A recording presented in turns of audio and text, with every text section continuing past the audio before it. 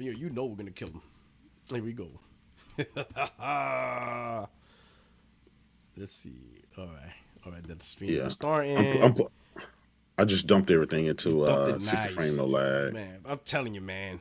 The attackers nice and Chief got all the data. He got all the intel. Yep. Hell yeah. I got a whole roster, a whole phone full of memes, videos, and bookmark. You know what I'm saying? Oh snap! Oh, I think we live. Hold on. Let me post this. Let me do this. Let me tweet it out. Sure, tweet it out. Yeah. I feel like playing Ice Cube. Today's gonna be a good day. A very good day. You know it's crazy. It's like, man, we've been telling these people the same shit, man, for a decade, and they still don't want to believe it. He said, Adam, almost about since 2016, bro. Yes. 2016, bro. Yep. Nobody want to listen. They don't want to believe it. Unbelievable. Hold on, let me see. Let's see. All right, I tweeted it out. Let me go. Let me do this on Blue Sky. I didn't know you're on Blue Sky. Let me see if I can. Oh yeah, I'm on Blue Sky. I thought we followed each other. You're on Blue Sky? Yeah, I'm on Blue Sky. Yeah, I'm on there. I never opened it up, but I'm on there. Oh shit! Oh man. Remember, I thought everybody was gonna jump ship and leave, and motherfucker's still here. Well, I don't see you. I don't see you on there. Are you still under Porter Rock? Yeah. Oh, there you are. Okay. I thought we're not following each other already. I thought I followed you. No, I just follow. So yeah, there we go. All right. Yeah. He said I thought everybody would jump never in been shit. back. He said we was ready to ride. Yeah. Right. All right, so I'm following both now. So you know what it is? It's a slow drip. No, well they've gotten a lot of people. Yeah, but to me it looks just like Twitter. I mean, it's the feed is the same and everything. Yeah, it's pretty much. It's there. Oh man, look at the chat. The chat's looking beautiful. You know, the chat, you looking gorgeous. The chat is looking gorgeous. Look how gorgeous the chat is looking. So colorful, you know, so diverse. Wait, we can't say those words no more. You can't say those. Ooh, wrong word. Ooh, bad word. You know what I'm saying? Meritocracy. This chat looks so meritocratic or something. Meritocracy. It's meritocratic chat. You know what I'm saying? What's going on, chat? Welcome, my friends, my family, my fellow gamers. The only friend in these YouTube streets. PR77. You know, shout out to the chat. Shout out to the panel. Shout out to Craig. Shout out to the antagonizing chief, man. You guys, I don't say this enough, but I truly appreciate you guys, man. We've been doing this for a minute, bro. Yeah, we have, man. You know what I'm saying? We've been doing this for a minute. You know what I'm saying? We the last of the Mohicans. The last OG. Post up retired. He said, you know what? I'm done. Went to anime. Man, you know, we gotta get him on. We gotta do a proper send off, bro. He can't just go out like that. I gotta get post up. Yeah, he can. I gotta get post up. I gotta get post up. You gotta do a one-on-one. You gotta do one-on-one. You know what? Yeah, I gotta do a one-on-one post up. We gotta do one last behind the mic. Yep. You know, we had some good times. You know, Xbox. You know, Xbox One X versus PS4. You know, the bet November MPDs. You know, all them shits. We had a lot of good memories, but we met some good people, man. You know, King's Blood was down. You know. Yep. You know. I'll never forget the dosage, MM2K. The dosage. He's like, I'm about to give you this dosage. Boy, when I showed him that picture of Phil Spencer from the PlayStation, he said, wait a fucking minute. That's when 2K. He said, I'm going to Stadia because this shit's done. I don't think people remember, but M2K was straight up Xbox. He was like, they're going to go after the third party. I'd be like, let me show you a picture. When he saw Phil, no, wasn't that. It was Phil talking on stage, and he presented Uncharted. When MM2K saw that, he's like, wait a fucking minute. Why is Phil talking about Uncharted instead of his own games? That's when he's like, yep, I'm done. He knew this don't sniff right. He's like, hell nah. Yo, he was like, oh, hell nah. I'm going to Stadia. Stadia dosage. Hey, I tried to ride with him for a while. They're like, yo, Stadia, bro? Like, really? This is the future. You remember, this is the future. Shout out to my boy. Yeah, but I got to I'm going to hit up Post Up. I'll be like, Post Up, man. I know you retired, but we got to send you off. We got to, you can't just go out like that. I didn't know we got to reminisce. What happened? Oh yeah, he's done. He saw the light. Okay. He saw the light. He's not doing what these Xbox are doing. He is not the orchestra on the Titanic. Man, Okay, my man was on the trumpet, he's like brr, brr, and then he says, well, gentlemen, it was a pleasure. Post Up's like, a pleasure for who? I'm getting the fuck out of here.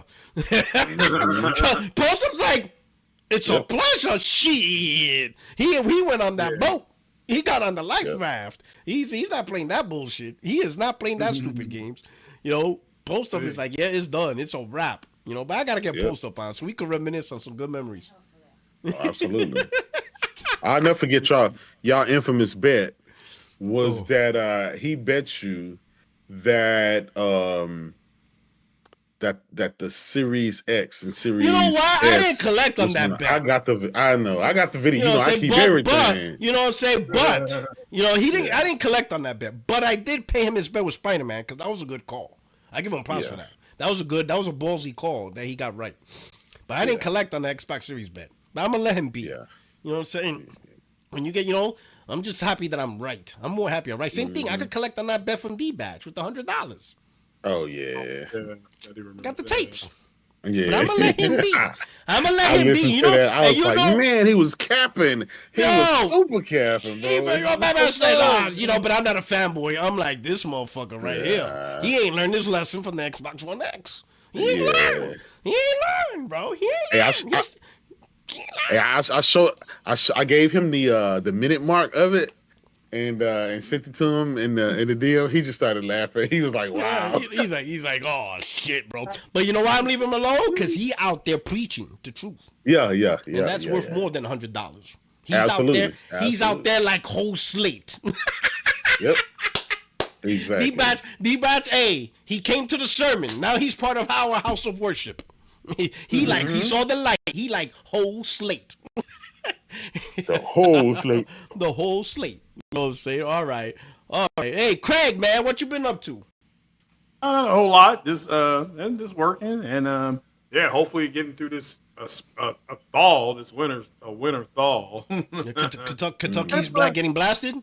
Oh, not anymore. Yeah, we're at least back to our normal 35 degrees. Whereas the week before last, we were minus 12 out there. I feel like you're getting hit in your face. So that was crazy. Yeah, it was pretty bad. Yeah.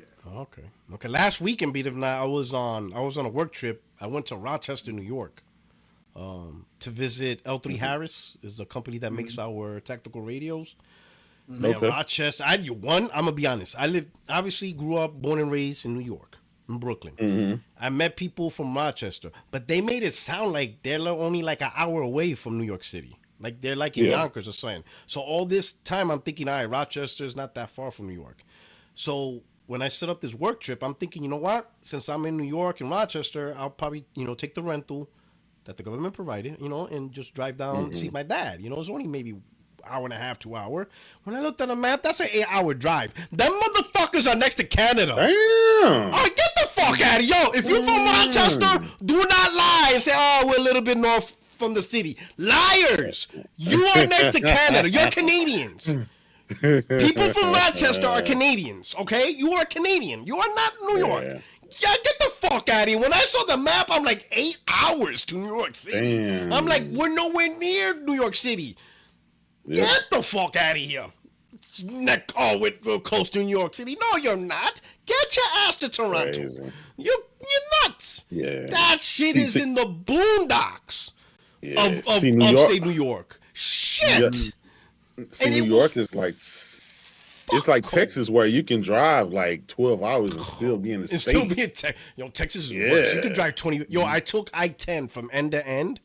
That was because I traveled from east to west, right, to get to California, and I took the I-10 route. Oh my god! A whole day on just Texas driving through I-10. Yep, that's crazy. I was like, this is insane. Yeah. This is insane. You could start in Texas, and 24 hours later, you're still in Texas. What is wrong with this place? Yeah. Insane, bro. Yo, like here, even the cities. Here in Houston, you can be on the one street. You can drive for an hour and still be on that same street. Like it's freaking huge. That's why you got to say, well, meet me here. Okay, what part of town is here? Like it's the same street, but it's the same goddamn. That's the same. Like, it's crazy. It's wild, bro. But and it was cold up there. Oh my god, it was freezing. I got sick over the winter because of that shit. Cold, I was getting over the flu myself. Last week I had the flu. It was. Yeah, well, we had an Arctic blast that came through, Craig. Same. How about you, Texas? I know you people in Texas ain't used to the cold. So what the fuck is going on down there? We shut down, man. We had it got down to like 18 degrees. One snowflake. That's it. We was out there building snowmen. You don't even know what a snowplow is. Like, who has one? We don't have snowplows. We don't have the tires for it. That's why they shut the cities down. You need to contract New York. Hey, can we borrow your snowplows? Bring them shits down here. Like we never understand. We never understand. Like, you guys send kids to school, like little kids to school, in a blizzard. Yes, it gets down to like 40 degrees here, and we're like, no, my kid's going outside. Yeah, it takes a lot, bro. You gotta wrap them up. To get a snow day in New York, it takes a lot. Yeah, like people think like a little bit of snow. No, New York moves in the snow. Yeah. It takes a lot to shut New York down because of snow. Dude, if it rains just a tad little bit here, we're city shutting down. That's it. Everybody stay off the roads. No, it takes a lot, bro. You can see that, it's crazy. But the thing is, like, New Yorker used to. I remember those days, man. Like in the blizzard, you put my foot in like knee down, like knee deep snow, and I'm just walking to school like this. Remember that? Yeah. And then we're in school, and then 3:00, get out of school, all the way back. Yo, that's madness. Like, it's crazy. That's man. Abuse. And New Yorkers don't like their kids, bro. Yeah. That's why we're so fucking rowdy. This is how they treat us. Ain't nobody love us. For Christmas, I'm wearing like shorts and flip flops and shit, and I'm seeing everybody else. They freaking got a blizzard going on. It's like what? Yeah. Oh, man. Crazy. Oh man. All right, man. Okay. So Texas, you getting your little snow. How's the kids doing? How's everything doing, my brother? Everything's good, man. Kids are doing good. Wife's doing good. No complaints. No complaints at all, man. Life is grand. Life is great. Life is great. Okay. All right. All right. So we're gonna kick it off with the show, but hey, J-Dub, I heard someone told me you got a round in the chamber that you need to pop off. I don't know what it is. Man. Like, listen, chat. I don't know what's going on, but I heard J-Dub's about to pop off with something. He has a loaded chamber, and he's about to let it off. So we're gonna start the show with whatever he's about to pop off with. I don't know what it is, but we can't wait. Right? Absolutely. Can you do me a favor, Porter Rock? Check our DM, and I need you to post the some numbers up on the screen from my boy Zuby Tech. Some recent numbers had just came out from GT Planet. Yes, Grand #1 racer in the world, the #1 Sony franchise in the world. The king of all things motorsports. GT7 has 14.7 million, actually 15 million at this point, in sales. In only 2 years, 15 million in 2 years. And prior to that, Gran Turismo Sport had sold 13 million. And prior to that, you know what? They'll see it they'll see it for themselves. Yeah. Here we go. But all I want to say is Forza Motorsport, Forza Horizon combined has only sold like 20 some million. And those dudes told us that Forza was the king, that Forza was X, Y, and Z and all this. Listen, y'all got to put some respect on Gran Turismo. I'll never forget when Gran Turismo 1 came out. I think it was, Gran Turismo 1 came out. That was when the Fast and the Furious movie came out. It's shit, that's been a long time, man. I'm kind of showing my age. But motorsport is worldwide. Formula One is the biggest sport in the world. It's neck and neck with football. And when I say football, I mean soccer. Those two are the highest grossing and most watched sporting events in the world. And a lot of people don't think so. A lot of people don't know that, but it is. Europe is his biggest market. America is his number 2 market, and South America is like the number 3 market. That shit and is it's insane. Just so fucking huge, man. Fuck. So yeah, we're looking close to 110 million. This is Mario territory in number of copies sold for franchises and stuff. And mark my words now. Not to take no shine from GT, but I'm still kind of shocked. But if Sony keeps pushing this Horizons franchise like doing, they're going to catch up to Gran Turismo, because Horizon is only 2 games, and they've sold Puerto Rock over like 35, close to 40, if not more, million copies. 42 million. Yeah, close to 40, if not a little bit more. And that's a franchise. Gran Turismo has been a thing since what, 99, 90 something? 95, 96? I can't remember, but yeah. So, So I just wanted to pop my bars off about Gran Turismo. A lot of people say, nobody playing that dog shit. It's whatever. Listen, numbers don't lie. Yeah. Numbers don't lie. It's just, there's a reason why they let Gran Turismo games just cook. They let them cook, and when it's ready, it's ready. They don't push Kazunori Yamuchi. We call them Kaz. There's a reason they got a movie. There's a reason, it's a reason for things. That's Gran Turismo is the face of PlayStation. I agree. Yeah. I think it's been that for a while. Just not, it goes unrecognized. Everybody thinks it's Nathan Drake. Well, because especially here in America, it's like our second sport. It's our second most popular sport. But generally in America, like football is the football, followed by baseball, followed by NBA and stuff like that for recognizable. But once you open it up to the world, there's no competition. But yeah, that's man, you can't knock that. And I never forget, Puerto Rock. We had this conversation. This was a while back, and I threw some numbers out there, and I think my numbers were wrong about Gran Turismo. And you pulled up the numbers, you pulled up the stats or whatever. You were correcting your numbers, but I'm gonna be honest.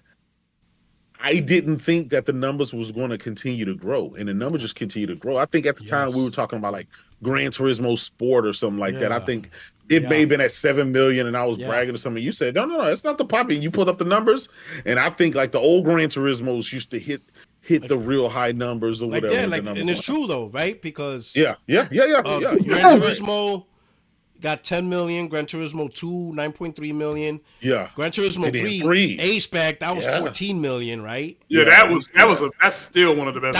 That was the PS2. That was the first PS2 Gran Turismo game. And that's where it peaked for a while. Then you had like the A-Spec, then you had the little ones.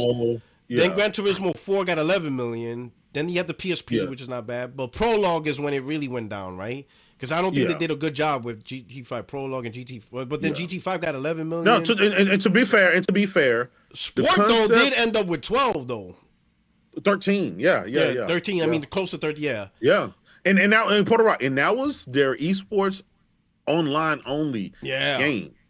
That was their first foray into that. That wasn't even a mainline Gran Turismo. Yeah, that's true. That shit is wow, bro. Listen, 106 million. Like right now, I'm trying to get franchise Zelda Sells. Yeah. I'd like to take a look at that and see. Nah, I want to see, right? Because I think Mario and Zelda. Let's see. It says Legend of Zelda franchise surpasses 100 million total sales. Let's see. I'm trying to find.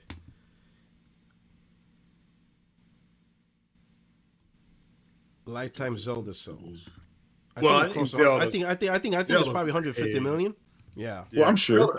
Yeah. At one point, Zelda was selling 1-to-1 with the Switch when it came out. Like that was unprecedented. I know Mario's over 100 easy. Mario's easy. Well, yeah, Mario. I would think it would be like 200 million by now. Yeah. You know what I'm saying? But Metroid, believe it or not, like a lot of people don't realize Metroid as a franchise. That's not actually a big franchise for Nintendo, other than name. No, it's not. But from sales, apparently Mario has sold over 900 million units. 900 million. Yeah. But it's been around since the 80s. I got it, Puerto Rock. Zelda, the Legend of Zelda franchise has sold over 164 million worldwide. Ooh, that is nice. 164. That's huge. Nice, man. That is huge. But just to have something, but think about it. But think about this though. Zelda came out since the NES. 84. 84. Yeah. That's like 84. Or maybe was it 84? Or was it later? No, 84 because the NES. In Japan. In Japan. Oh, Japan. Okay. It launched in Japan. So in Japan, remember it wasn't. They didn't call it Nintendo. It was the Famicom. Yeah, and so they did their thing in Japan like a year or two ahead before it came to the States. And I think that was traditional across. All Japanese everywhere. Sega did the same thing. The games will come out in Japan first, and then get localized for the Western audience. Yep. Yeah, they did it with like day and date launches for games and consoles wasn't a normal thing. It was region, and I remember you had to wait like a long time. Like some people don't know, but Final Fantasy, like if you play Final Fantasy 3 on the Super NES. That was you were actually playing Final Fantasy 6. Yes. Yep. Final Fantasy 3 in America was actually Final Fantasy 6 in Japan. Yeah. So that's how, you know what I'm saying? Yep. That's like, it was crazy. Things were different.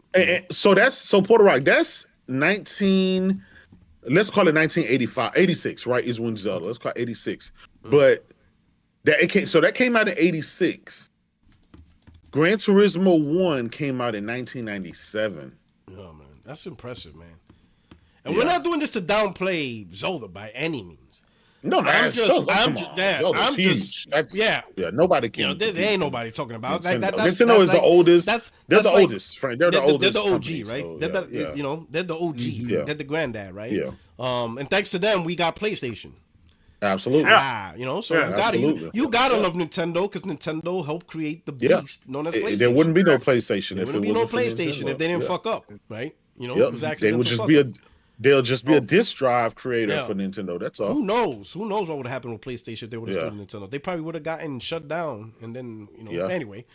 But for a racing game to be among the top franchises, that shit's insane. Man, shout out to Gran Turismo, man. Shout out to that franchise. Shout out, well deserved.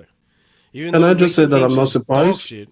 Are you really? I'm not surprised because I actually follow people who play online competitively, and the comment section is always full of people who are like, "Oh, you just got me into sim racing, or you just made me do this." Because what you guys need to understand is that GT7 has the best balance so far between sim racing and arcade racing.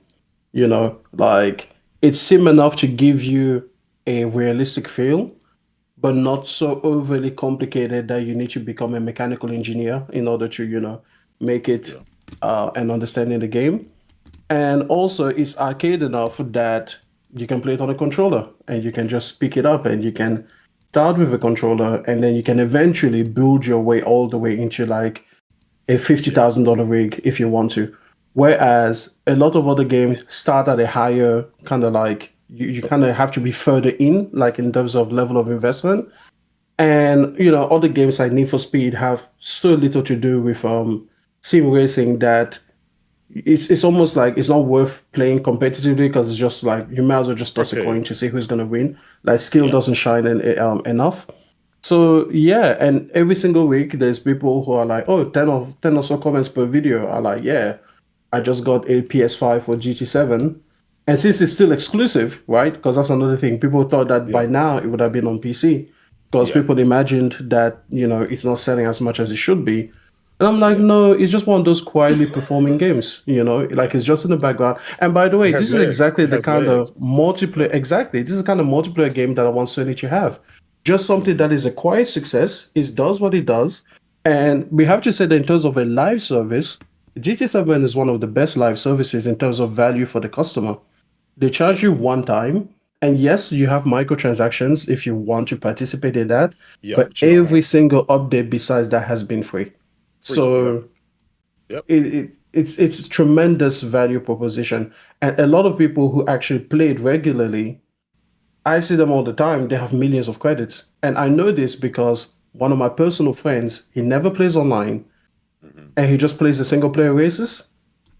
And he's got millions of credit. So when I asked him, like, hey, would you ever consider like this DLC? Like, he didn't even know they existed. Yeah. It's and I try to tell people that there's a difference between sim racing and arcade racing. There's a major difference. Yeah. Forza Horizon is a great arcade open world arcade game. Nobody can take anything from it. It's fun. Yeah. It's a great anybody can pick up, play with a controller, have fun, put it down.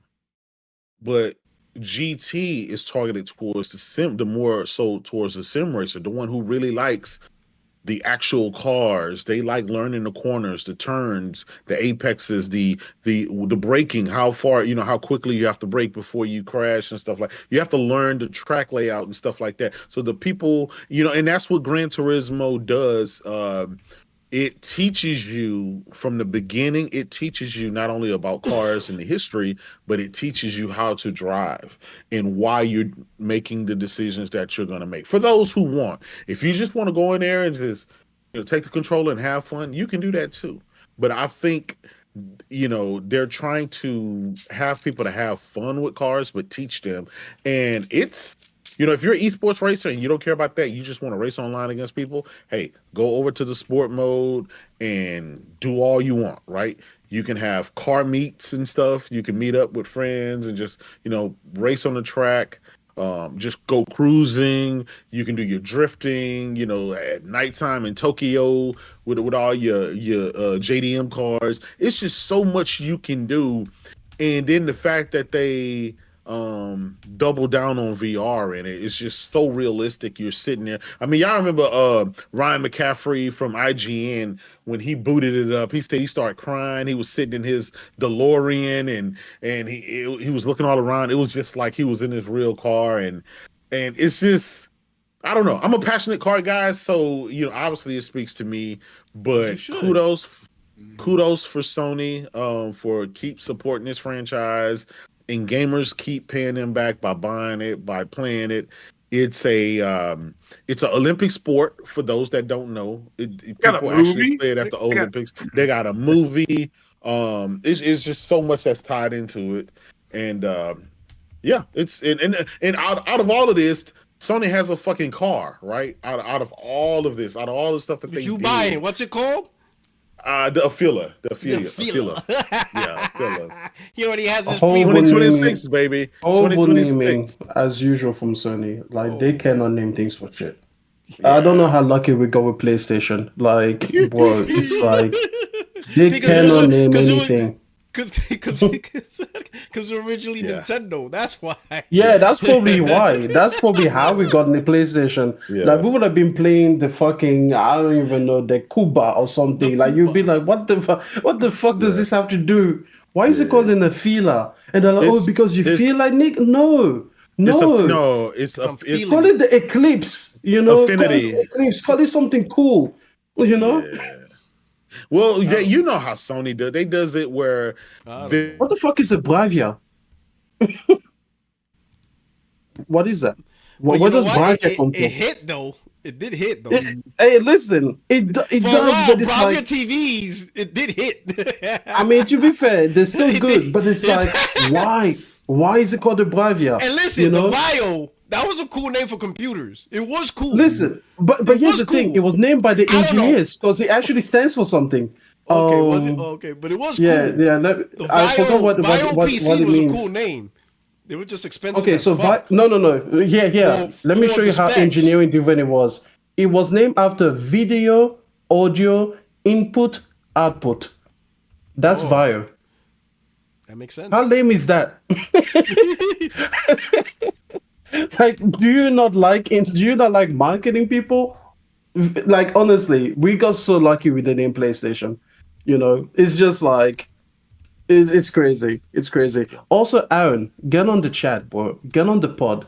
He's not gonna do keep talking. Man. He's talking. He's like, oh, you gotta beat me. He's gonna beat me in Street Fighter 6. Why? Aaron, man, you could be a regular on the podcast, bro. We need a guy like you. We need fighters. He is a regular on the podcast. We need fighters. Listen, I encourage you. We need guys with fight. We need fight. He's not going to do it because then someone's going to ask him a question and he's going to fumble. That's why. Let him hate from the chat. That's his permanent position. We need fighters. No one fights no more. Them days over. Fighters. Oh shit. All right. Hey, let me do some super chats real quick. Let me hit up here. We got Liquid Data. Thank you so much. 31 months as a member. Shout out to Liquid, bro. He says, I remember the Blizzard 95 here in Baltimore. Shit, that shit was in New York too. I remember that. Fucking in school. That was bad. That was my dad. I remember that was bad. Woo! Boy, he bring it back. He bring it back. Yo, I'm getting the chills. Just that shit's like in my DNA. Remembering that shit. Gordo P23. He says Halo has 81 million. In case y'all wondering. Oh yeah, that was a franchise. You know what I'm saying? Franchise. TV show successful. Yeah, nobody's hating on Halo. Absolutely. It's a damn shame what they did to that franchise. Man, they're like, they bastardized. They gotta bring that franchise back to life, bro.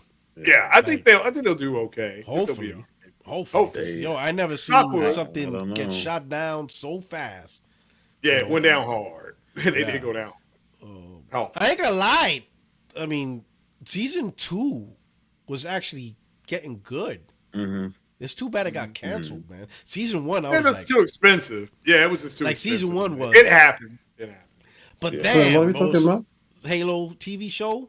Show. It actually is good. Season 2 was actually better, and the way it ended, I was like, damn, I want more, but they canceled it. I'm like, fuck. Yeah.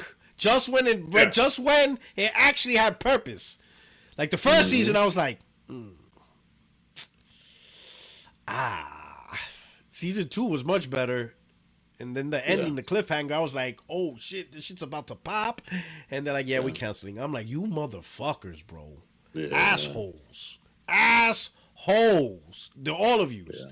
Now that you got it right, stick with it one more time, bro. But no.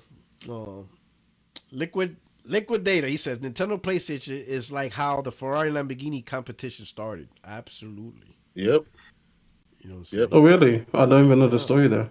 Enzo Ferrari and Ferruccio Lamborghini. Oh yeah. Lamborghini spawned from Ferrari, right? Which was like the power. Then the powertrain line. That's like rich people conversation. Us poor folk don't know shit. Well, there's a movie. There's a movie called Ford versus Ferrari. Yeah, but that's different. No. Yeah, but I'm just saying it starts telling you. They got multiple movies that tell you about the history between Ferrari and Lamborghini. But then also we know the famous Ford versus Ferrari. Go check those movies out, man. So the character this dude portrayed, what's his name? Batman. What's his fucking name? Matt Damon played Shelby. Christian Bale. Whoever that guy is in real life, you are a fucking idiot. Yeah. I hated the he ending. died. So. Well, damn, I feel bad. So rest in peace. Yeah. But you think I'm gonna give a fuck? I would have said, you think, oh my, he got screwed, bro. Yeah. All that pissed me the fuck off. How that thing ended. You know what, Puerto Rock? What? In motorsports, that happens all the fucking time. I don't know if you know who. Have you ever heard of Lewis Hamilton? Yeah, Mercedes. Okay, so you know, how could you not? Yeah, it's Mercedes. He's with all Ferrari over now, the motherfucking thing. Yeah, absolutely. And I don't even watch racing, and I know who the fuck he is. Well, he's the best racer pretty much of all time. He went to Ferrari. Like, he's won more. Yeah, he just went to Ferrari this season. Yeah, you see? And I don't follow this shit. Exactly. So he got screwed. He won eight world titles. Yeah. But that last world title, they screwed him. How? There was the last 5 laps of the race. There was a crash. Some asshole crashed. And Lewis Hamilton was in first place. And Max Verstappen was like car number 7 or something like that. Yeah. And generally what happens is they'll let you go in, they'll let you go pit, change your tires, and come back out and get back into formation. But what they did, they wanted to make it exciting, right? They bend the rules. They want to make it exciting. They cleared all the cars that were behind Lewis Hamilton, and they cleared all of those cars, and they let Max Verstappen get closer right behind Lewis Hamilton, but Hamilton never pitted, so he had old tires. Yeah. He didn't go and pit, but Max Verstappen had pitted, so he had fresh soft tires. Yeah. Mm-hmm. So Lewis would have to, he would have to stay in first place with old tires while this guy was allowed to go get fresh tires. So it was unfair. So typically those cars in the middle between them while he was in 7th place would stay there. Yeah. Or else they should have let Lewis go and change his tires, but they didn't because they wanted it exciting. They didn't want to finish the race under a yellow flag or whatever. Yellow flag. And I don't blame them. They cleared those cars. They told those cars to make a lap and go back behind. They started the race again, and obviously there was nothing Lewis could do because the guy has fresh tires. He goes past Lewis and he wins it. Now, so hold on. So the guy behind Lewis, they tell him what? Like, you can't like let's say if I was the guy in 2nd place. Yeah. They explain when you say clear those cars, I'm thinking. So Lewis had lapped those cars. So if I lap you, right? If you lap those cars, you may be number 14. You're behind me, but you're in like 14th place because I didn't. Oh, so I'm not really 2nd place. Yeah, exactly. You're not 2nd place. You just so happen to be behind me. Okay. But you need that buffer because that's the position that you're in. Yeah. So to make it so the guy who's number 2, physically he's behind. He's physically in 7th place. Physically, he's in 7th place. But they let him have fresh tires. Yeah. Max, physically 7th place, but on the track, record time, he's number 2. Yes. Oh, okay, I see what you're talking about. Okay. So they basically changed the rules on the fly, something that they shouldn't have done because the rule book has said this is how we do it. But they want to have a interesting finish. They didn't want to finish under a flag. And it was soul crushing. When I say soul crushing, even to this day, 2021, we bring that up. That race. Oh, when did that happen? 2021. That happened in 2021? This happened in 2021. Yeah. Oh shit, that was COVID, dog. Yep. No, it was. Blame everything on COVID. I know, right? That's fucked up. I'm telling you, it's fucked up. So what's so fucked up about it is that very next season, every couple of seasons, they strip the cars down and they have to design them from scratch. So after you built this car up and you know how you got it working the way you want and it's perfect, well, this championship, Lewis was finna win. This was his perfect car. The next season, they had to strip it out and start back from scratch. You don't know if you're going to get a good car. It's going to take you some races, maybe a season or 2 to get it back into. So he hasn't won a championship since because Mercedes has been trying to figure out how to get his car back top. Yeah. So, but Ferrari has a fast car. They have a fast driver. So he jumped ship over to Ferrari. because not only they're willing to roll out the red carpet for him, but anybody in motorsport would want to drive for Ferrari. It's for the Ferrari, prestige. yeah. That's prestige. Hold the fuck up. Yeah. Hold the fuck up. Hold the Yeah. fuck up. Hold the. Yeah. Listen, I'm sorry to cut you off, bro. Listen, I got it. Racing, cool. Hamilton, he's God. All right, cool. Yeah. Got it. Yeah. Love it. Love you, brother. Yep. Let me get through super chats because we gotta talk about something. We gotta talk about something. All right. Hold on. Now I see why everybody's telling me because I'm looking through the super chat. I'm like, what the fuck is everybody talking about? My bad. Listen, my bad. Listen. Tuesday. This podcast gonna be lit. I gotta change the title again. Listen. Fuck Phil Spencer. I got. Oh man. All right, Liquidator. He says Nintendo PlayStation. All right, I read that one. All right, Raji says speak to the announcement of CEO announcement 2, and I'm thinking, what's he talking about? And he said meant to type Sony CEO announcement. And I'm still like, what is he talking about? Then I'm seeing on Twitter, which we will talk about that. Liquidator. Damn, I started a whole car conversation. My bad. Hey, it's all good, brother. It was just a good conversation, but we gotta talk about this now. I gotta redo the title. I got breaking news? I got breaking news. I gotta redo the title. This Phil Spencer gotta get shifted to the right now. This is priority. Beyond the Phil Spencer interview. Beyond the Publisher Wars. Beyond the MLB The Show. This is big. We got Vikai Chim. He says, one thing I like about Sony is their pride as creative company. Before MP3 became the standard, Sony said we use our own shit, 8-track, but it's not catching. Shout out to Vikai. He got some knowledge up in there. Oh, shit. Thank you for the super chat. All right. Now, breaking news. Hold on. Yeah, well, let me say the breaking news. I'm going to put it on the screen. I see it. Oh, yeah. Oh, yeah. Breaking. Herman Hulse is stepping down as co-CEO of PlayStation. Yep. Hideaki Nishino will now be the sole CEO of CIE. Hiroki Totoki will be the CEO of Sony. Hulse will continue to lead the development, publishing, and business operation of SIE first-party content in addition to working with PlayStation Productions. Yeah, there you go. Yeah. Hulse will continue. Herman Hulse will continue to serve as CEO of the studio business. Of the studio. Yeah. So they were both co-presidents and CEOs. And so they ended up taking the Nishino dude and putting him as the top guy, and then Herman Hulse is going to stay where he. Okay. Yeah. Well, so they chose one guy to be the top guy, and then. But notice, but here's the thing, though. I'm gonna ask your opinion.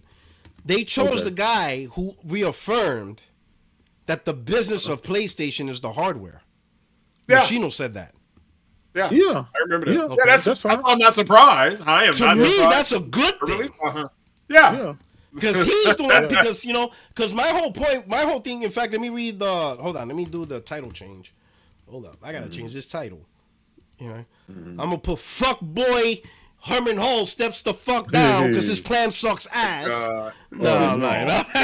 He said, "Oh shit, man. Don't worry. There's gonna be. But that post up now. I'm probably gonna put that title. So don't worry. I'm gonna put goodbye, Herman.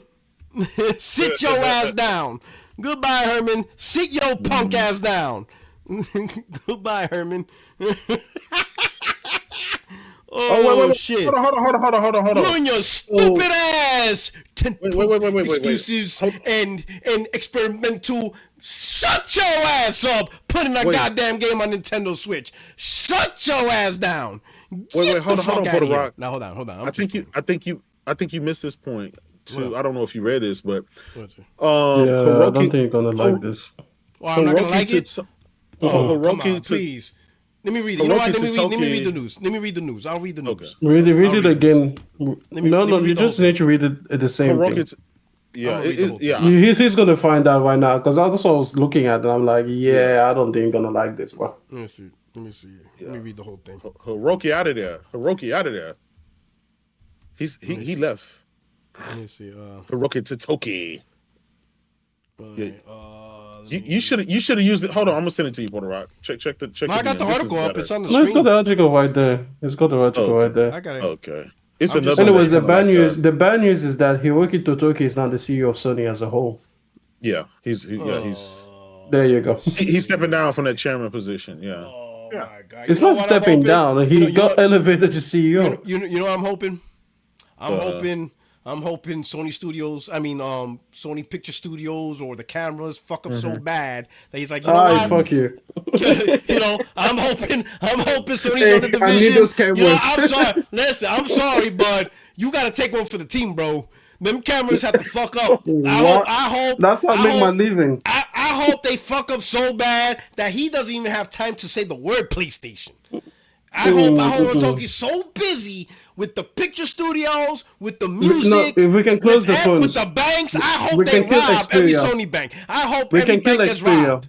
We can kill Xperia. That's fine. All that shit. I hope all that shit goes to shit to where Hiroki Totoki's like, I ain't got time to think about PlayStation. Remember, you got this. Do what the fuck you want. They robbed my banks. I hope there's like a spree of bank robberies at the Sony bank. He was. Remember that said that they put the Japanese back in the CEO position. They've always been in the CEO position. Yeah. The previous one was Yoshida.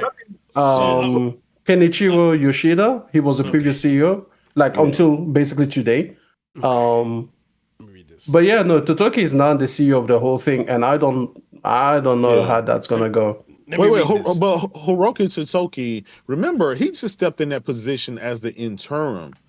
That wasn't his position. You're talking about specifically related to PlayStation. I'm saying he's the CEO of Sony. Okay. I think that's what's getting confused here is that they appointed a Sony Interactive CEO.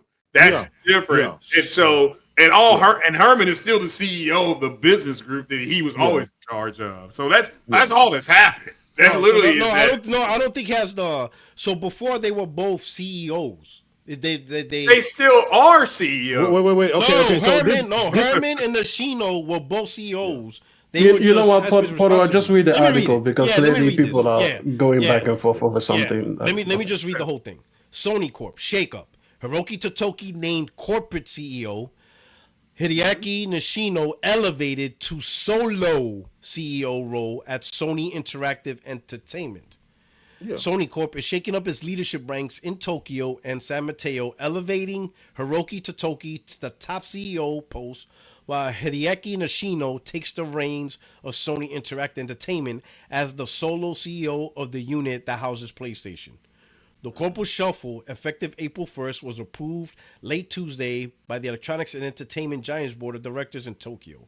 Totoki, a 38-year-old Sony veteran who most recently served as Chief Operating Officer and Chief Financial Officer, will succeed Kenshiro Yoshida as leader of the company that is a cornerstone of the business landscape in Japan. Totoki will serve as President and CEO of Sony Corp. The handoff from Yoshida to Totoki also comes with a restructuring of the senior business ranks. Sony Pictures Entertainment, the company's Hollywood outpost, saw a leadership transition earlier this month when Ravi Ahuja took over CEO duties from Tony Vinciquerra. Hope I pronounced that correctly. Nobody cares about them. That's why. Yes. All right. Sony Corp in total has about 110,000 employees and is a powerhouse in manufacturing cameras, imaging devices, as well as TV sets, PlayStation devices, and movies and TV shows through their Culver City-based Sony Pictures Entertainment. I am incredibly honored and humbled to have been entrusted with the important role of President and CEO, Totoki said. My predecessors as CEO, Kazuo Harai and Kenshiro Yoshida have greatly enhanced Sony's value, and I will do my utmost to further build on this success and pass on an even better Sony to the next generation. At our corporate strategy meeting in May of last year, we newly announced our creative and entertainment vision, which outlines where we want Sony to be in 10 years, with our purpose as the guiding principle. Our greatest driver is achieving this is the diversity of our businesses and people, which is part of Sony's DNA, and our boundary spanners that transcend organizational barriers and organically connect that diversity to create new value. Together with our employees, creators, partners, and our new leadership team, I will work to create a bright future filled with boundless sense of kando, emotion. Nishino was elevated to CEO of Sony Interactive's Platform Business Group in May 2024. He shared oversight of the PlayStation maker with Herman Hulse, who was CEO of the Division Studio Business Group. These appointments were made in the wake of the departure of CEO Jim Ryan. The elevation of Nishino to the top post overseeing all of SIE caught industry observers by surprise. I am truly honored to take the helm at Sony Interactive Entertainment. Technology and creativity are two of our biggest strengths as we continue to focus on developing experiences that deliver entertainment for everyone. We will continue to grow the PlayStation community in new ways, such as IP expansion, while also delivering the best in technology innovation, Nishino says. I want to thank Herman for his expertise and leadership as he continues his role as CEO of Studio Business Group. I am deeply grateful for the PlayStation community and their continued support, and I am very excited for what the future holds, said Hideaki Nishino, CEO Platform Business Group. Nishino will serve as president and CEO of Sony Interactive Entertainment in addition to serving as CEO of the Platform Business Group and CEO of the Studio Business Group. Sony said that Hulse will continue to lead the development, publishing, and business operations of SIE first-party content. He will also be tasked with driving Sony's push for SIE to work with Sony Pictures in developing adaptations of its gaming franchises as TV shows, movies, and other mediums through PlayStation productions. Other changes unveiled by Sony. He got more duty. Yeah. No, but Nishino's his boss now. Other changes unveiled by Sony include the appointment of Lin Tao as the first female CFO in the company's 80-plus year history. Shinji Sashida was named head of the Imaging and Sensing Solutions Division, a key growth area in hardware for the company. Tao is a 20-year Sony veteran who was previously Senior VP of Finance, Corporate Strategy, and Development for Sony Interactive Entertainment. Yoshida has been at the top of Sony since 2018. During his tenure, he streamlined the company's operations and furthered its focus on high-margin hardware, such as cameras and video tools, and galvanized the company to put its energy into activities revolving around creativity and entertainment, meaning that its traditional core business of hardware was the foundation, but not the focus. Yoshida That's actually not true. Oh, really? Everything Sony does is driven by hardware. Sorry. Yoshida also upped Sony's investment in content and entertainment assets, starting 1 month into his tenure when he expanded Sony Music with the acquisition of EMI for more than $3.5 billion. In his public remarks, Yoshida frequently expressed that the company had honed its mission and purpose to fill the world with emotion through the power of creativity and technology. Yoshida has been with Sony since 1983. Yoshida emphasized that Tuesday's announcement had been in the works and that it was his decision to hand the baton to Totoki. Based on Hiroki Totoki's contribution to Sony, including his achievements since being appointed as the president and COO in April 2023, I proposed to them that he succeeded me as CEO this April, Yoshida said. I am grateful to the nominating committee and the board for the support of this proposal. Totoki has been a key member of the management team ever since I became president and CEO in April 2018. He spearheaded growth strategies for the Sony Group, such as our investment in content IP and semiconductors, and is a leader capable of shaping our vision strategy for the future growth. Going forward, I will support Totoki as he leads his new management team. Interesting shakeup. All right. So interesting shakeup is how it might, Totoki is the top dog, right? But specifically in SIE, how Nishino now is the sole top dog. A lot of us assume that, that having, the responsibility of SIE was very challenging. Even Jim Ryan talked about, just the hours and flying and all that stuff, right? So we thought that Sony's answer was, split the business. That way, you're not putting all that pressure on just one person as the head guy. But it looks like they went back to that, right? Yeah. Now, they chose the hardware guy because Nishino was in charge of hardware development of PlayStation to run all of PlayStation. So, right? So the question is, right? Obviously, with guidance from Hiroki Totoki, who's the top dog, and I think this is where, and I'll start with you, Extreme, because you're saying Puerto Rock's not going to like this, right? Because obviously the top dog is going to give the main big... Because he's the new Satya, right? He's the Satya Nadella of Sony now. That's what I'm afraid of, right? All exactly. That's what I'm afraid of, right? Yep. Okay? But this is just fanboy hopeful prayer, right? It seemed like Herman Hulse was the software guy. Meaning, like, I have a feeling Jim Ryan Herman Hulse was the one that talked about putting Lego on Nintendo. Yeah. I think Herman Hulse was all about that, right? Yeah. He was all about, let's try putting Lego on Nintendo Switch, right? Yeah.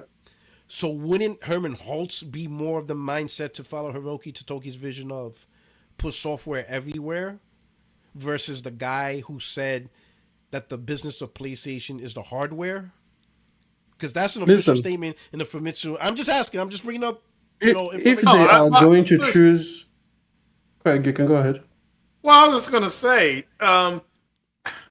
they also gave Herman Holtz the added duty of bringing the games over to try to convert them to TV shows and movies. And if you remember, one of the last State of Plays, it showed Herman Holtz and Kojima at Sony Motion Picture Studios. So I don't know why this is such a big deal. As people are saying, they put shout out to what Moose just put out on Twitter. They put the hardware guy in charge of the company. They put the software guy in charge of the studios that are supposed to put software out. That's what happened. No. I mean, yes, but before this, Herman Holtz didn't report to Nishino. That's saying that. They both reported to Totoki. Yeah. Like, for example, Nishino can now tell Herman Holtz, I don't like that. Stop. Yeah. Well, that's a change, Craig. I understand that. No. I said I understand that. Something changed. You're saying nothing changed. No, I said what happened was they put the software guy in charge of software. They put the hardware guy in charge of everything. No, but the hardware guy in charge of everything. That's the hardware guy is not. Yeah, the hardware guy is not in charge of hardware. He's in charge. Oh, he's in charge of of everything. Yeah. So that's the change. That's what we're talking about now. That's the change. It changed because before Nishino couldn't tell Herman Holtz what to do. Like Herman Holtz could say, "Hey." I understand that. Yeah, I understand that. So Craig, so what are we talking about here, Craig? Craig, come on. Now. That's what I just said. They literally one guy's on top of everything, man. Craig, you should be a politician. You should be a politician because the way you switch up. Greg, my man's a Republican through and through. Hey, listen. Craig is a water bender. He just flows around the obstacles. My man pulled a Neo. I don't. Craig, my man, hey, listen, get some Red Bull, recharge yourselves. All right, listen, this is wild. I love you, my brother, bro. Only you can do that. We went right. We went on. This guy took us on a trip, and we ended up in the same spot. But this time he brought us there. It's like you're at a bar, and then your friend's like, "Hey, we should go pub crawling," and you're like, "Nah, this is the best place." And he's like, "Nah, I got you something." 2 hours later, he brings you back to the same bar, and he's like, "This is it," and you're like, "What? That's what I'm saying. All right, Extreme. So, again, this is just. What are your thoughts about this? Okay, so first of all, let's face it. If you're going to have to choose between the two, the software guy or the hardware guy, and you are Sony, choosing the hardware guy is the good way to go. 100%. Because the software guy is going to entertain fancies such as, oh, hardware shouldn't come first. Or maybe it's not so necessary that, like putting games on PC, for example. I think the hardware guy is more likely, no guarantee, but more likely to prioritize the brand, the console, and the exclusivity around that. Right? Because it's like, hey, listen, I know my guys spent 7 years designing the next generation. Maybe I don't want to put a game just 12 months down the line on another platform that would devalue the work that we just did with this particular product here. Second, Sony, fuck that what the article said. Everything Sony does is driven by hardware. There's almost nothing that they do that is like driven by software. Everything from the recording studios to the cameras to the TVs, the phones. For some reason, they still have phones. I don't know how the phones survive. Listen, I think Totoki is going to get rid of that for the quickness. I'm gonna be honest. Honestly, I don't know anybody that owns an Xperia. I want to. You can't buy it in Australia anymore. People in Europe. You can't buy I it in don't know Australia anymore. anybody. It bombed so hard. Let me They see. moved out I'm of gonna make that a of poll. the market. Because it has Who the superior fuck owns an camera Xperia sensors phone? and stuff. Let me see. I'm Listen, gonna start a poll. listen. Who the F? The biggest Xperia fan? phones, the The biggest Xperia fan? phones are good, but they are way too expensive. They have way too little market share. They have way too little software support, and they just don't make an impact, especially in terms of the design. They haven't had a refresh in the design since 2013. Every Xperia phone since 2013, which I had Xperia phones, by the way. Before my latest phone, all of my phones for the last 10 years or so before that were Sony phones and they were Xperia phones. So I speak as a long-time consumer of like, I think I had 3 Xperia phones back to back. I know them inside and out. But the software, nah, not worth it. Anyways, what was I going to say is I was going to talk about the first of all, I think Totoki is going to kill Xperia phones with a quickness. There's been about 2 or 3 CEOs ever since they kind of got into this version of the vision for the Xperia phones. And listen, I'm just gonna quickly vote. There we go. And yeah, no, it's been about 2 CEOs since they had this particular vision of the Xperia phones, and none of them have made anything happen with that except for making it worse and worse. So I think that division is gonna go away. But anyways, what we're talking about is I think you want the hardware guy to be the one who is at front.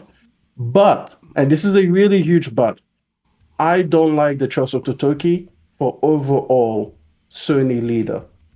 And I think what he's going to do is he's going to try to maximize revenue and maximize profits.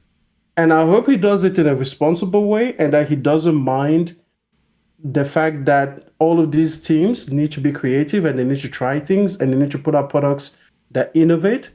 But everything that he said before, I see him as an obstacle to the creative process, not just for Sony or SIE, but also for like cameras. Sony does very interesting things with the cameras, especially the lens divisions. They've created lenses that honestly were never going to sell that well, but are really unique and really beautiful if you get into it.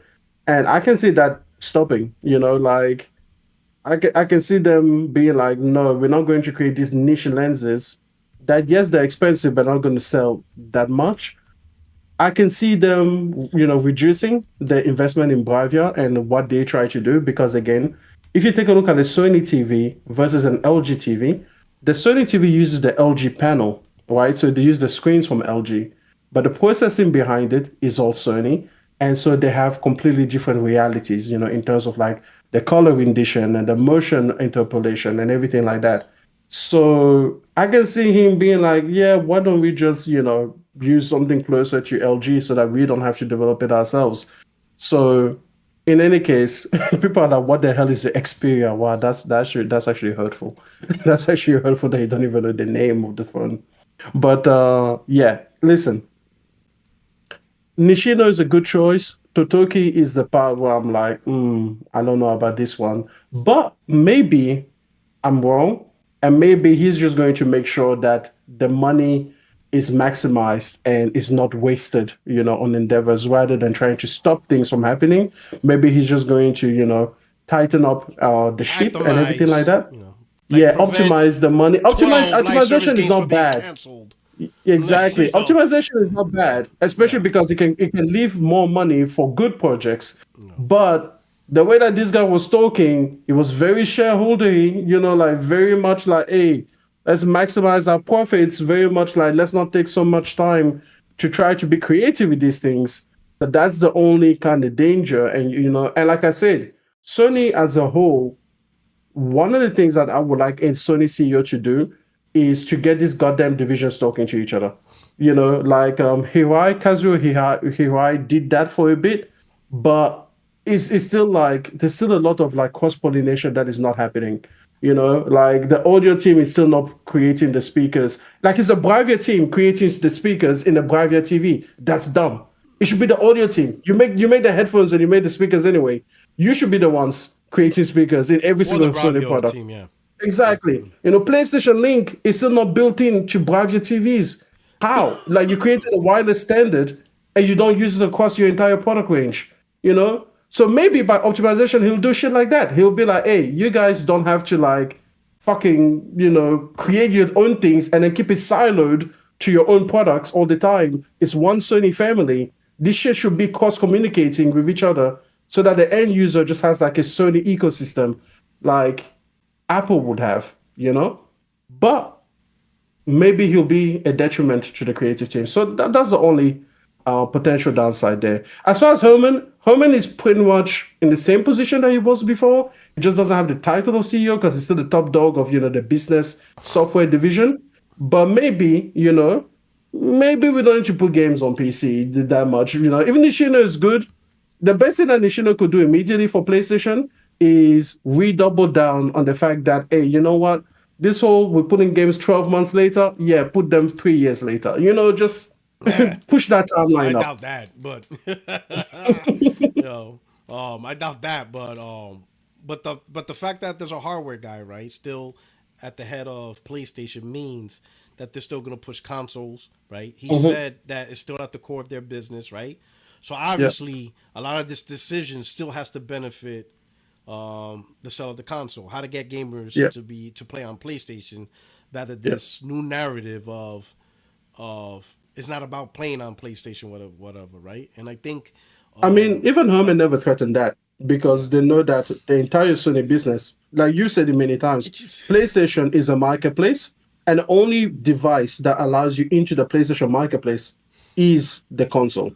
So if you don't have a PlayStation console, you don't participate in the Sony marketplace. So I agree, right? But what changed? I ain't gonna say what changed my perspective. The one thing I saw that was weird was when they made a game for Nintendo. I'm sorry, but Nintendo at any point could come back and be your competitor.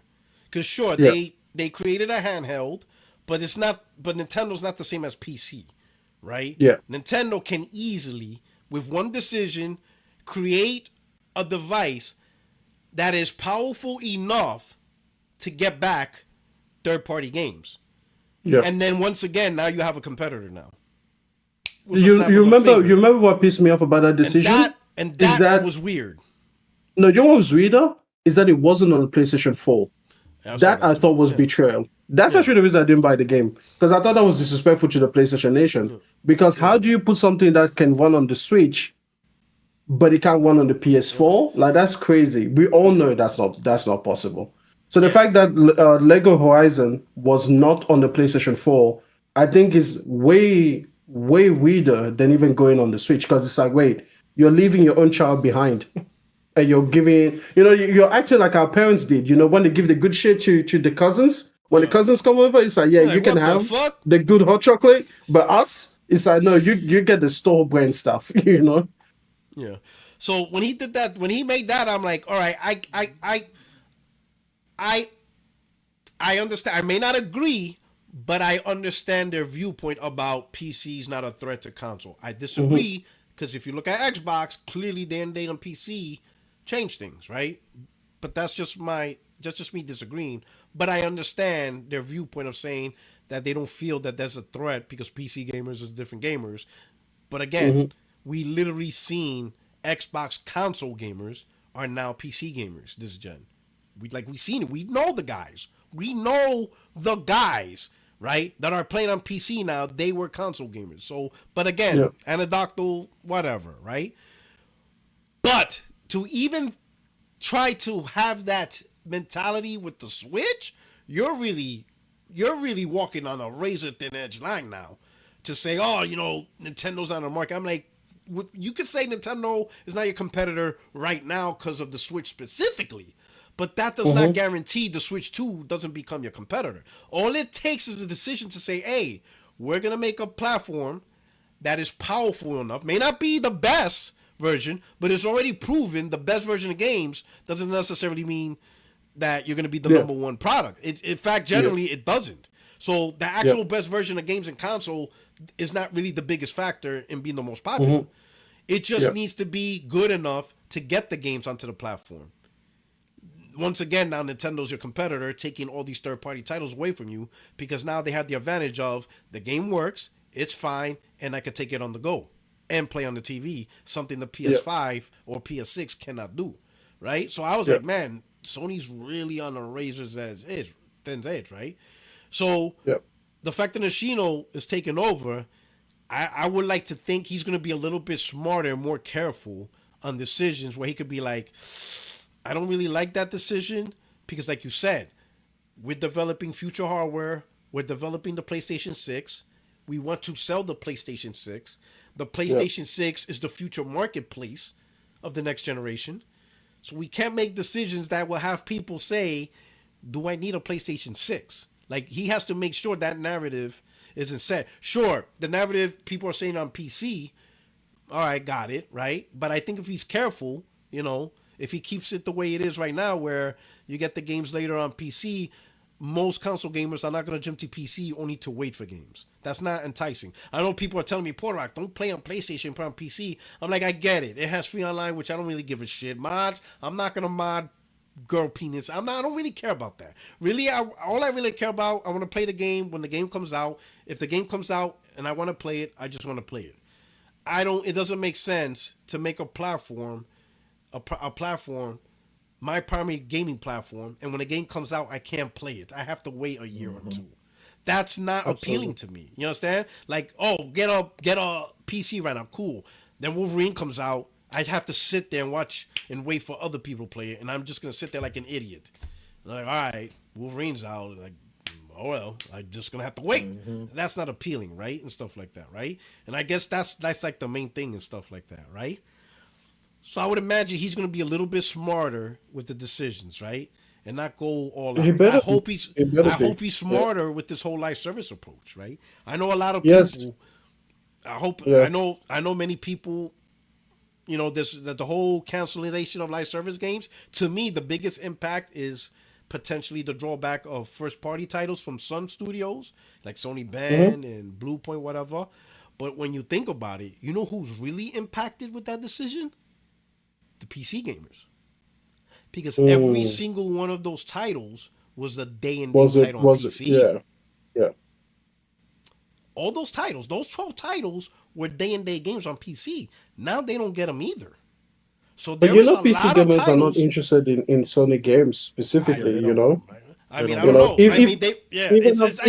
Helldivers, they don't buy single player games. Like I know. They Yeah, don't- but yeah, I don't know about yeah. that. Right now it's 50-50. They love Helldivers.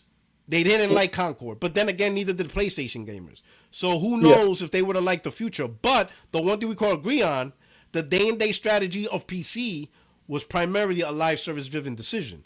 And now all those games, most of those games are canceled. They're gone. I mean, listen, if the live service games can die, that would be fantastic. Live service is a scourge on this industry. I've always been the head of multiplayer. Live service is just the retarded cousins I had to put up with in order to get in the club. Okay? That is the weapon Sony equipped you. It failed. Single player won. That's it. And listen. You're done. Hey, what is the highest selling franchise pick up your of Sony?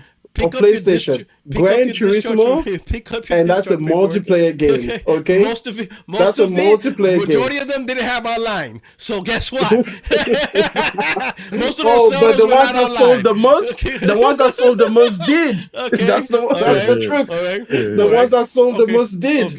You know, I've got GT Sport and GT7. On my corner. Pick up your discharge papers. You're done, Rambo. You're done. All right. Listen, my generals equip me with the wrong equipment. Yeah, I said we need AR-15s. I agree. You were like the Germans. I said we need AR-15s. Listen, you were like the Germans. Listen, we need coats. We need coats because we're going into Russia and it's fucking cold. That's what I said. Weapons. I agree. Listen, you were like the Germans in World War II. You did not have American manufacturing. For every one Tiger tank you built, we built 5 Abrams. You did not have the American war machine just pumping logistics in Europe. Listen, I need the coats for my troops because it was fucking cold out there in Sardinia, and I needed coats. And I told them, give me the coats, and they were like, look. We can give you Wi-Fi.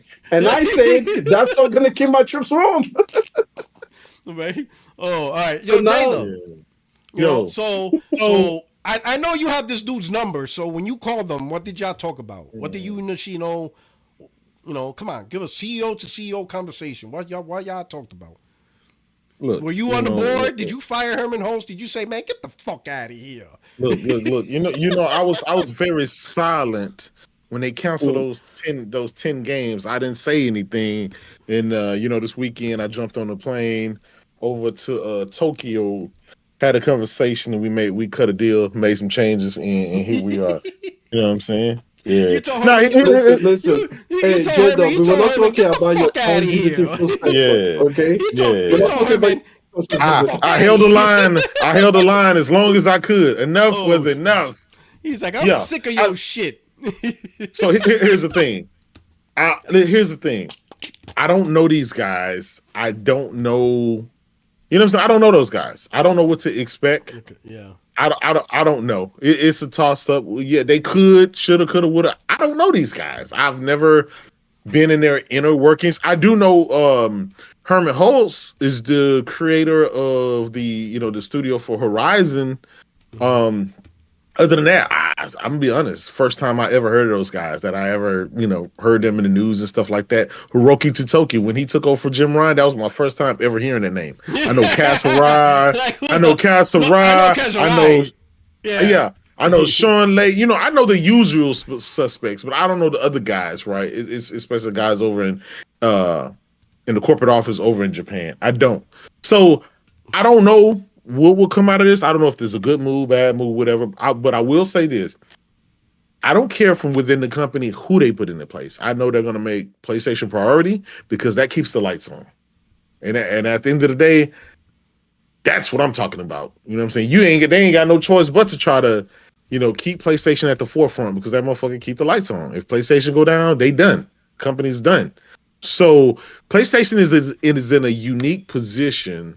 Whereas, unlike Xbox, right? Xbox can go away, they can fail or whatever, the company will be just fine. Sony's not in that position. Nintendo's not in that position. So they're going to be very protective of PlayStation, its IP, where it's heading, and everything else. So I'm not worried. Let's come back a year from now, 2 years from now. But I do want to know is the immediate effect of this. What changes in the immediate effect? Monday of next week, what changes? Probably nothing, right? Nothing. So it's not like, but because we're in the sphere that we're in, we get to say, yeah, this is going to change. No more games in service here. No more this. Yes, all these games going date to PC. Blah, we. I don't think Monday morning quarterback all of this stuff, right? Yeah. So I think everything is going to be okay. I don't know these guys, but I could be wrong. But I'll give it some time. We got to give it some time to see how they do. Let me put it this way: as far as the PC thing happens, right? Putting Nishino as the head of Sony overall, like if he was the big boss, that would be the best indication that the whole PC thing is not going to be an issue, right? Because he will be the hardware PlayStation guy at the very top. He could tell everyone like, hey, PlayStation PC, shut that down and everything like that. The problem is Hiroki Totoki, he's going to look at PC as a revenue source. And he's already indicated that he doesn't think that PC is that big a deal. He has. So he is, kind of like he's actually he's on the ops. If anyone's gonna make it go day and date, if anyone's gonna make it day and date, it will be someone like him. Yeah. Now the only thing is that Sony should have sufficient data, especially looking across to Microsoft, to be like, oh yeah, that would just be fucking stupid, and that would cost you more money than it would get you in return. So that's kind of the only thing. That's a good thing about financial people, is that they tend to look at data. But there's no sentiment. You mean to tell me they don't look at Breakfast with Boom? Yeah. Preposterous. That's insane, Boom isn't it? told me, right, that PlayStation don't buy games, and they're going to need sales from Xbox. Xbox gamers buy games. That's what I was told. I get my info from Boom. Boom has yet to let me down. Yeah. Right. So you are fake news. Understand. But yeah. So listen, I think we should be okay. But the thing is that Nishino should kind of hopefully protect the PlayStation brand, protect the hardware that they've created, and champion it, because I really do think that the PC move, Helldivers aside, overall as a general rule, has done more damage to the brand than it has helped. I'm sorry. I know that some single player games did sell well, like God of War 2018 sold fairly decently on PC and everything like that. But the brand reputation, the kind of like value loss that they incurred as all these games are coming to PC anyway. So therefore, like we spoke to Meds the other day on Blaze's podcast, and he's just like, yeah, if these games were not coming to PC, then I would have a PlayStation, because whenever I decide to buy them, I would get them on the PlayStation. But we spoke to him, and even though he plays PlayStation games from time to time, he's not, like you said, using any PlayStation hardware, not even a DualSense controller on PC. So it's like you are getting nothing but maybe $60 out of him every 2 or 3 years, because he's not going to play. And they don't even get the full $60. They get 70%. Exactly. Of that $60. Exactly. There you go. So it's like, and that's the reality for most people. And now you have a lot of people who are seeing Xbox fully committed to PC, and then they're seeing PlayStation that is flirting with that PC, and they're thinking to themselves, you know what? I don't need, I can just be here on PC, and eventually all of these games will come, and I'll be so busy playing PC games, Xbox games, Nintendo pirated games, that I won't even notice the time delay, So yeah, I think that and let's put it this way: as a PlayStation fan, the move to PC hasn't helped at all.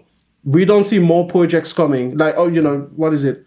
Truhe talked about how all of this money for PCs are not revenue streams for anything, but that hasn't materialized. That's a trickle-down economics. Like, these people keep telling us that, it's a good thing, but on the reality, it never materializes. So you know what? You brought a good point, because I'm going to do a video on that, right? I'm doing a little research, right? Because I'm hearing that narrative. Oh, please, PC's funding your games, right?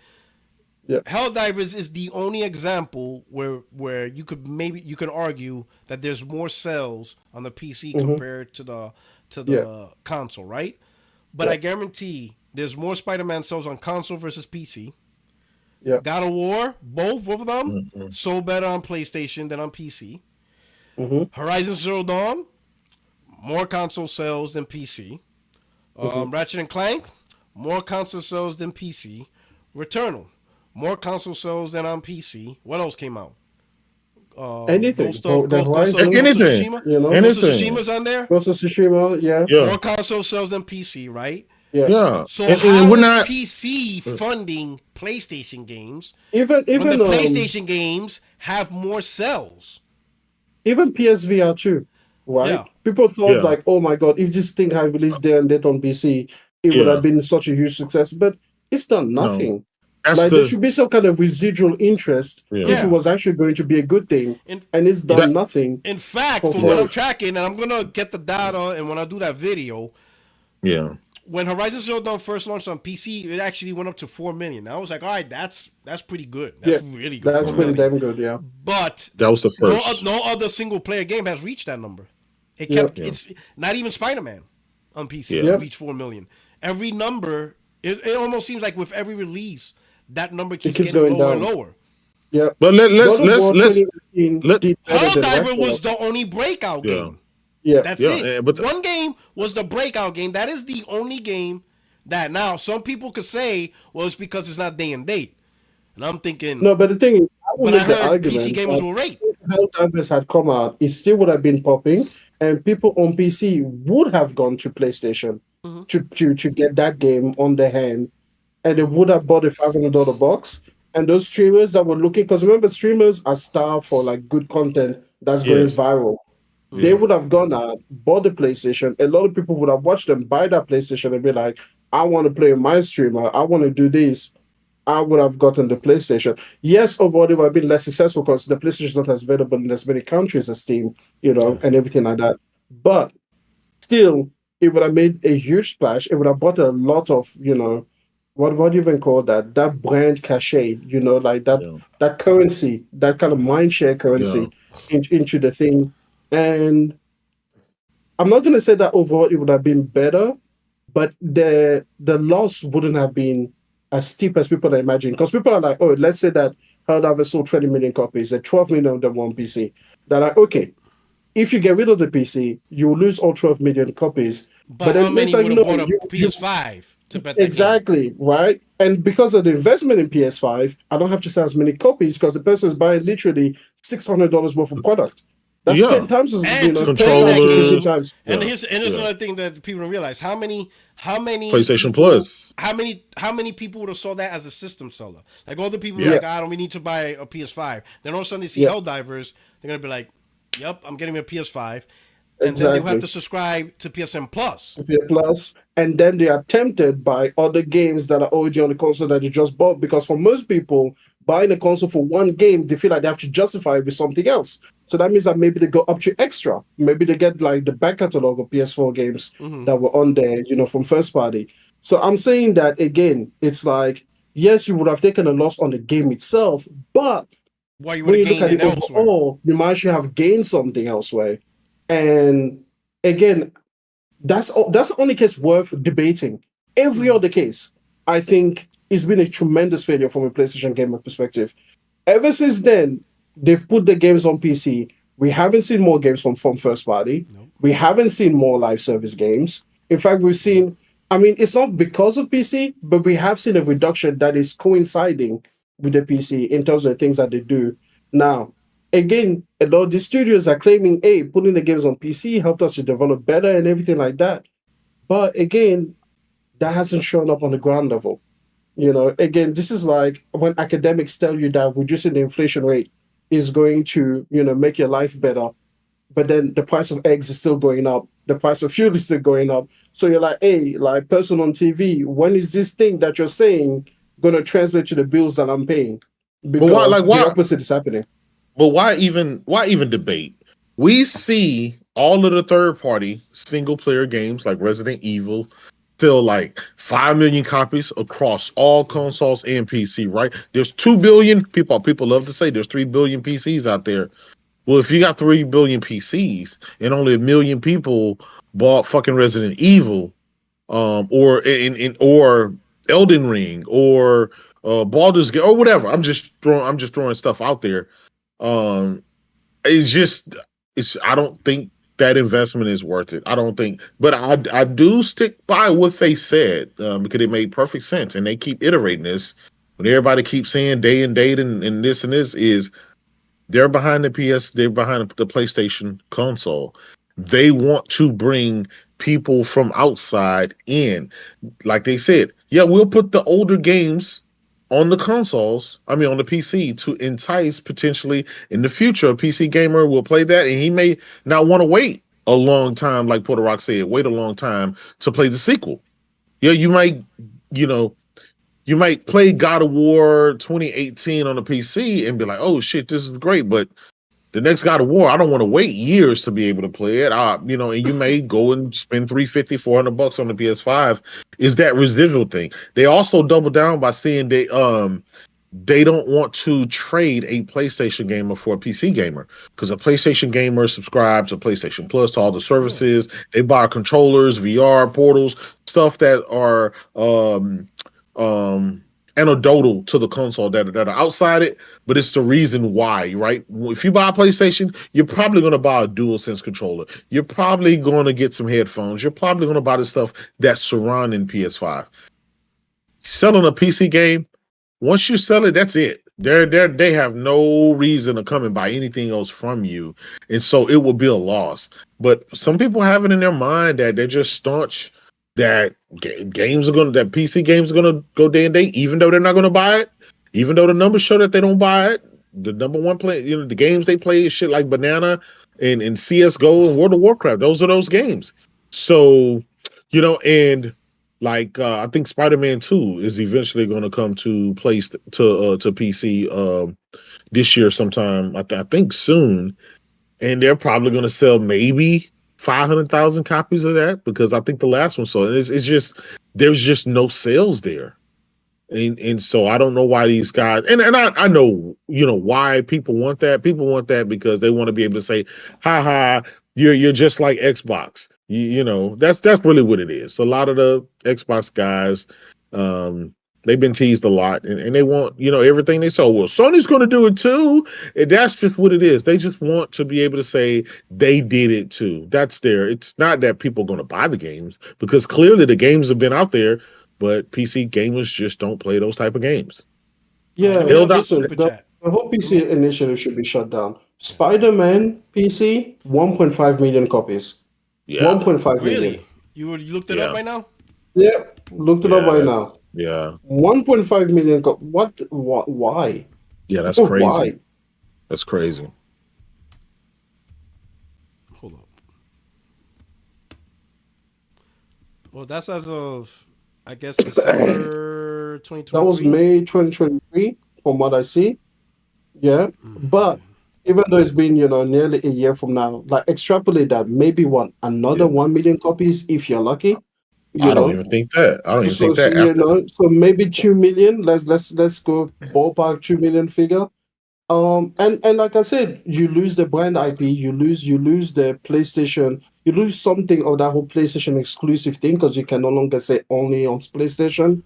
It's not worth it. Like, I'm sorry, like if Sony cannot sustain itself without needing to sell an additional paltry amount of copies, you know, then you need to change something else, bro. It's like this extra, what is that? An extra maybe $100 million. If you can't make that happen, like they cancel games that cost them more than this thing has sold, basically. Let me add some context to that real quick, right? So right here, obviously it's within the window, but this article is May 24, 2023. And it says Marvel Spider-Man Remaster is doing quite well on PC, as it sold over 1.5 million copies since August 2022. So August, September, October, November, December, January, February, March, April, May. So 9 months. Pregnant pause. So 9 months, 1.5 million. And these guys, PC guys, talking shit about Astrobot Sells selling 1.5 million in what? A month? Yep. 2 months? Yep. A month. Yep. So hold the fuck we up. Know that. Hold the fuck up. Yeah, we know how that goes. Astrobot sold at a faster rate to 1.5 million than Spider-Man sold on PC, that probably has over 100 million plus users on Steam. Yep. And it took 9 months to sell. It took 9 months to sell 1.5 million version. And this is includes Spider-Man. all the DLC. Yeah, all that stuff. 1.5 million in a 9 month period, and they trying to rag on Astrobot sales. So Astrobot, you know, PlayStation didn't support it because it only sold 1.5 million in a month or 2 month period. So did PC gamers really support Spider-Man? Nope. Over a 9 month period? Listen, Emmanuel Perry is saying in the chat that it costs less than a fraction to remake a port and everything. Listen, I know that it costs less, but it also costs you something else. In terms of not being able to say, you can only play this on my platform. PlayStation PC for single player should be shut down. Like, you can keep it for live service, because that's the thing, why people say, oh, you need it for live service. Keep it for live service if you want. But as far as the single player games, don't put them over there. Or maybe put them over there 4 to 5 years later, because you know what? It doesn't matter. Put them there a year or 7 years later, they're going to sell the same. This is how much you're going to get. Sure, let's say the port doesn't cost that much. Cool. But you cannot convince me 18 million Spider-Man sells on the PlayStation console is not enough, but 1.5 million on PC, that's what's needed to get the sequel going. You cannot tell me the remaster help fund the sequel, or it's helping fund Spider-Man 3. 1.5 million PC sales is not helping fund Spider-Man 3. They already had that with Spider-Man at 18 million. They already had that. That was already done. Yeah. In fact, Spider-Man probably helped fund Miles Morales and Spider-Man 2 already. They probably fund those two games right off the rip, let alone. You understand what I'm saying? So that's where that's crazy. They're trying to give props to PC over 1.5 million compared to 18 million. Like, that's just dumb to actually put the two numbers together. That's absolutely silly. So 18 million Spider-Man 2018 sells, not enough. 1.5 million PC, enough. Get the fuck out of here. Get the fuck. That's just a stupid point to make. That point is just fucking stupid. It's just extra money. Just say it's extra money. Got it. Because that's literally what it is. It's extra money on a game that probably doesn't sell anymore. I get that. Say that. Say, listen, Porter Rock. After a year or two, the dovetail drops dramatically. At that point, make an extra million copies in sales, or for a cheap port. Get that extra change, or for something that has no value. It's not going to sell any more consoles, because I get it. The dovetail dropped. But do not feed me bullshit that 1.5 million Spider-Man PC sales is funding Spider-Man 2 or Spider-Man 3 or Wolverine. Shut the fuck up. Shut the fuck up. You gotta be a grade A artard to fucking even think. To even make that argument. Ain't no goddamn way you're gonna make the argument 18 million Spider-Man sales, not enough 1.5 million Spider-Man PC sales. That's what's helped. Get out of here, bro. Straight artard shit. I don't even want to say the full word, but goddamn, you gotta be the dumbest idiot to even attempt to make that argument. That's just goddamn dumb. That shit, now I'm pissed off. Like, oh, you gotta be fucking shitting me. Are you fucking dumb? You really gonna compare 1.5 million PC sales, to which Sony only gets 70% of that, because 30% gotta go to Steam, versus their own shit on their own store at 18? Shut up. And listen, let's just call it what it is. PC is residual money.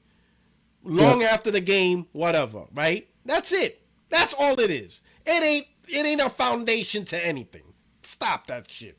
Come on, bro. That's just dumb. What are you gonna say, J-Dub? You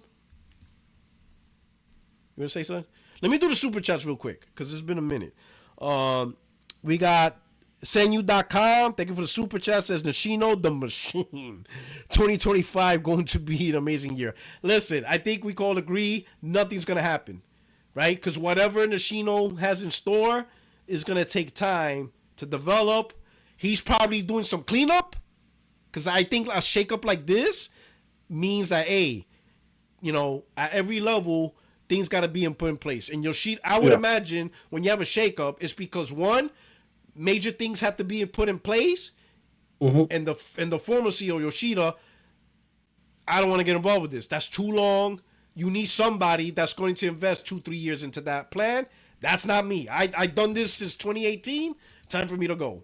This future plan, I feel like, you know, that's normal. I feel like the CEO of a major corporation, like at least like Sony, is probably like a 7-year tenure. You know, obviously there's going to be some that stay there for longer, but maybe, you know, you're thinking about 7, maybe 9 years, you know, 4 maybe for some that are particularly short. But you don't want to spend your career with that much pressure for that long. Like, that shit will give you high blood pressure. You know, 110,000 employees across, you know, divisions that, and of course in Japan, Sony has divisions we don't even know about or care about, you know, like I think they have like a medical or an insurance division or some bank or some shit, you know, exactly. Can you imagine, like, one of us goes in there, we're like, okay, we know everything about PlayStation, we know some things about the cameras, we know some things about the TVs, we're definitely killing the phones, and then, you know, we do something, and then they're like, oh, so what do you think about our life insurance policies? And you're like, life insurance? The fuck? What? Like, Sony life insurance? You're just like, wait, wait, what? I mean, like, did Herman Host do that bad? You got life insurance on that guy? Like, what? You know, but that's like, wow, boy, you really messed up, bro. That they have to put a life insurance policy on your ass. Like, Zay, hit on you? Like, what is going on? And they're like, no, we offer life insurance. And you're like, to our employees? Like, is it that dangerous? Like, do we have mines somewhere in the Sahara? Like, I'm gonna be like, if it's anything like your customer service, I'm good. Because I don't think we'll be, you know, you take out a Sony life insurance, you die, your wife tries to cash on it, they'll be like, please hold. You can't reach Sony to collect. Did you use your husband for 2 hours? Or alternatively, did you download him to your house? Because if so, we don't offend refunds. Oh man, that's fucked up. Oh, shout out to Michael Pierre. He says, "Yo, big guy, camera is a big part of Sony." Shaking my head. Wait, what do you mean, big guy? I fucking work off of Sony cameras. Like, what the fuck? Like, this is my fucking lifeblood. What do you mean I don't know about it? Fucking shooting on the fucking camera right now, and that's by Sony. I have like $20,000 invested in Sony camera gear. Like, the fuck are you talking He's to? He's a bigger camera guy than the PlayStation guy. Just like, what? Oh shit! My man said, "Yo, big guy." He's like, "What?" He's like, "What do you mean, big guy? Stop it!" If you're gonna educate anyone about Sony cameras, I don't know, maybe Portugal, because even fucking Jada's got more money than me invested in Sony. No, not maybe, definitely me. Like, yes, not maybe. No, yes, me. I don't know shit about Sony cameras other than that it take pictures. Listen. I just hope that one day I can have J-Dub's camera collection. That's what I'm working through. You know. He's trying. I'll leave him to you, brother. I'll leave him to you. Thank you. You put it in the wheel. Yeah, those are just those are just side. Those are his side chicks. He got $10,000 lens. That's like he's like, I think there's some in the toy chest. He's like, what the fuck? Listen, every time he buys a new Lamborghini, he just tells himself, "I'm gonna shoot you on a brand new lens." Like, you ain't gonna share. Yeah, like you can't be shot on the old lens. You know, no, it can't be.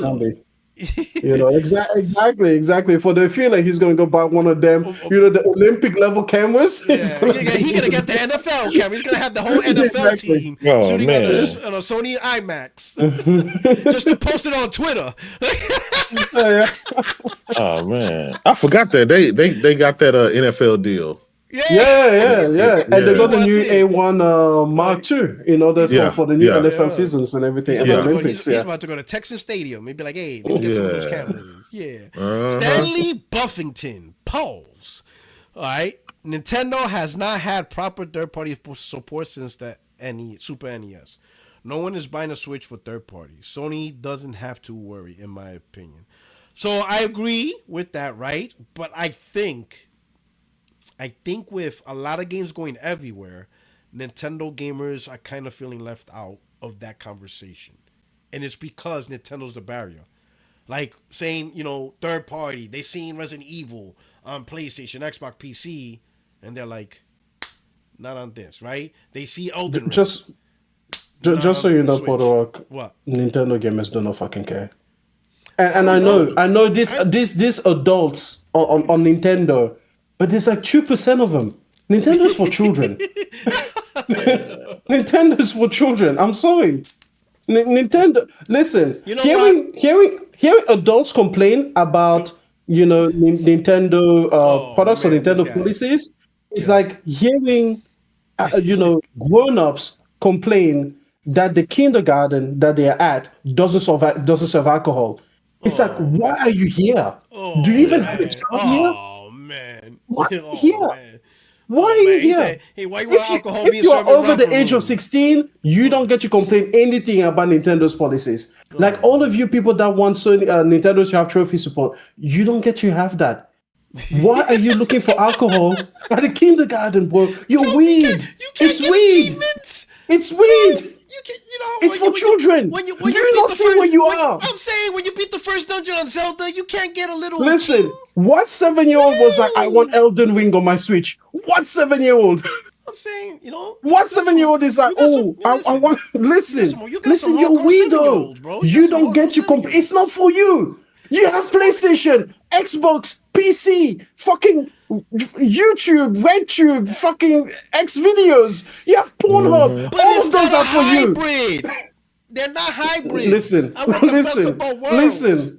Nintendo is for children. Okay? Do you go to fucking Fisher Price and you're like, oh shit, I want this shit to connect to my fucking Bluetooth portable speaker? No, because children don't give a fuck about your Bluetooth portable speaker because it's for children. Oh man, I don't know. We'll see. You are such. I'm sorry, that's pedophilic behavior. To complain that Nintendo doesn't have trophies. We're not doing that. To complain that Nintendo doesn't have trophies.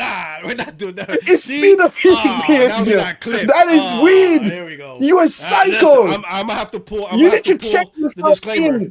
Okay? We have to. Listen, you're not like us. Okay, go ahead and just say that you are a sexual deviant. What the fuck is wrong with you? It's for children. Can children have nice things? 60 Hey, I just care about the kids. I just care about the kids. Listen. The words and comments of Extreme do not represent 60 Frames No Lag Productions nor J-Dub Industries or if it's affiliates. Listen. Somebody has to tell you. Oh man. Somebody has to tell you. Somebody has to tell you. It is weird behavior for a bunch of grown-ass, fucking old-ass, fossilized adults to complain about a kid's system. But there's a lot of adults that play it. They can play it. Of course they can play. I can also go on the fucking playground. I can also go on the fucking playground and I can enjoy the swings. But you know what? I'm not going to go into the playground and go to the council and be like, hey, listen, how come there isn't a bar attached to this playground? They'll be like, do you realize this is a space for children? Yeah. Like, do you realize? To be fair, there's Netflix Kids and there's Netflix Adults. It's the same subscription service. You can split it. Yeah. You know, the games for kids, the kids will play. The games for adults, adults will play. Yeah. But you know what? Netflix was created for everyone. Do you know who Nintendo was created for?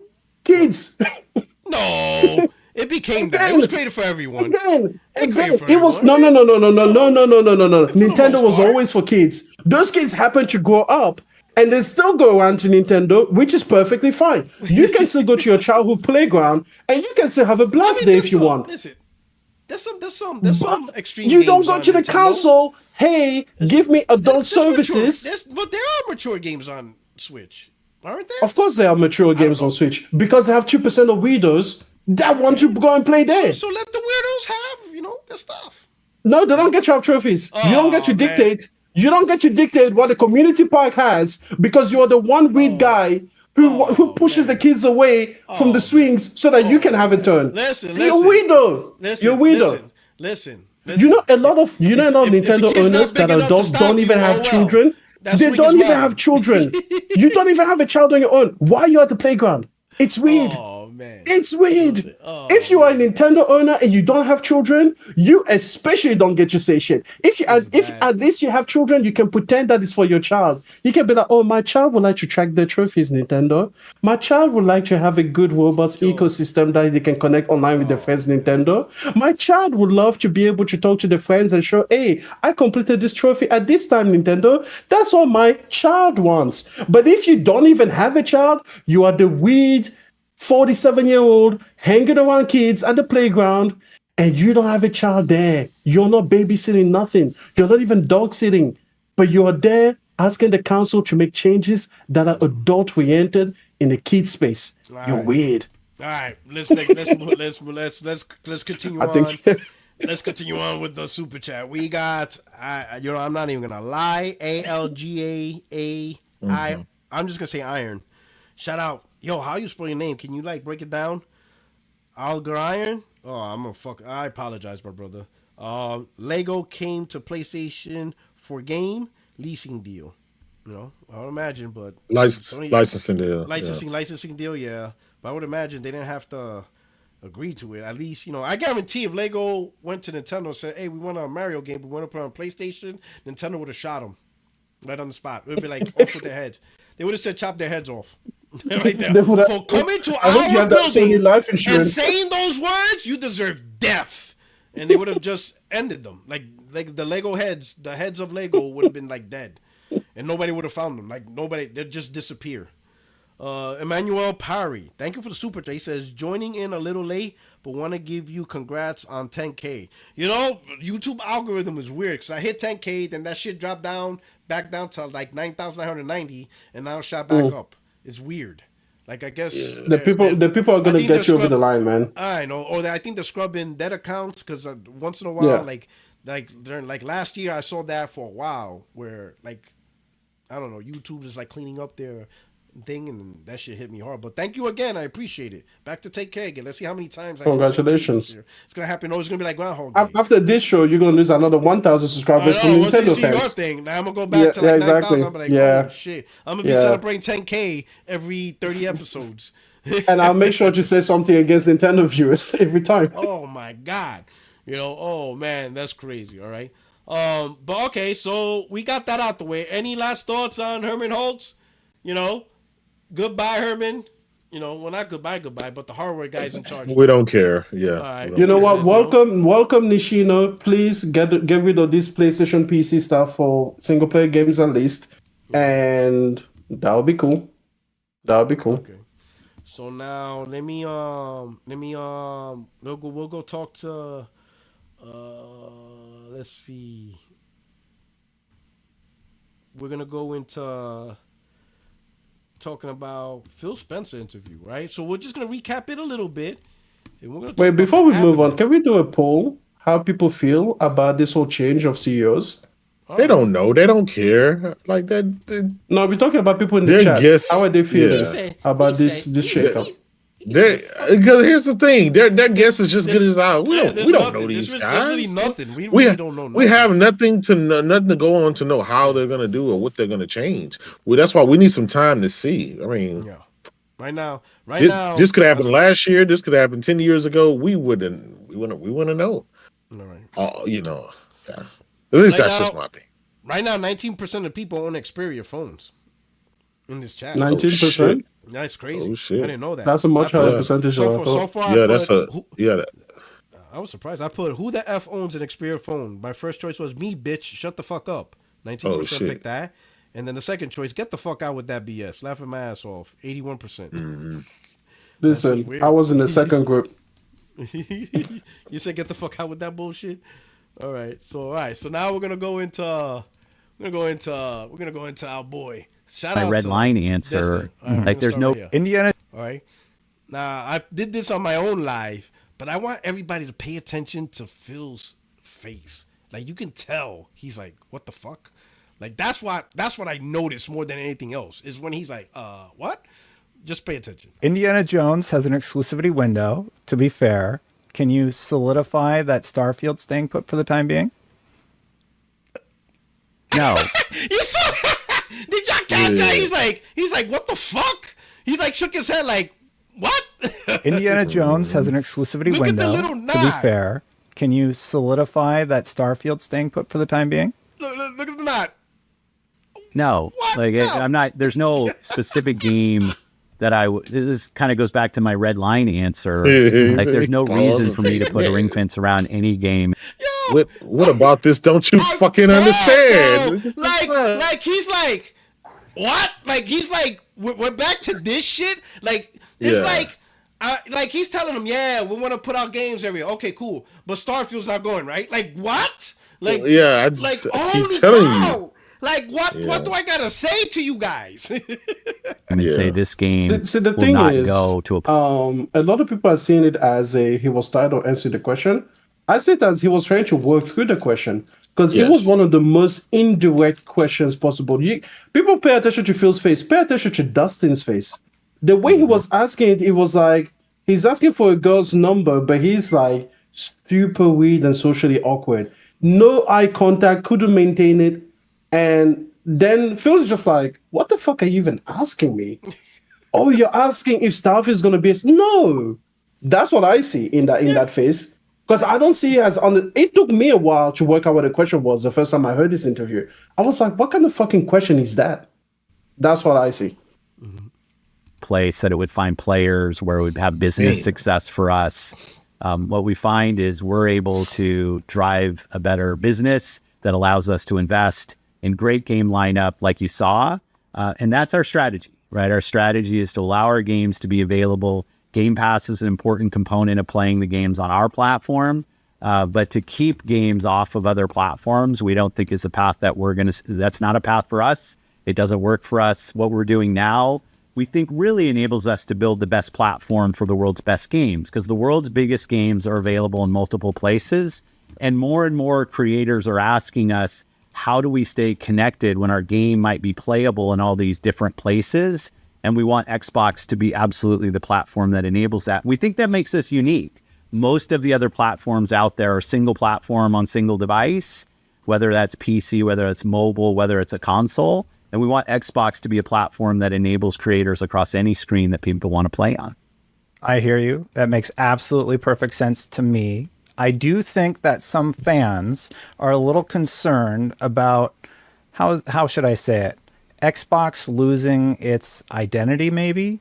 What would you say to address those concerns from longtime fans? Well, one, I hear them, right? I'm pretty active in our player base and I'm active in the community. I listen. I think our identity will continue to evolve, which it frankly always has.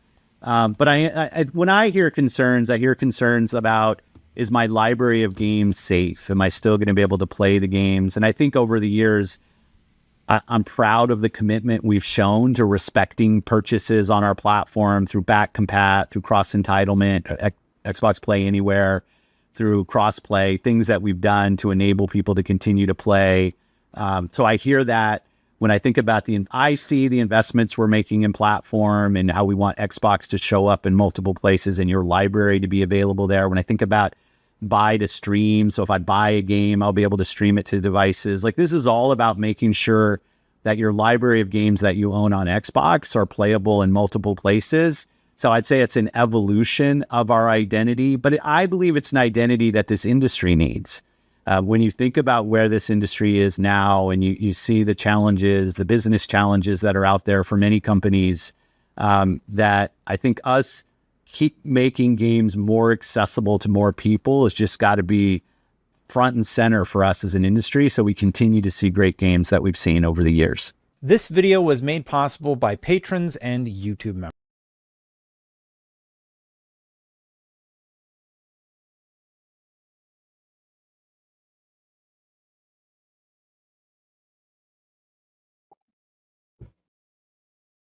Are you muted? I am muted. Oh yeah, thank you. I was muted, right? Game Attack Radio had a similar interview with him, right?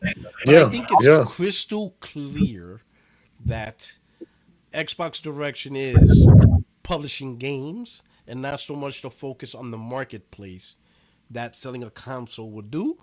Because going back over a year and a half ago, Phil already admitted that you can't beat PlayStation in the console space, right? Which ultimately means you can't create a marketplace and depend on having the industry, get that 30% cut from the industry as a storefront, and having the majority of the gamers buy the games through your own storefront. Like, pretty much PlayStation dominated that market, especially with a combination of their own exclusives and the third-party deals they cut.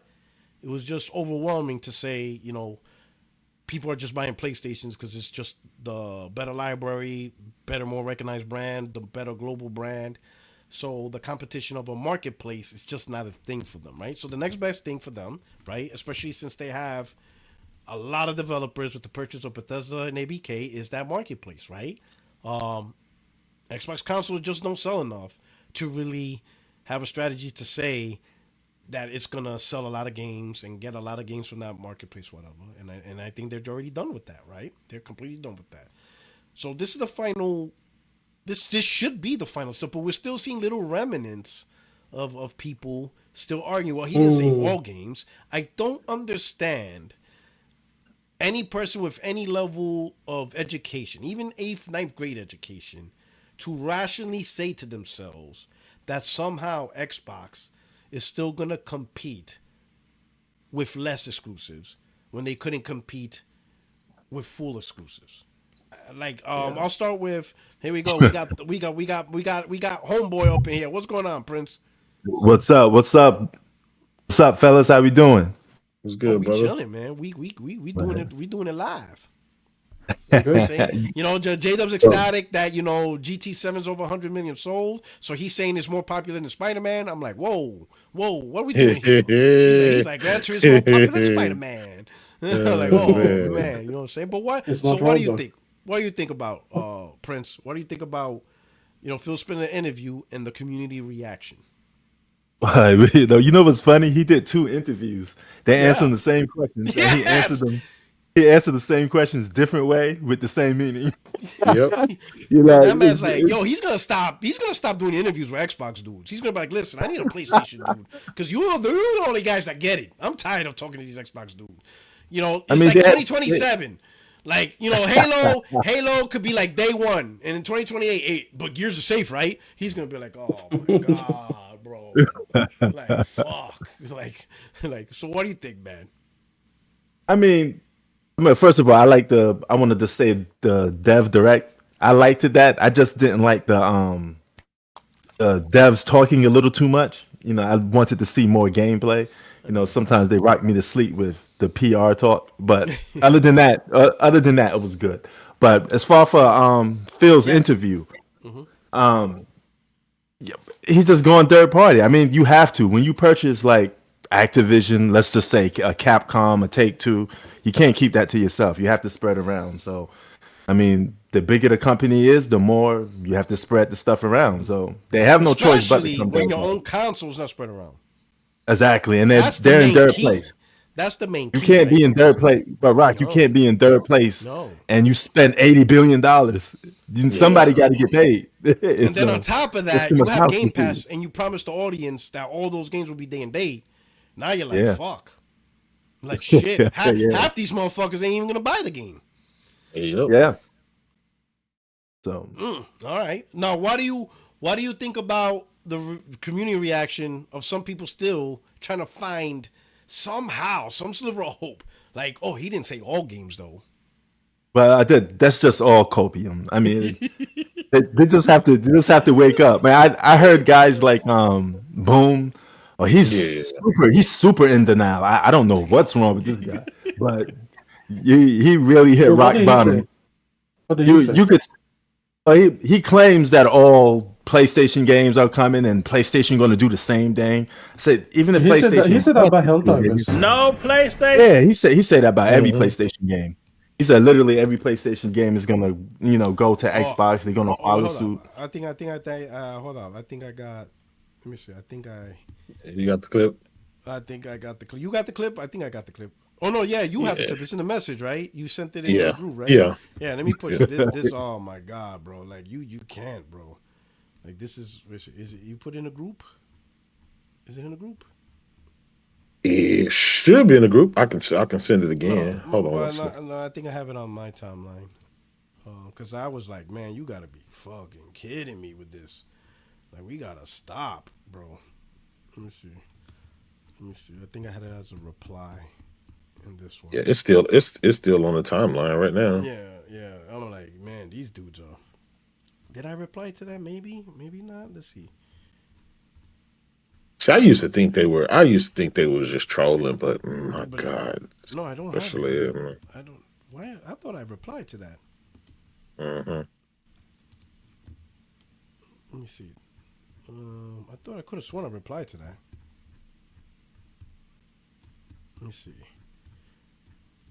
Can you drop it in the DM? Hold on. I'll drop it. Hold on, I found it. Got it. I got it. Okay. I got it. Okay. Yeah, I got it. Here we go. Let me put this. Let me show this to everybody. Look at this. Come on, bro. This is absolutely.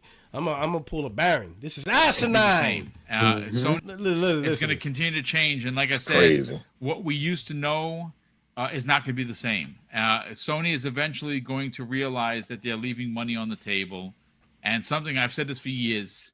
Something like Helldivers 2 is going to eventually launch on Xbox. It just is. It's a live service game. They want to make more money. They're going to launch it there. When it comes there, I'll buy it. Spider-Man 1, 2, and Miles Morales, it's sitting literally on a virtual shelf somewhere doing nothing, making not a single penny for Sony. If they made a triple pack for $70 and they dropped it on Xbox, they'd sell 10 million copies. Because Xbox games all 3 games. Not so much for PlayStation. That's just fact. You might as well hype Game Pass, bro. The numbers say the PlayStation gamers just don't buy as many games. Yeah. It's gonna. Oh my God, this is fucking. You know what though? I'll say this though. I'll say this. At least he's standing 10 toes down on specifics. At least I give him that. As crazy as he sounds, at least he's saying it. But I'm seeing content creators, they're not saying it. I'm even asking, like, they're like, oh, Sony's eventually going to go third party. And that's all they say. And I'm like, hold up. We already, Sony's going to stop, not worry about exclusives. And I'm like, hold up. We already know that Life Strategy is on PC day one. And we already know eventually the first party will eventually go on PC timed exclusive. They just decide when is the right time. So technically speaking, that decision that we already know Sony explained to us like a year and a half ago, that technically means PlayStation games aren't exclusive from the true meaning, right? of platform exclusive. So when I'm asking these content creators, so when you guys say Sony's going to stop making exclusives, are you guys saying God of War, Naughty Dog games, Gran Turismo are now going to go on Xbox consoles? And I'm not getting an answer. Like, listen, if you're going to say it with your chest. Don't be elusive to where you can hide behind PC. Listen, we already know the games are on PC, coming in PC one form or another. Got it. We know that. They literally said that, explained that. They explained the strategy, right? With the whole tempo strategy, live service strategy, experimental strategy. We all got that. But when these content creators and social media guys or whoever, fanboys, whatever, are saying, oh, Sony's not going to do exclusive no more, what are you saying? Say the words. Say the words. At least Boomstick, he's saying the words. So I give him props. He's 10 toes down. He's saying it. Ridiculous, but at least he's saying it. The rest aren't saying it. I need to hear, listen, if you're a content creator and you're going to say Sony's not doing exclusives, say the words. Do what Boomstick does. Don't punk out and try to hide in this little shadow to where if it doesn't happen, you can always hide, well, I was talking PC. Listen, we already know about PC.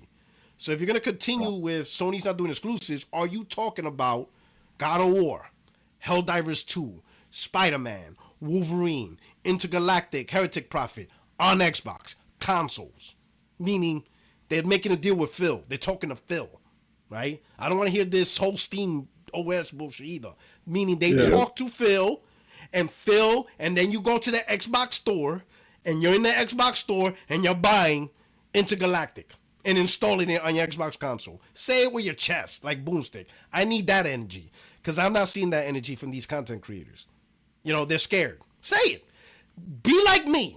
I said in 2019 that this gen's going to be great, having a PS5 and playing Uncharted, God of War, Halo, and Gears on my PS5. I said it with my chest. I didn't hide with innuendos. I said with my whole chest, 10 toes down, Gears and Halo on the PS5. I didn't say PlayStation, so that way if the game would have ended up on PlayStation 9 and I'm like 90 years old, oh, see, before I die, I owned you. No, I didn't do that. I didn't leave no open-ended thing where I can own you Xbox in 2092. No, I said PS5, and I named the games Gears and Halo. And y'all gonna get that smoke, because that's exactly what's happening. So I need that energy from you guys. If you're gonna say it with your goddamn chest. Don't be scared. Say it with your chest. Whole chest. I need to hear it.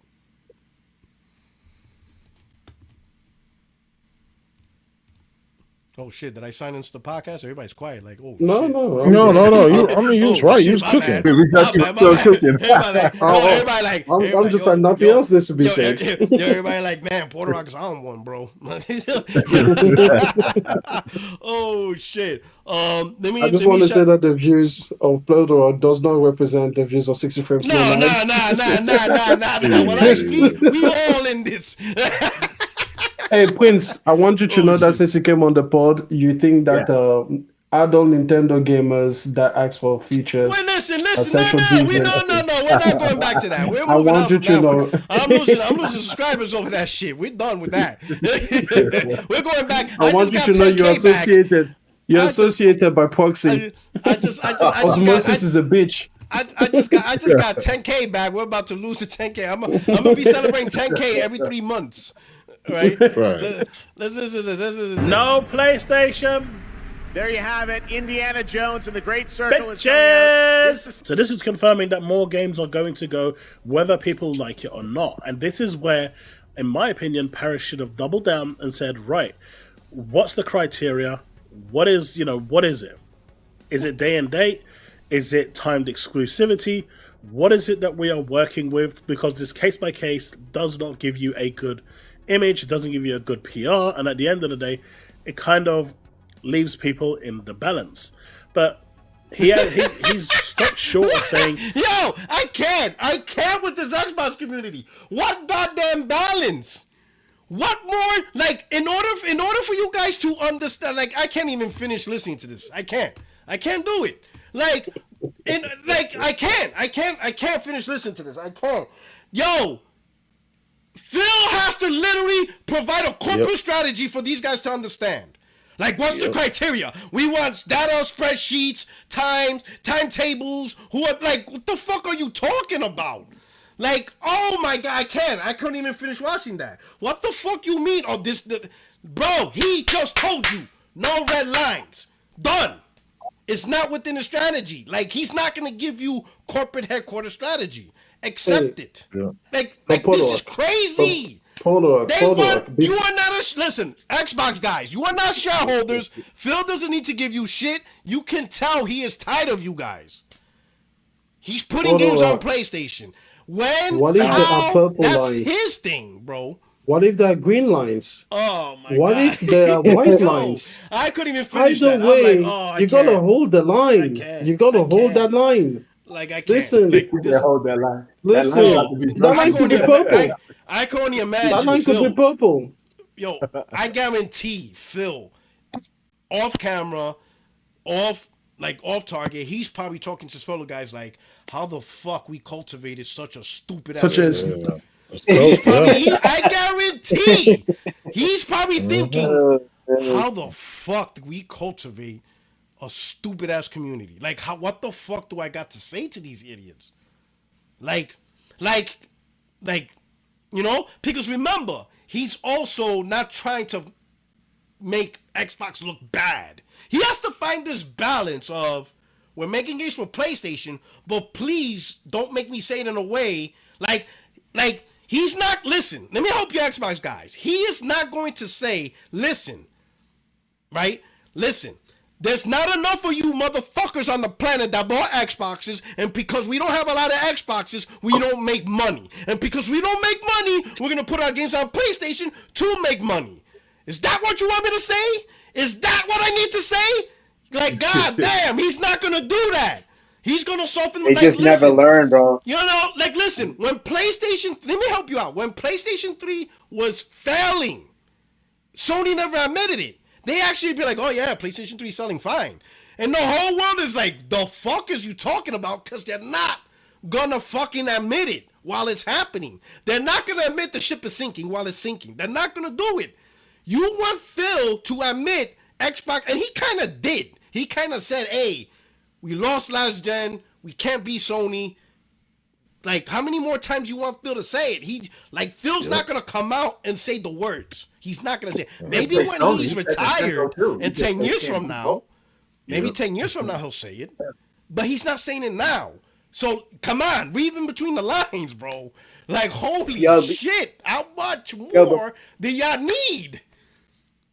Bro, this shit's crazy. You know what's with these cats? You know what's crazy? That what's happening to Herman Holtz, PlayStation fans are like, all right, you know, we can understand. But when Phil does something wrong, it's like, oh, no, this is what he means. No, wait. No, he can't make a mistake. No, this is what he's trying to say. And they always try to flip the narrative like he's such a good guy. Bro, he's just a money man at the end of the day. He's just trying to make money. This is all a business to him. And that's what they're trying to do. They don't really care about the business anymore. Can I quickly follow up what SNK just said? And I put this on Twitter, but I said that in the future, when corporate wars are in full swing, these corporations will herald Sony as their model, as their messiah, because you could not have picked a better industry plant to destroy Xbox from the inside than Phil Spencer. You could not have picked a better plant. Do you know why? Because Phil Spencer is the arsonist that is lauded as the hero for picking up a bucket of water and throwing it onto the inferno. It's like, you set the fire and you don't even control it. But because they see you pick up a bucket, they're like, oh my God, what an angel. He's amazing.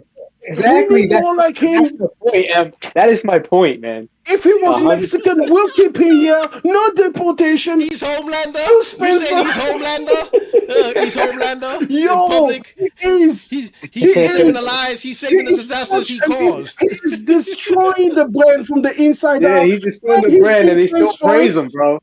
And he's won more awards from the industry than the fucking Nintendo people. How? Okay, that's what I'm saying, bro. Yo, guys, I'm gonna come back. I gotta do something real quick. You're gonna go save a life? Maybe today. I gotta defend Phil real quick. He got a patient operating room. What's wrong with you, SNK? Shout out to SNK. He out there. He out there. Hold on. Yeah. Give him a adrenaline shot. I gotta get my point across. I'll defend. Yo, J-Dub, if you're gonna defend Phil, you and the entire world. But can I just quickly say, I've seen this from everyone. Everyone, PlayStation side, Xbox side, PC side, Nintendo side. No one ever just says like Phil. People keep saying that he saved Xbox. Yeah. Saved Xbox from what? The TV thing. Guess who was in charge? Well, he was there. He was in the executive suite. What the fuck? He was there. Well, okay. So here's the thing. Hold on, let me do the super chat. You know what the fucked up part is, Porter Rock? He admitted it. He was like, "Yeah, I'm not going to shy away from the fact that I made that decision too." And people are like, "Oh, he tried." He admitted it, right? Shout out to Gordo P23. He says in one of those interviews, he spoke very highly about Switch 2. He showed way more excitement for that than his own Xbox consoles. That is true, man. He said, I am very excited and looking forward to Switch 2. What? Yeah. No, he congratulated. He said he picked up the phone immediately to the Nintendo CEO, and he was like, what you guys are doing is fantastic. Listen, I believe all of the industry needs to put their games everywhere, but you, the one people that will never do that, I love what you're doing. I love it for you. Oh my God. Yeah, but people need more. They need harder questions. Oh, I think Paris needs to double down because they're still not clear. Feels like, man, I'm loving the Switch 2. Can't wait to support it. What the fuck is going on here, bro? What is going on with these cats, they love bro? doing business with Nintendo. Oh my I told God. you. Yo, listen, Jimmy Harrison. Actually, Phil Spencer might be a Nintendo plant. Sorry. Jimmy Harrison. Shout out to Jimmy. He says, always damn good to see you all, fam. Absolutely. I hope you're enjoying the show. Thank you so much for rocking out with us, brother. Charles Hawk says, I heard Xbox fanboys look up and down before crossing the street. Oh, my God. Oh, man. Man, here we go. Up and down. And then we got Blue Jay. Join AGS Live on Sunday. Have a good convo, PR. No doubt. You know, shout out. I know, oh, man. Them Xbox dudes on AGS Live, they're going to fucking Hardy's going to have a field day with them dudes. He's going to thrash them dudes. Oh, he's going to rip them apart. Oh, this is crazy. Oh, man. But, like, let's see if I can find out this stuff. But yo, Jada, what do you think about this stuff? So, like I said, is it Danny D's fault? This is all Danny D's fault still. Yeah, listen. Did Phil and them cultivate this cult? Yeah, they did. But I can say, because given recent findings, Satya Nadella was talking about closing down Xbox as early as 2021. That's a year after the console drop. And so I think the next thing was, well, the only way we're gonna, prolong this inevitability, because I still think it's inevitable for them to close down get rid of the Xbox console and stuff like that. Which they're already full blown third party at this point. But so I think Phil, this alternative that he has now, it was the only option he had at the time. When they started Gamepass, they didn't have any games. So all they had the old shit. So they took all the old games, threw it in a cheap service to prolong, everything until they actually had some games. And I think it was a Hail Mary with spending the $700 billion or whatever for ZeniMax and ABK. So everything was a Hail Mary that it would work out. It didn't work out because the Xbox fan base got used to not paying for anything. They got used to not playing games. They just got used to just doing nothing. How can you support a brand that you love, but you don't spend any money? It's crazy. J-Dub, let's play a little game, you and me. Just real quick, okay? Give me 5 reasons you think that Xbox died. Just 5. Any 5 reasons. I don't mind whichever ones. lack of quality games. Was Phil Spencer part of that? Yes. Okay, Yeah. good. Next reason.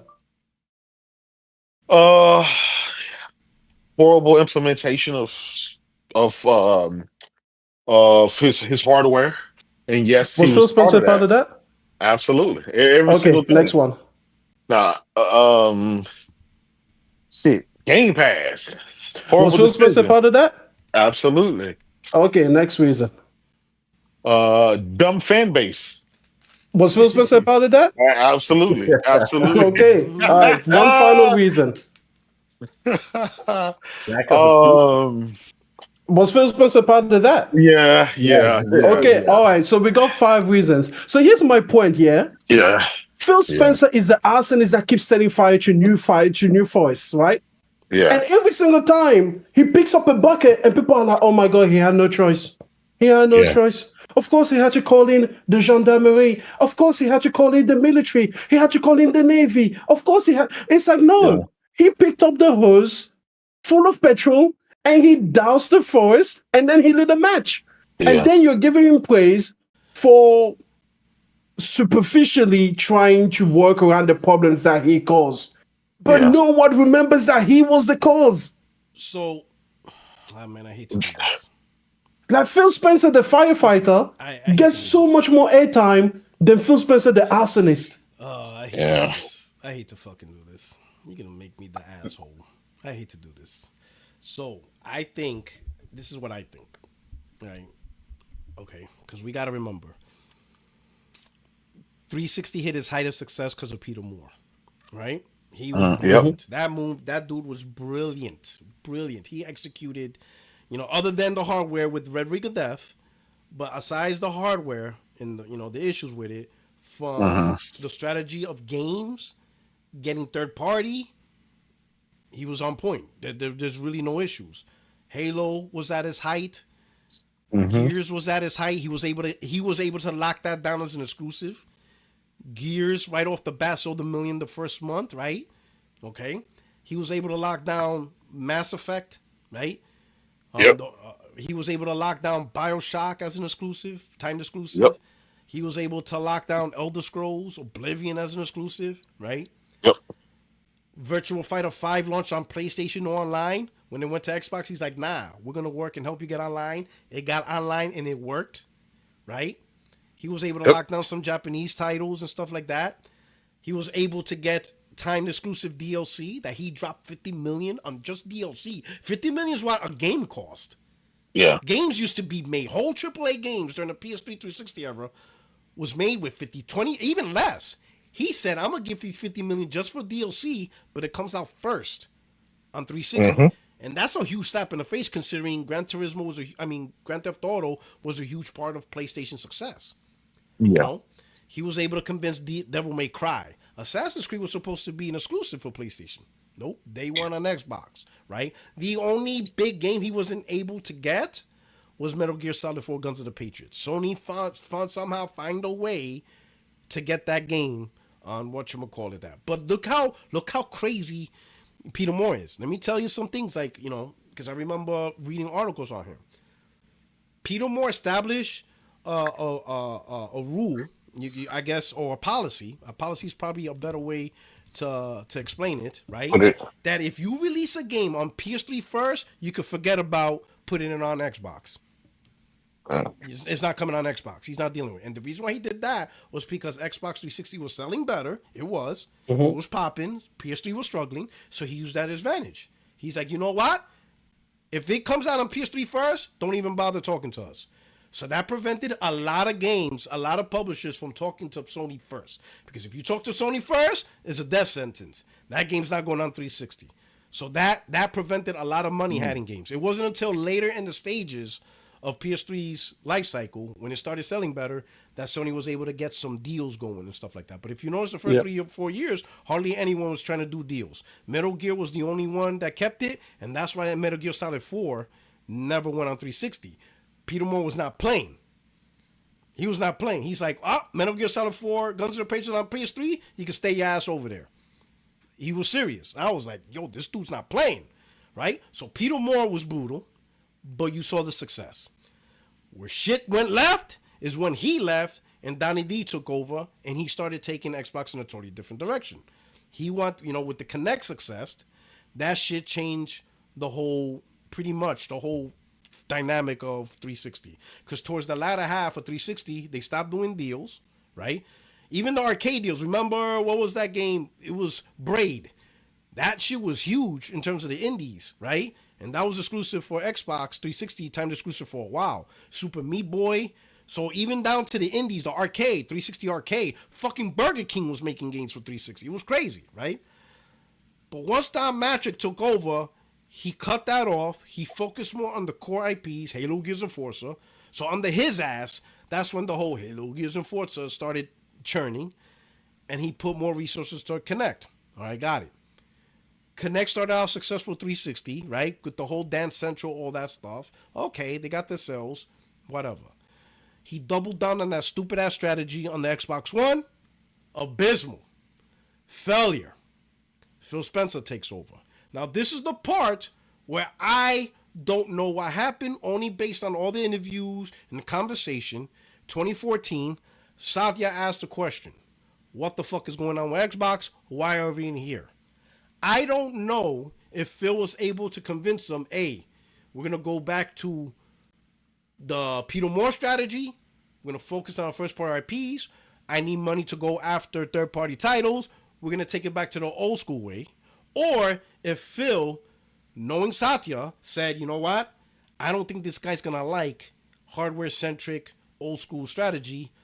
Let me see if I could talk to him about cloud, Gamepass, subscriptions, because Satya's all about that. I don't know what Phil did. I don't know what Phil presented. I don't know if Phil even tried to mention the old school way, or if Phil already knew, if I go to this guy talking about some old school shit, he's just going to fire me. I don't know. And I'm going to be honest. I don't know what Phil presented. I'll be honest. This is what I think. I think Phil is smart enough to know, based on what Satya was talking with the other divisions, right? Hey, we're going to do subscription. We're going to focus on cloud. I want software everywhere. Okay, everybody got that? Everybody got that? Everybody hear me? Hey, Phil, talk to me about Xbox. Cloud. Games everywhere.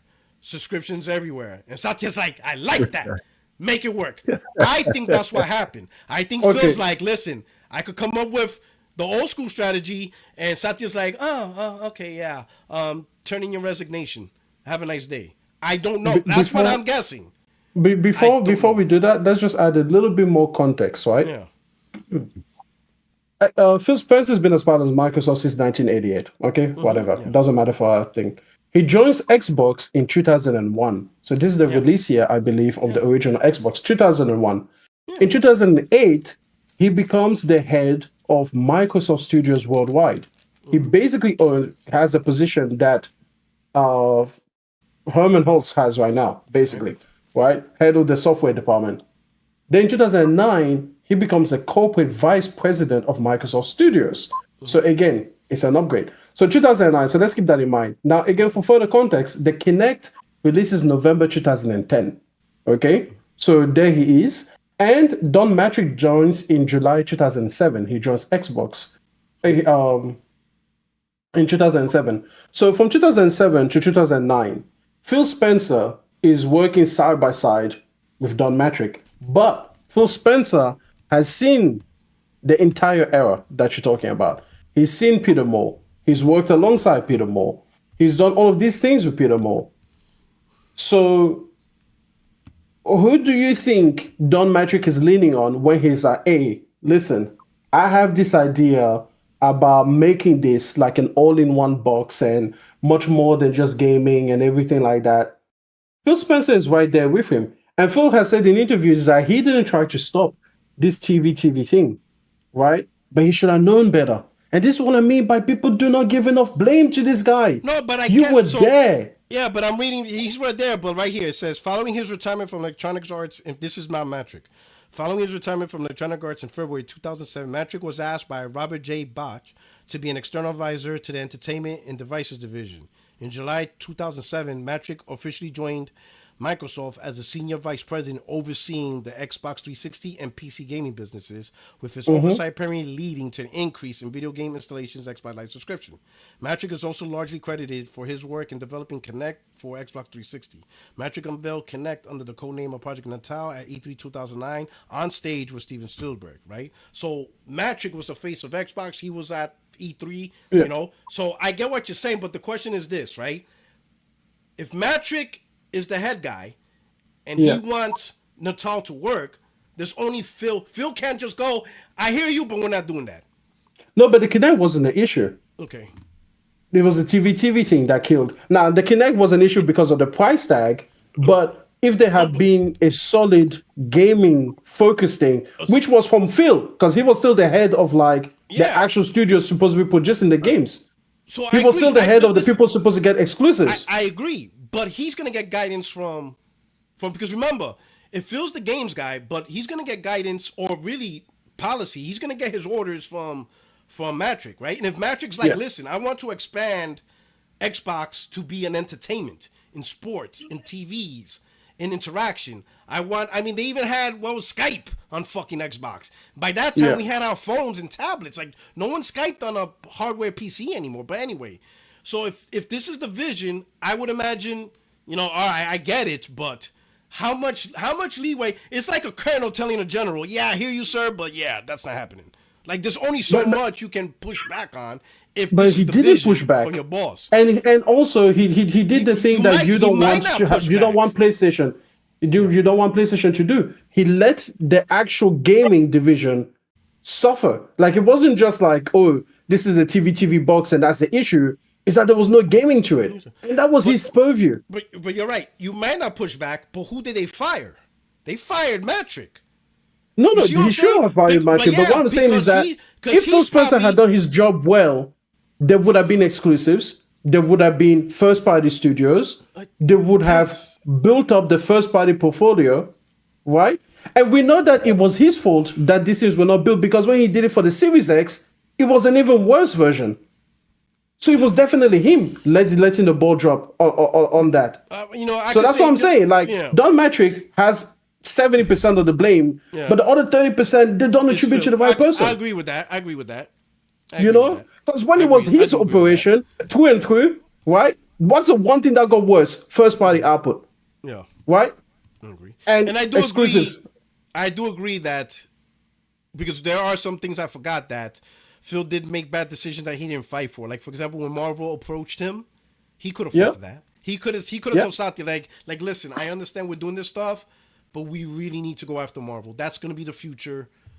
We need to double down on these IPs. We really need these IPs. Is that true? They could have had Spider-Man? Yeah, that's in the book.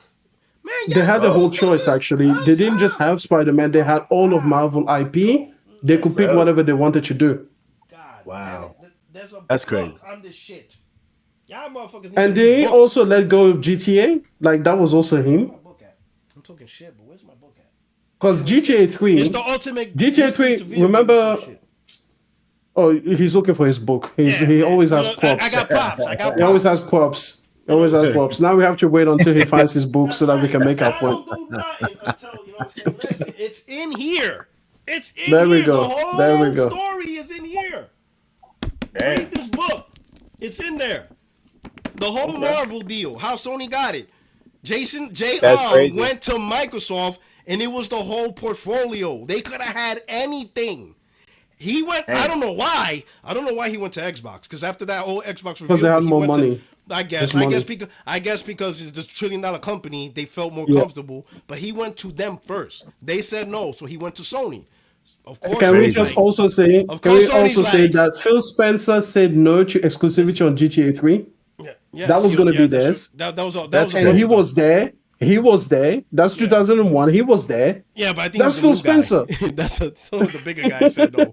He was serving coffee at that time. He was serving tea. He was Listen, I don't care if he was the fucking coffee delivery guy. He should have been like, no, guys, you don't get your coffee today until you say yes to this exclusivity. He was an intern. He was an intern to Xbox when that happened.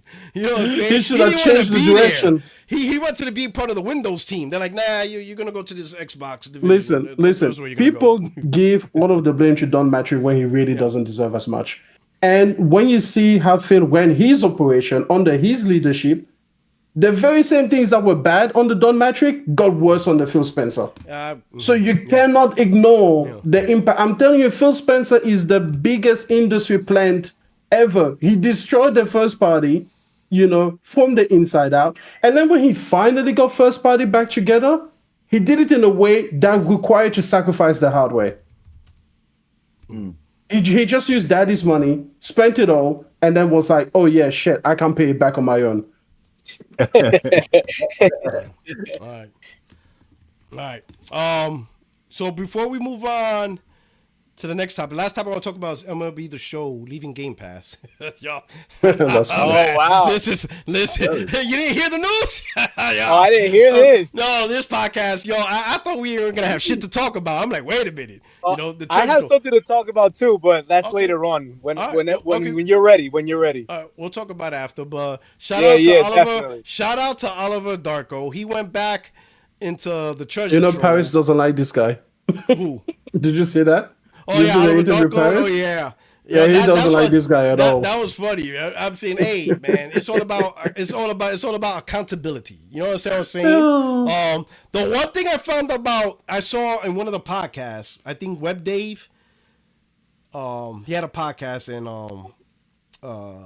Paris showed up. And then he said, yeah, I owned it because at the time, there was no information. I'm like, I call bullshit on that. Because at the time, a lot of people were telling, like me, I mean, there was more than enough information to show that, between the Tim Stewart, Wells Fargo, Satya talking to his investors, right? Consistent data, month and a quarter after quarter, even directly from Microsoft, showing negative hardware revenue and sales. There was more than enough information between the Tim Stewarts, Satya, the way Phil's talking. I mean, Phil Spencer broke down on IGN saying that you can't out-console Sony. That even if Starfield was an 11-10 game, people still going to pick PlayStation. There was just so much that you can see, like, you know what? This shit's a wrap, bro. They're fucking done. But they still ignored it, right? But anyway, this is Oliver Darko. He said, reminder, after Microsoft's business update, Alex, the naked streamer guy, was so confident Xbox will only port 4 games to PlayStation that he went on a wild rant and randomly insulted people who rightfully predicted Xbox would go third party. He has zero credibility. Let's see some of this good content. Let's just go enjoy this. This is now the third time I've had to record this video, so if I'm a little delirious, don't mind me. But ladies and gentlemen, welcome back to the channel. What a hell of a week have we had already, huh? The past 2.5 weeks have been nothing but insane, with everybody thinking they knew what was going on, pretending to be actual insiders, swearing that every single game was coming to PlayStation from Xbox, thinking they knew what was going on, claiming Starfield was going to the PS5, pretty much guessing the fact that Xbox is going to be no more after this business update. But then what actually happened? An entire absolute nothing burger. So yeah, it looks like the games going to the PlayStation 5 are going to be Hi-Fi Rush, Grounded, Sea of Thieves, and Pentiment. Boy, what a stacked year PS5 is going to have, am I right? And on top of that, it was even confirmed that... So Alex was one of the only 4 guys. He was one of the... It was only... What was it, J-Dub? Only 4? Indiana Jones and Starfield were not going to be those games going to PS5, and it is not going to be a signal for PlayStation 5 owners to think that they have to wait for games to go from Xbox to PlayStation. So, here we are again. What I don't understand, this is what I don't understand about Alex. He doesn't even own an Xbox, so why is he doing this? Why is he, like, he just took an L for no reason. Can any of y'all explain that? It's just for content, man. He's a PC guy, though. He's taking L's for no reason. Like, why would you? He's not an Xbox guy. He's not a console guy at all, then. No, like, we took L's. Like, this is, like, unnecessary, like, self-inflicted wounds. Like, you literally punch yourself in the face. Do you think that PC guys watch him, though? I don't. Because for me, I think his audience is just Xbox refugees. Oh shit. Yeah, yeah, you're right. So You're right. it's like he's playing to his audience. He may not have an Xbox, but remember that these guys have been beat down so bad that they just want a representative. They don't care. It's a bit like, the political system. Most of these people are not experts in the fields that they talk about, but you just want a representative that makes you feel all right. So even though this guy knows nothing about environmental policy or anything like that, you just vote for him because you either like the way that he looks, you like the things that he says about other topics or whatever. I feel like this is Alex. His audience is primarily Xbox people that feel bad, so that's why he's playing the role he's playing. Everyone thought they were an insider. He's a grifter everyone to me. thought That's they knew just what my was going on, and it turns out that everyone was actually wrong. I mean, there's no entertainment PC podcast. Oh man, damn. You know what I noticed that? I noticed the guys who are on PC. You know what? I'm not even gonna talk about it because I really don't give a fuck about PC podcasts. Anyway. I'll be capping. I ain't gonna lie. I'll be honest. I'm. You know how you know like the Xbox dudes that be like, man, I want a PlayStation podcast that talks only about PlayStation. Like those podcasts exist. It's that you're really not interested in them. So I'm not gonna be one of those. I'm not really interested in a PC only podcast. I'm not looking for that. I'll be honest. I'm not gonna cap. I'm not gonna. And that's why he does it. I'm not gonna do that. Like I'll be honest. If Alex was a pure PC channel, we probably wouldn't know who the fuck this guy is. He has to talk. Yeah, exactly. I'll be honest. Personally, I got to give you a quick shout out, P Rock. What's up? I don't know. Like, it must be a Marine thing that you have the fortitude to be able to endure the absolute like the fact that you can actually like tolerate it and not blow a gasket while you're breaking down those videos. Dude, I be listening to it and I'm like screaming at my phone. And I'm not even doing the content. Like I'm ready. I'm like punching air listening to this mess. And you're like holding your cool, breaking this video down. And meanwhile, I'm like chewing on cinder blocks. Like I don't even know how you can handle it, dude. So like shout out to you. I don't like I need training from you to be able to hold my cool like how that. How are you so disciplined right now? Like I don't even know how you can do it, man. Yeah. Like he's like, bro, let's listen. Taking victory laps way too early, thinking that they were right after 2 years of being proven wrong every single time. Others. This guy is amazing. Bro. Swearing they didn't need an Xbox anymore by selling it. Here are some back-to-back. Oh, J-Dub, you around? I don't know. Is he still on? He's still on? He's not here. He's not here. Oh, he left? Oh man, J-Dub could have got some, he was about to get some victory. Back to back tweets from J-Dub. You're gonna love these. He can't wait to play Forza Horizon 6 on his PS5 Pro, two things that don't even exist yet, boys, and this one a fun one. Yeah, so that's why it's called the prediction, Alex. And now we got the Pro. And soon we're gonna get Forza 6. That's how predictions work, Alex. You predict things because if the stuff already happened, then it's not a prediction. That's like me saying, "Hey, I predict the Eagles will beat the Commanders." Oh shit, it already happened. Hence, it's not a prediction. That's how it works, Alex. Oh shit, he's upset that J-Dub made a prediction. Let's not forget the time he wanted to go ahead and celebrate with his PlayStation Nation about Xbox waving the white flag and no longer having exclusives and playing all those Xbox games on his PS5. That's a good prediction. I don't know, Alex. That sounds like a good prediction to me. What do you guys think? These all age like milk. And here, age like milk? Nah, that shit age like wine. Like this is like now a $10,000 bottle of wine. J-Dub brewed. J-Dub created the perfect wine.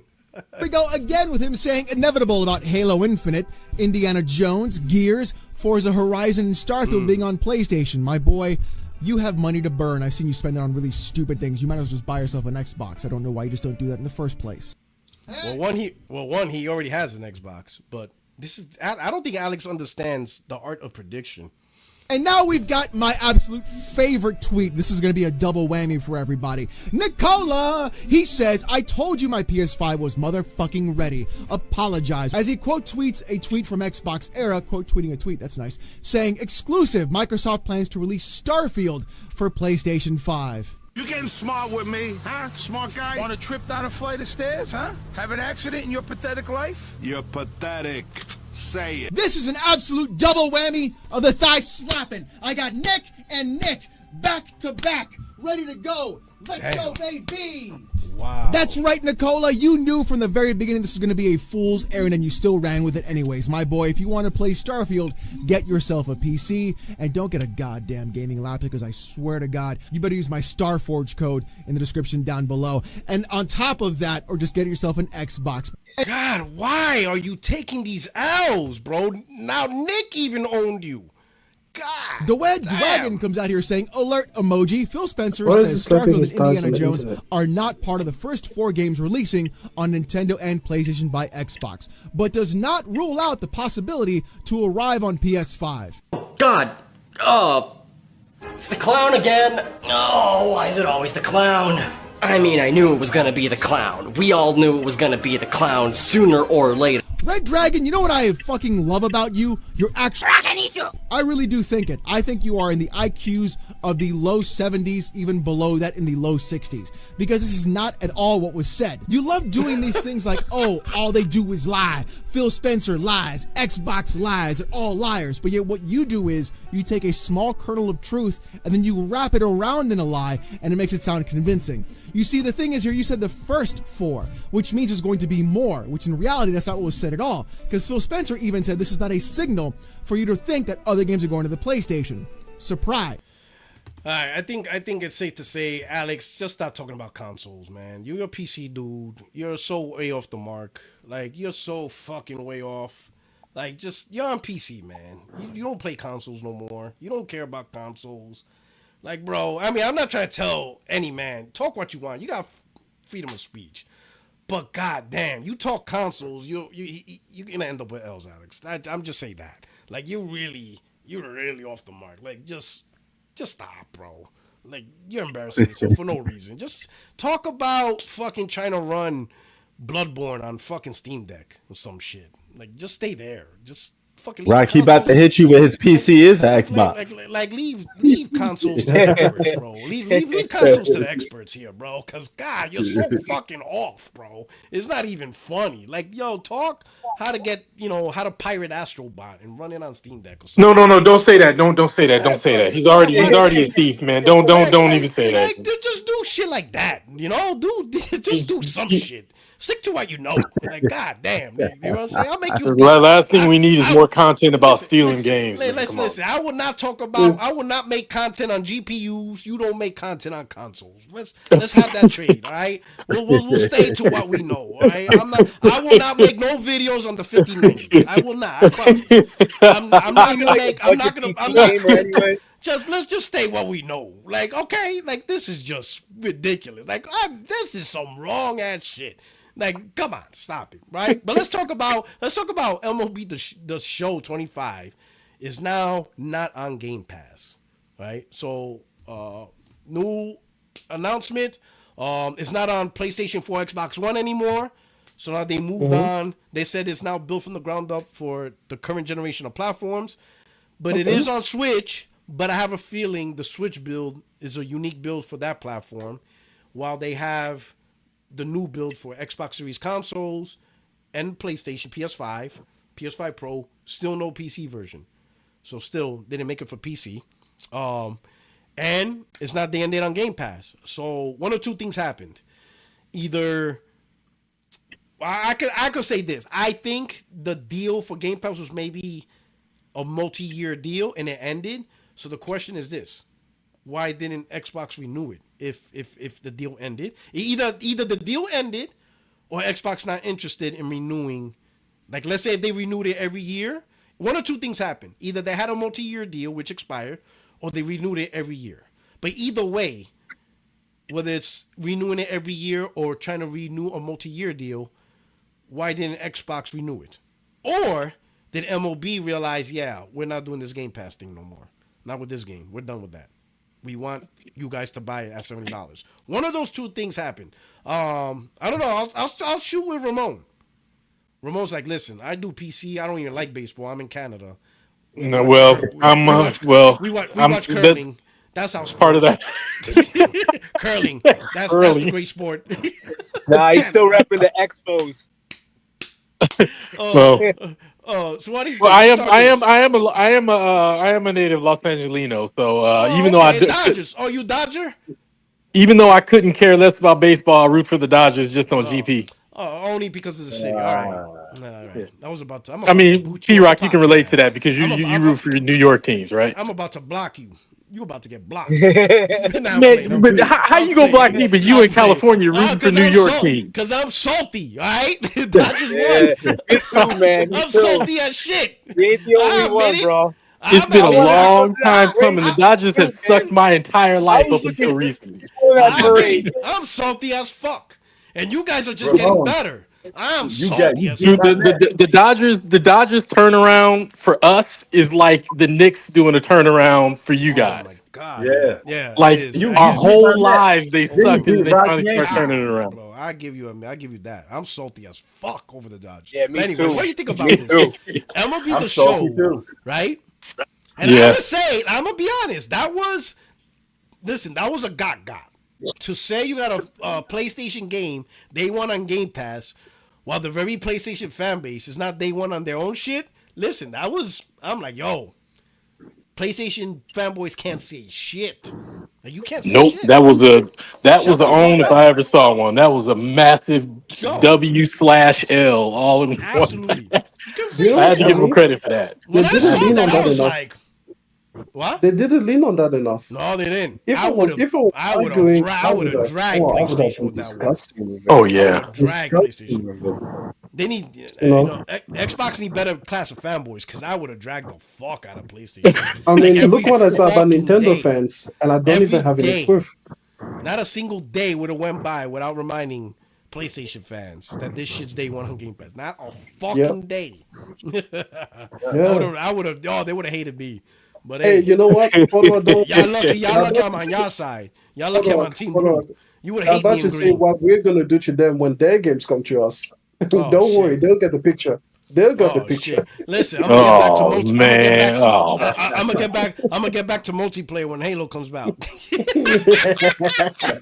gonna be like, I love multiplayer. I always love multiplayer. Why you drive a racing game when Forza comes out? Beat up, man. Let you play a racing game when Forza comes out? Oh yeah, I'm gonna send invites, crossplay invites. Boom, Colt. They're all getting invites. And if they reject me, I'm going to be like, look at these non-gamers. They don't want to play. They talk shit, but none of them want to play. So y'all better accept my invite. Because I'm sending invites. Septic sauce, gas, all you motherfuckers getting invites to the multiplayer. And y'all better take it. Because if you don't, that's content for being non-gamers. I think Gaz will accept.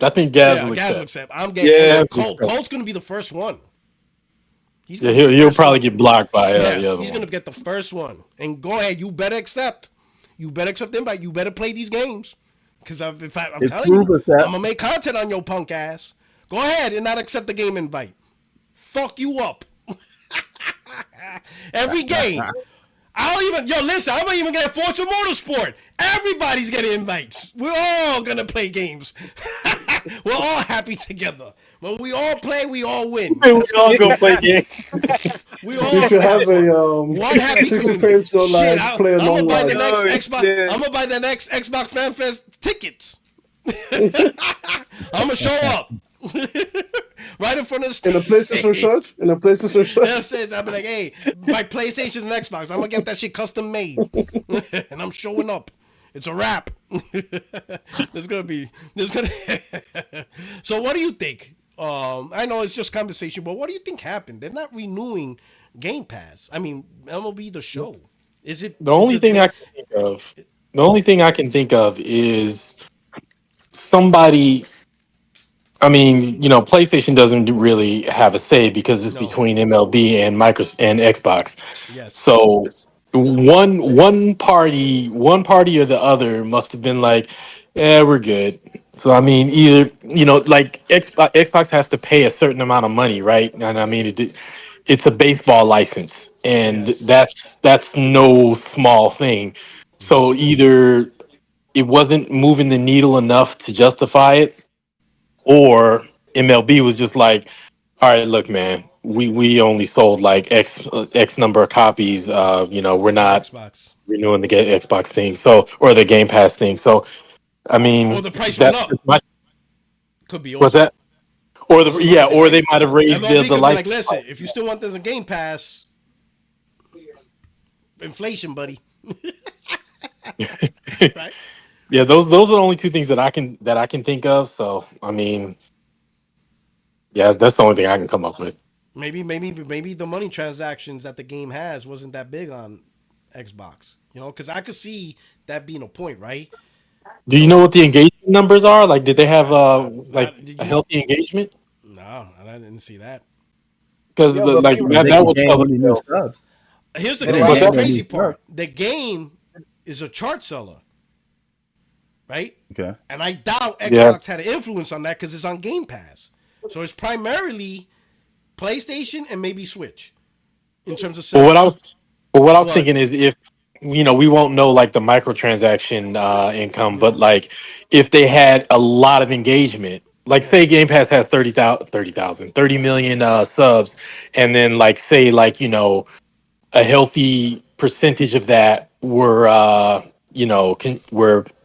purchasing engaging in microtransactions, then we'd know like how healthy it was on Game Pass. But I mean, without that info, all we can do is So just here's kind my of. question though: if you play a game through Game Pass, are you prone to really spend money through MTX? Like, are you gonna invest in a game that you really didn't buy? You understand what I'm saying? Like, you're not willing to buy the That's a game, good but you're question. willing. That's an interesting, like the mentality. Like, all right, you're playing this game through Game Pass. Are you gonna start spending all this money on show bucks and shit like that? I don't. That's actually a good That's question because it like, makes you think about like DLC for regular games, because like your sub, you don't own the game, but you have the DLC that you own. Yeah. So And if you like don't just buy like, the game, and let's say if you unsubscribe to Game Pass, you can't use your DLC that you bought because you didn't buy the Yeah. game. It was tied to Game Pass. but yeah, that's Do you have actually That's an interesting mentality. engagement Like, numbers? no, so I think what he means by that is how if Game Pass subscribers have access to these games, are they investing in it through money transactions now? Is I there don't a think so. relationship? Like, I don't know. But what I Like, wanted how to know well if are there's they any getting like engagement trackers for Xbox to see what MLB even ranked Only the in one terms of from player engagement. only the one from Circana, and they're not in top 10. Okay, fair enough. Well, I will say That's only this. top I 10 think that on the general rule, right? Uh, subscription services are value destructive in the mindset of the consumer. If you get something for a cheaper price, you don't value it. Hence, why I'm doubtful that people would have spent money into it. Even though if they did spend money into it, that means that there will be a highly engaged customer, which is the type that you want.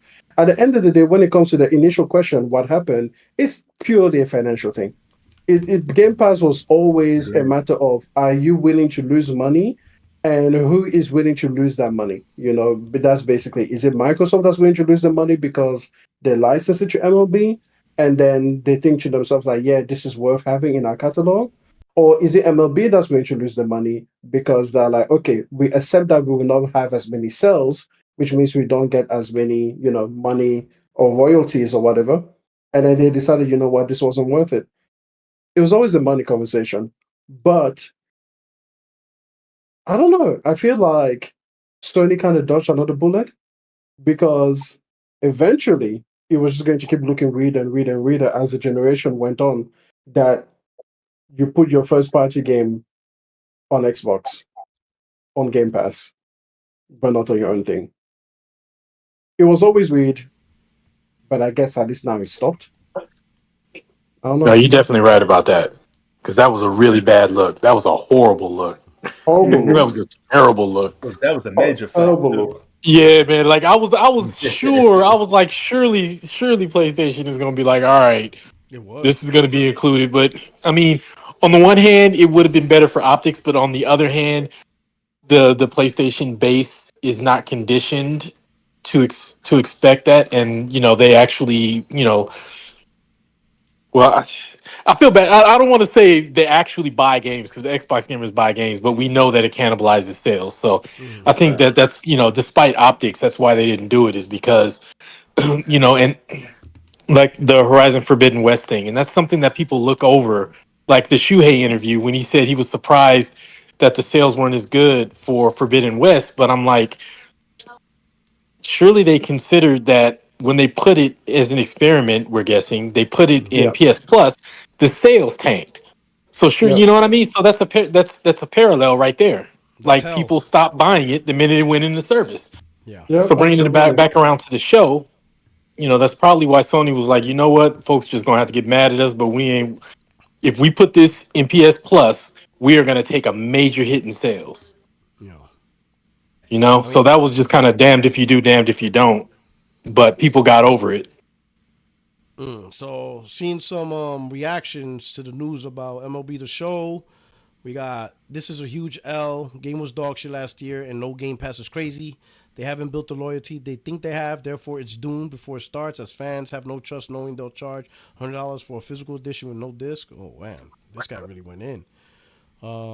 You forgot to add not on PS4, but thanks for the Game Pass reminder. That part was very critical. Somebody says, seriously? With a question mark. Glad it's still coming to Switch.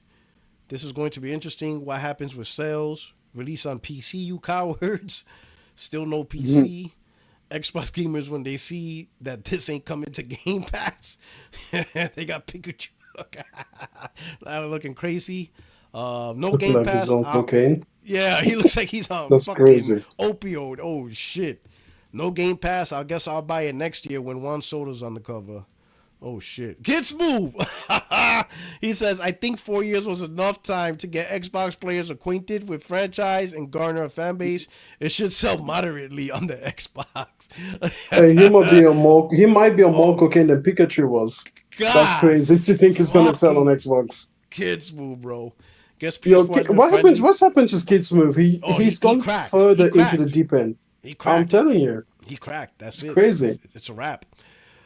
Guess PS4 has been finally put to rest. Rest in peace, King. Oh shit. I like it. The future. What the fuck? They got all these characters on crack. What the fuck is going on? Why not Game Pass? GP was the only thing keeping this game alive. Oh shit. Yeah, you're right. No, why not on Game Oh Pass? my What God. the People fuck? just be saying stuff to say stuff, man. Come on They now. exaggerate, bro. Like, come on, dude. This franchise is how many years old? This is your people. The crazy This part is is your the crazy part is this game was a My top people. seller.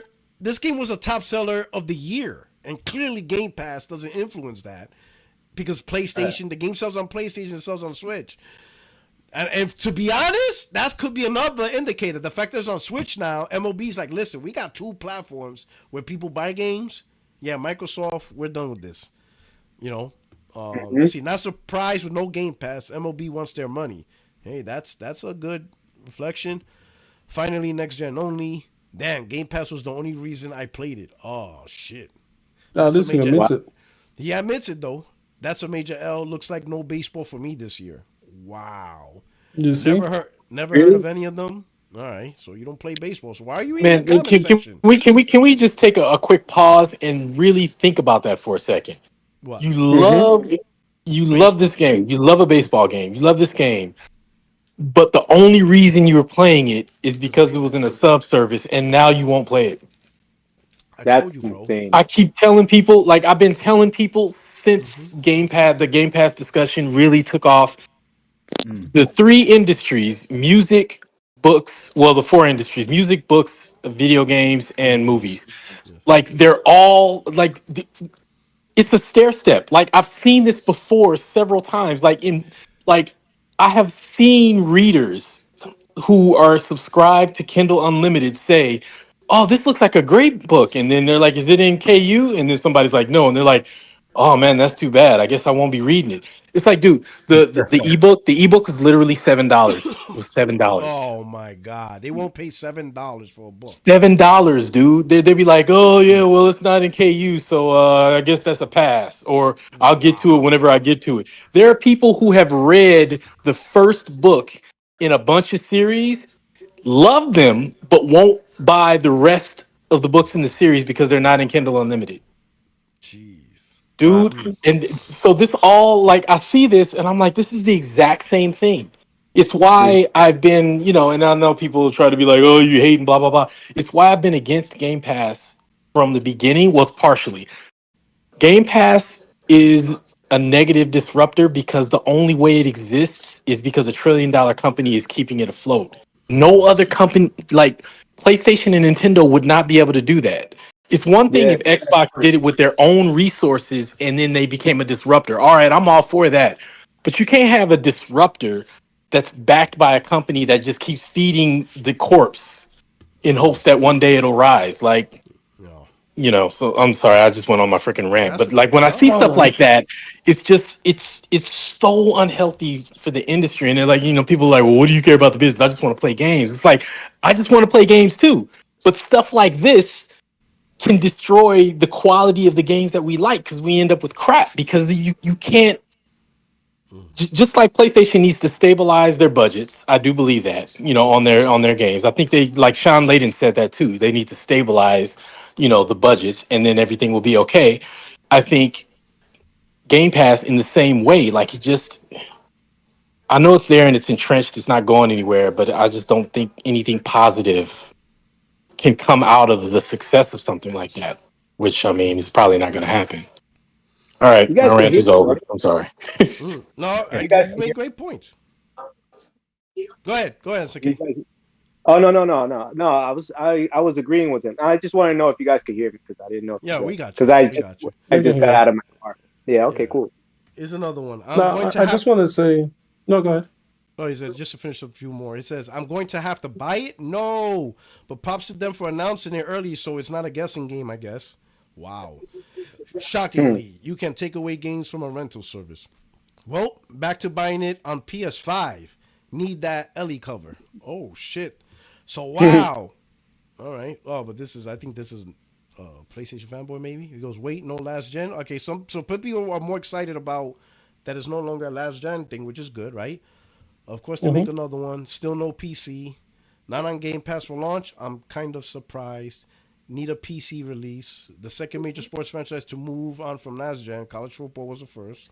All right. Dang, a shame it's not coming to Game Pass as I enjoyed the show 24. Guess I'll wait for a price drop because I'll never purchase a baseball game at full price. Ouch. Damn shame won't be on Game Pass. Crazy. Guessing I'm not getting it then. No sense paying $70 for a roster update and small changes.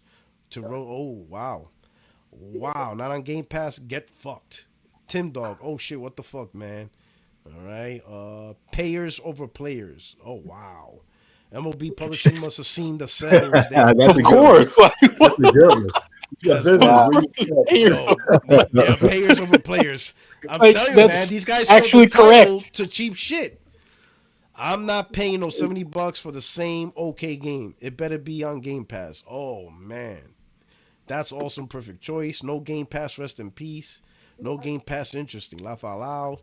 Saw Paul Skeens and got scared for a second thinking he was on the cover of Madden. Okay. Is MLB The Show the only sports game that doesn't release on PC? College football doesn't really release on PC either. They tagged Xbox P3. What's going on?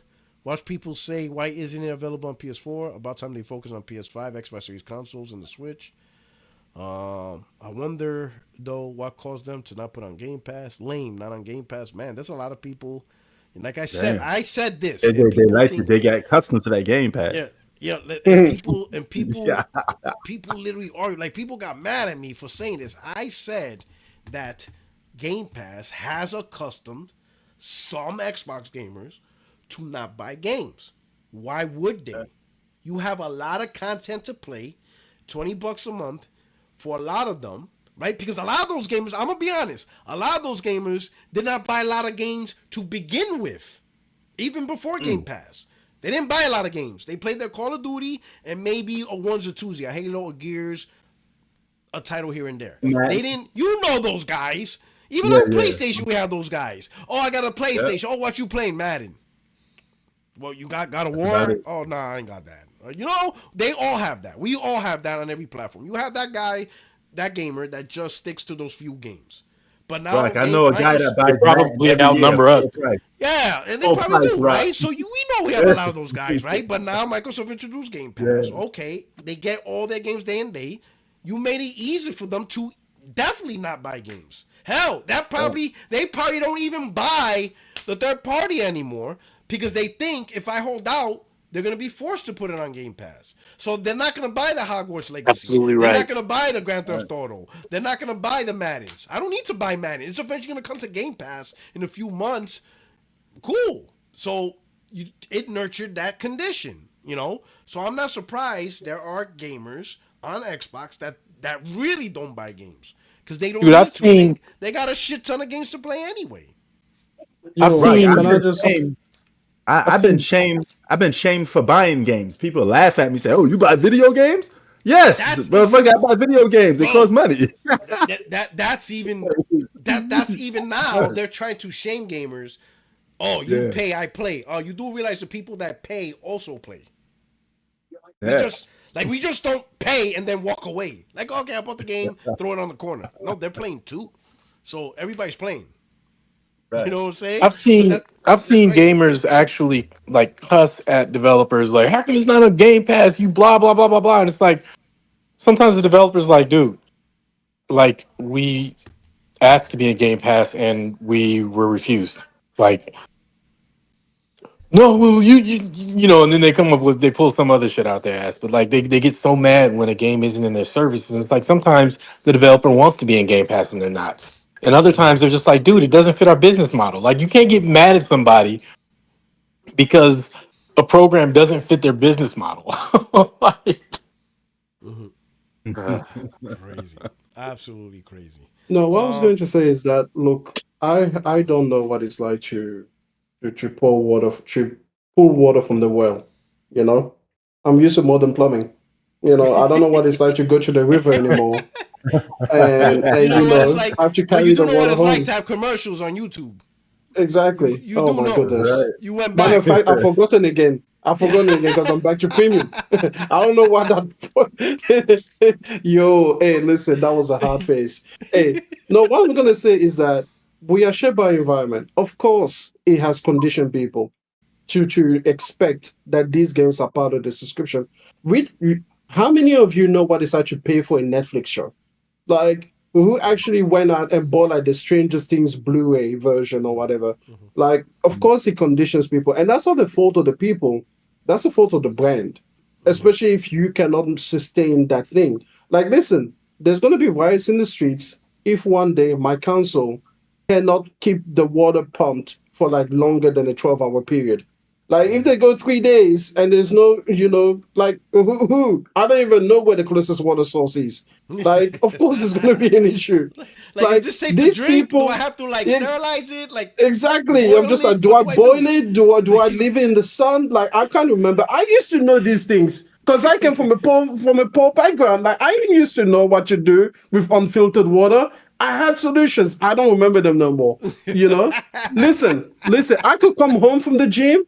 Okay, and if my hot water system isn't working, you best believe I'm calling the electrician and he's fixing that shit before I'm taking a shower. You best believe it. You know, just like, what else to do? You think I'm gonna use cold water to shower? It's not happening. It's not happening. I don't have enough. Hey, if I use cold water, man, hey, listen, it's gonna be in the backyard. You know, I'm gonna be under the sun. It's summer right now because I'm gonna need the heat. Okay, I'm not showering with cold water indoors. It's not happening.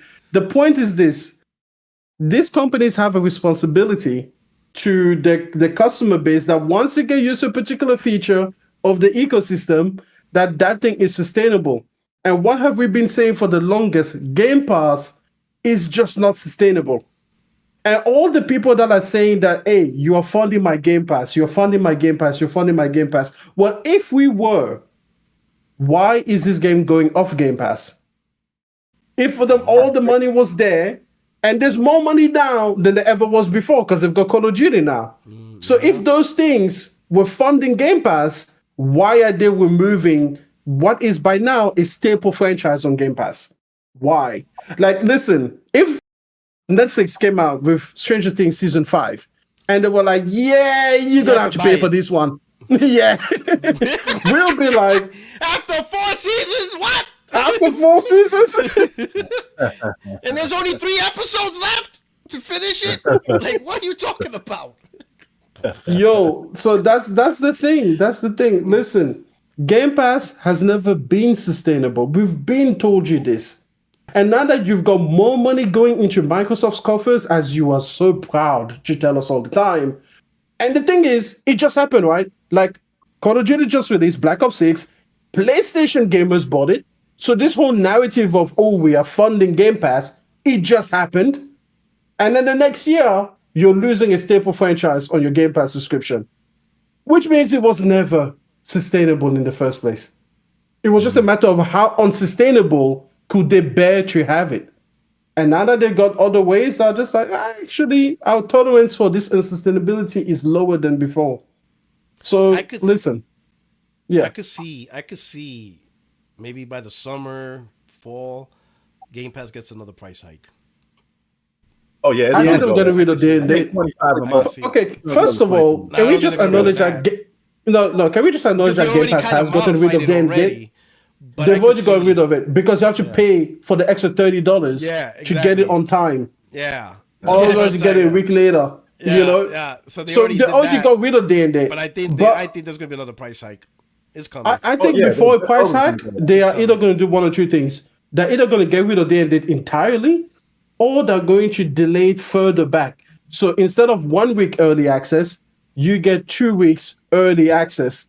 Because D&D has been my only issue with Game Pass. Game Pass is a fine service. Back catalog, it's fine. Everybody, even Nintendo, has a Game Pass-like service. Yeah. So clearly, it works. Exactly. Back catalog. Exactly, You know, back catalog. Exactly. That's exactly what I mean. This Ragnarok D&D just thing went was the into only premium. thing. Yep. Yeah. And by the way, that is soon for Sony. I'm actually surprised that they put it so soon. Like just over 2 years into PS Plus, you know. Yeah, well, Horizon kind of broke the mold. sales metrics, and they're like, because the they already sales released it are on PC. They already released it on PC. Listen. So that kind of makes sense. PlayStation, PC, premium. Yeah, I wish been it a was couple of years. PlayStation, At that point, PS one Plus, more, then PC. Yeah, you know. But I think they want the sales. That's why. I think they want the PC sales. Listen, we've talked about it before. The PC sales are negligible. I know. I get it. Listen, I get it. I'm just saying I think that's their strategy until they collect more data. Like, remember, this whole PC thing is an experiment too, technically, right? Some people are predicting Sony's going to go day and date all out. I think they're going to look at the data, obviously. If the data says, yeah, do it. But I don't know. Given that Spider-Man sold 1.5 million in 9 months, I don't know how that's positive data to do day and date on PC. I don't know how that screams. Yeah. Hey guys, I gotta run. It was cool hanging out with you, and you have a good night. All right, brother, man. Yeah, Thank you for coming through and stuff. All right, y'all. Thanks for having me. Coming through, right? Appreciate it, brother. You know, but yeah, man, like that's a great question. If everything's being funded, we pay, you play, all that shit, then why didn't they renew MLB The Show? Why they took it away? Right? Yeah, they probably was asking something. It's a money thing. Yeah. If it's not, if it has nothing to do with money, it would just keep going. Yeah. It's, it's not like Phil's gonna be like, well, I'm kind of bored of MLB The Show, so yeah, we're not doing that no more. It wasn't that. It had to deal with money. So somebody didn't like the money. The question is whether it's Microsoft or MLB. You know what I'm saying? One of the two. It's one of the two scenarios. And it could be a little bit of both. It could be a little bit of both. Because it ain't gain no new subscribers, right? It could be MLB The Show's like, listen, we'll keep it on Game Pass, but the money's going up. We need more money from you if you want it on Game Pass. And Microsoft could be like, nah, we not willing to cough up that much to get it there in the Game Pass. That's too much for us. So nope, we're done. We're cool. Right? And at that point, especially with Microsoft saying, you know what, we're releasing a bunch of games anyway, we probably really don't need MLB The Show day one as much. It is what it is. It's not like it's going to sell more consoles. right? They probably that's Or another gain factor. more subs. You know, is Gamepass, is MLB the show? Yeah, is MLB the show going to increase subs? Is it going to sell more consoles? Is it going to do any of those metrics? Microsoft could be like, yep, it's not doing those metrics, right? So we'll just cut it off. You know, it's probably a risk. You know, it's interesting. But if Microsoft's gaining all this money, it should have stayed. It should have stayed. Yeah. Because it's a great advertisement. Sony first party IP, day one. There's no better game than to say that, right? I know they could say, you know, well, you don't have to play Doom on PS5. You can play Doom on Game Pass day one. But the thing is, Doom is a Microsoft first party. It shouldn't be on PS5 at all. Let alone try to... You can't put your own game on PlayStation 5 and then try to fight against it. Because people are going to be like, bro, it's your game. It shouldn't be on PlayStation 5 at all. Let alone, you're going to try to convince people, this is the better way to play. Like, bro, you know? MLB The Show is different. That is Sony's own game that they're making for Xbox, and you get to get on Game Pass. That was a good shit-talking point. That's it's a great point across the board. For shit-talking, console war, marketing, it hit all the wickets. And now that wicket is gone. What's going on? Aren't they making money? Aren't they making a killing? You know, shouldn't Sony be following suit? Hell, according to these guys, Sony should be doing day and day with MLB The Show. Because they copy everything. Yep. Interesting. Shout out to Chrono Rig.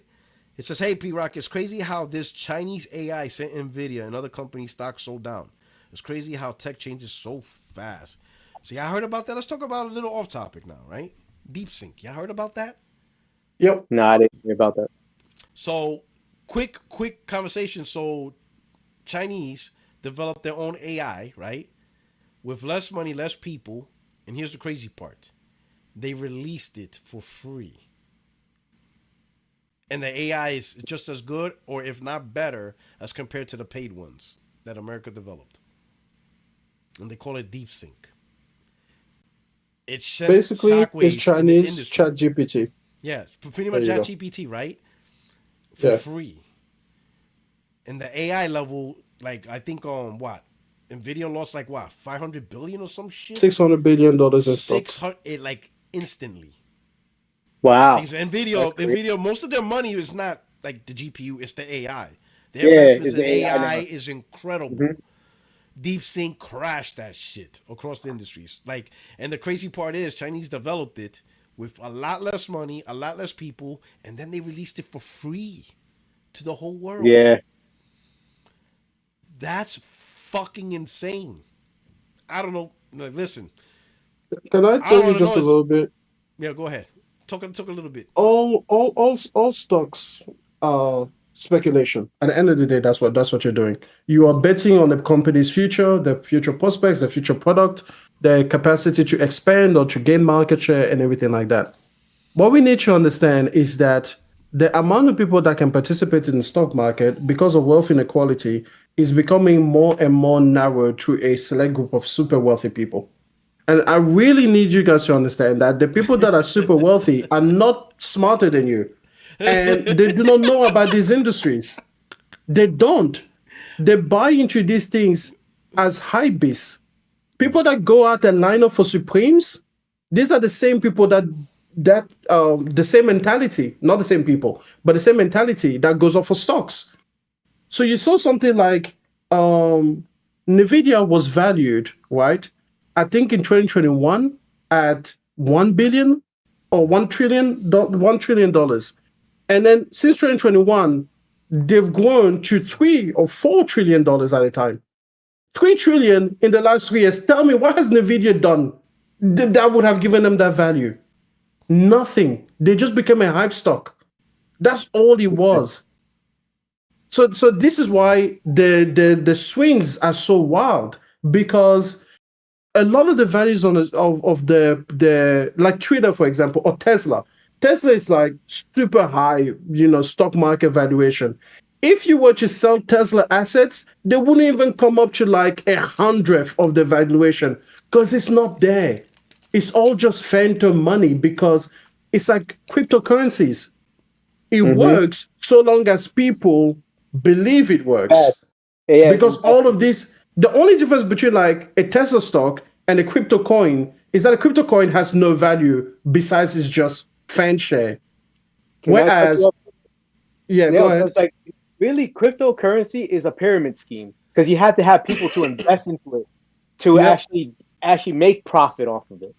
That's the thing about that. So that's all I wanted to say. So I can say Tesla's more believable because at least you can see your product, right? You see the cars. No, that's what I was going to say. That's the only difference. Bitcoins, I mean, crypto, you don't really see shit. Like, what the fuck? Yeah, you don't see shit. You just see the money value it's just go up. there, right? But like Tesla, like here in California, Jesus Christ, like if you spit, you're gonna hit a Tesla, right? So you can see probably why people value the stock because the car is everywhere, and it seems like any time the brand recognition, and they sold the Model 3 was the most sold vehicle in the world. So and also, so that's what I mean by the difference between crypto and Tesla stock is that there's just the belief, but there is a core real part. Like if you sold all Tesla assets, you will get money out of them because they are valuable and they have inherent value. And that's what crypto doesn't have. Crypto doesn't have any intrinsic value, whereas Tesla stock does because it's real world assets. They have the factories, they have the supercharger network, they have the intellectual property, they have the engineers, they have the knowledge pool, they have the patents and everything else. They have the cars, obviously, and they have the battery technologies and everything else. So they have real world stuff. But you sell all of those things, and it's maybe worth up to like a 50th of what the valuation is. And that's basically it. So the point is that core is real and that core is solid and it's based on real world stuff. It will never be lower than that because it's a bit like land value on your house. You can destroy your house as much as you want, but the land value doesn't really substantially change unless you've really fucked shit up. But then there's all of this airspace that is just pure speculation. And that's what NVIDIA is. NVIDIA is probably worth $500 billion maybe in terms of the IPs, the patents, the intellectual property, the product that they sell, the market share, and everything like that. Physical assets, the physical exactly. Assets. The things you can touch and share and transmit over to someone. But then this other like 2.5 trillion is pure speculation. It's just high beast marketing. A little bit like a Supreme shoe. At the end of the day, is a shoe. Like it has functionality. But then $3,000? No, it's probably $200 shoe. Is it probably true? And then you have this 2.8 grand of just hype marketing. And that's why it lost so much. Because if you think about it, what did DeepSink actually do better than ChatGPT? Nothing. It's just another alternative. But they are so afraid of potential competition that they are now panicking, thinking that most of the world is going to go and switch over to DeepSeek. Exactly. Exactly. Mm-hmm. Like how many? And it was the most downloaded app. Yeah. It was the most downloaded app on the App Store for like the whole day or the whole week. It had like huge amounts of downloads. Like how many people can now do startups with DeepSink with no overhead cost? Because China's like, use it, take it, enjoy it. Yeah.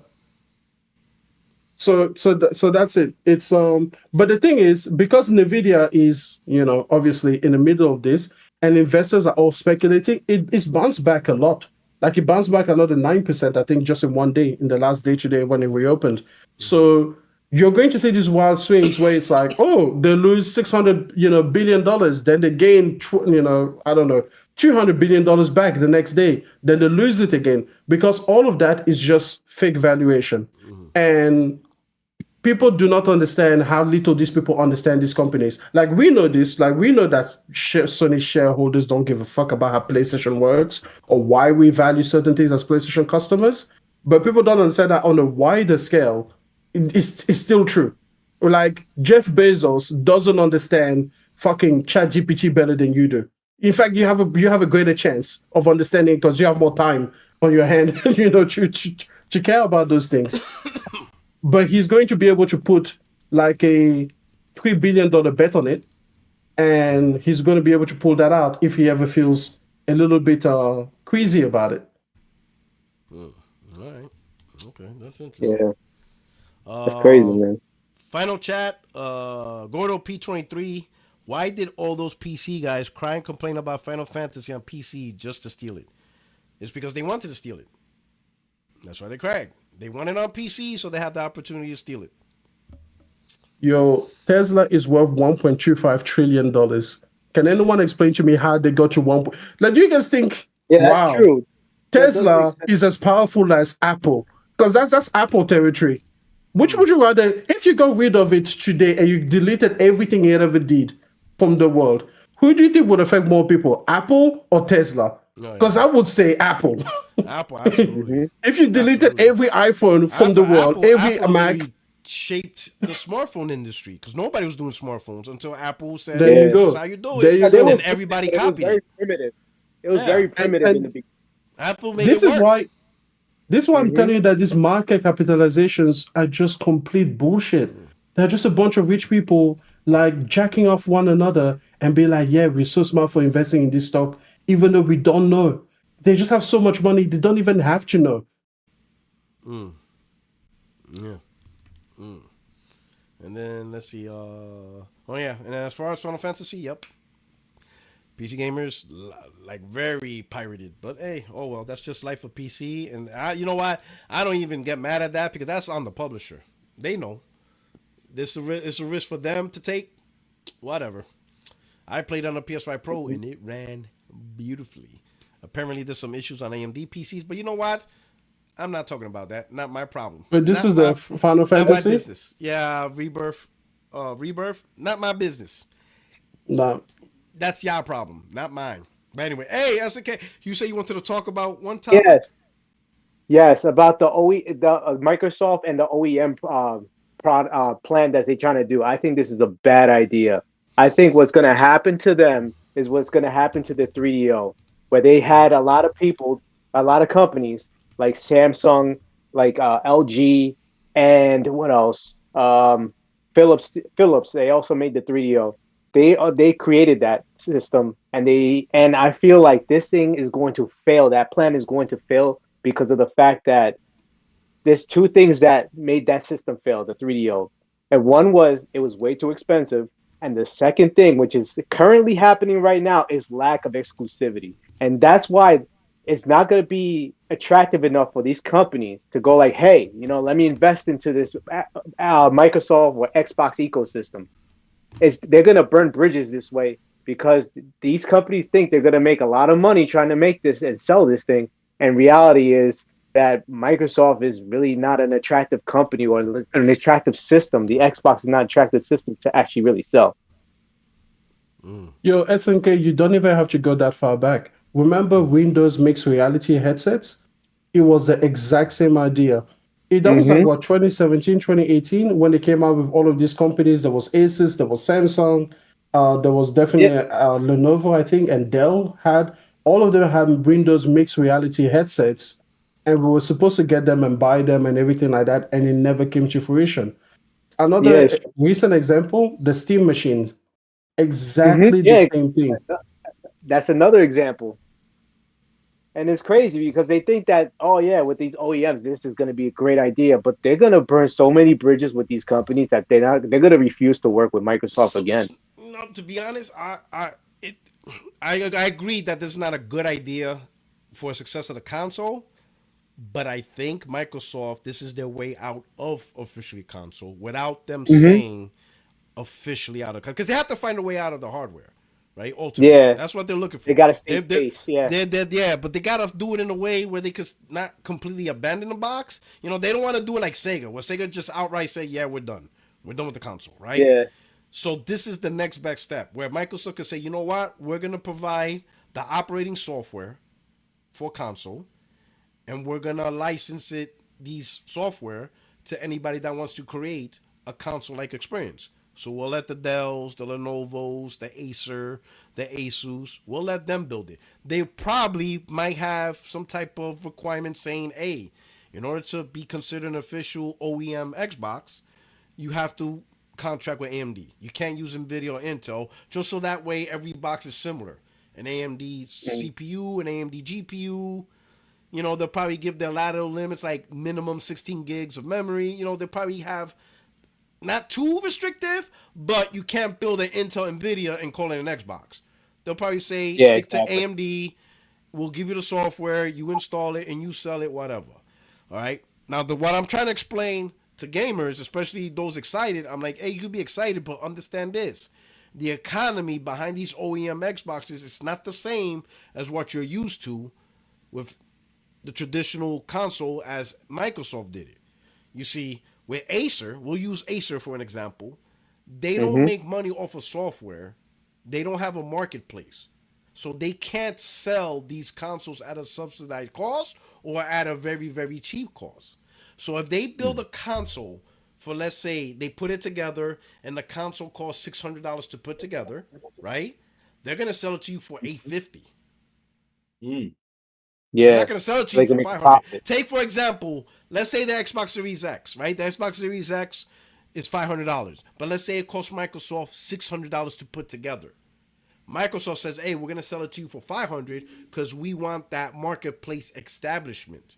So here, Xbox Series X for $500, they take $100 loss, but that's okay because they're going to get game sales, they're going to get peripheral sales, they're going to get Gamepass subscriptions. That's what they're hoping for.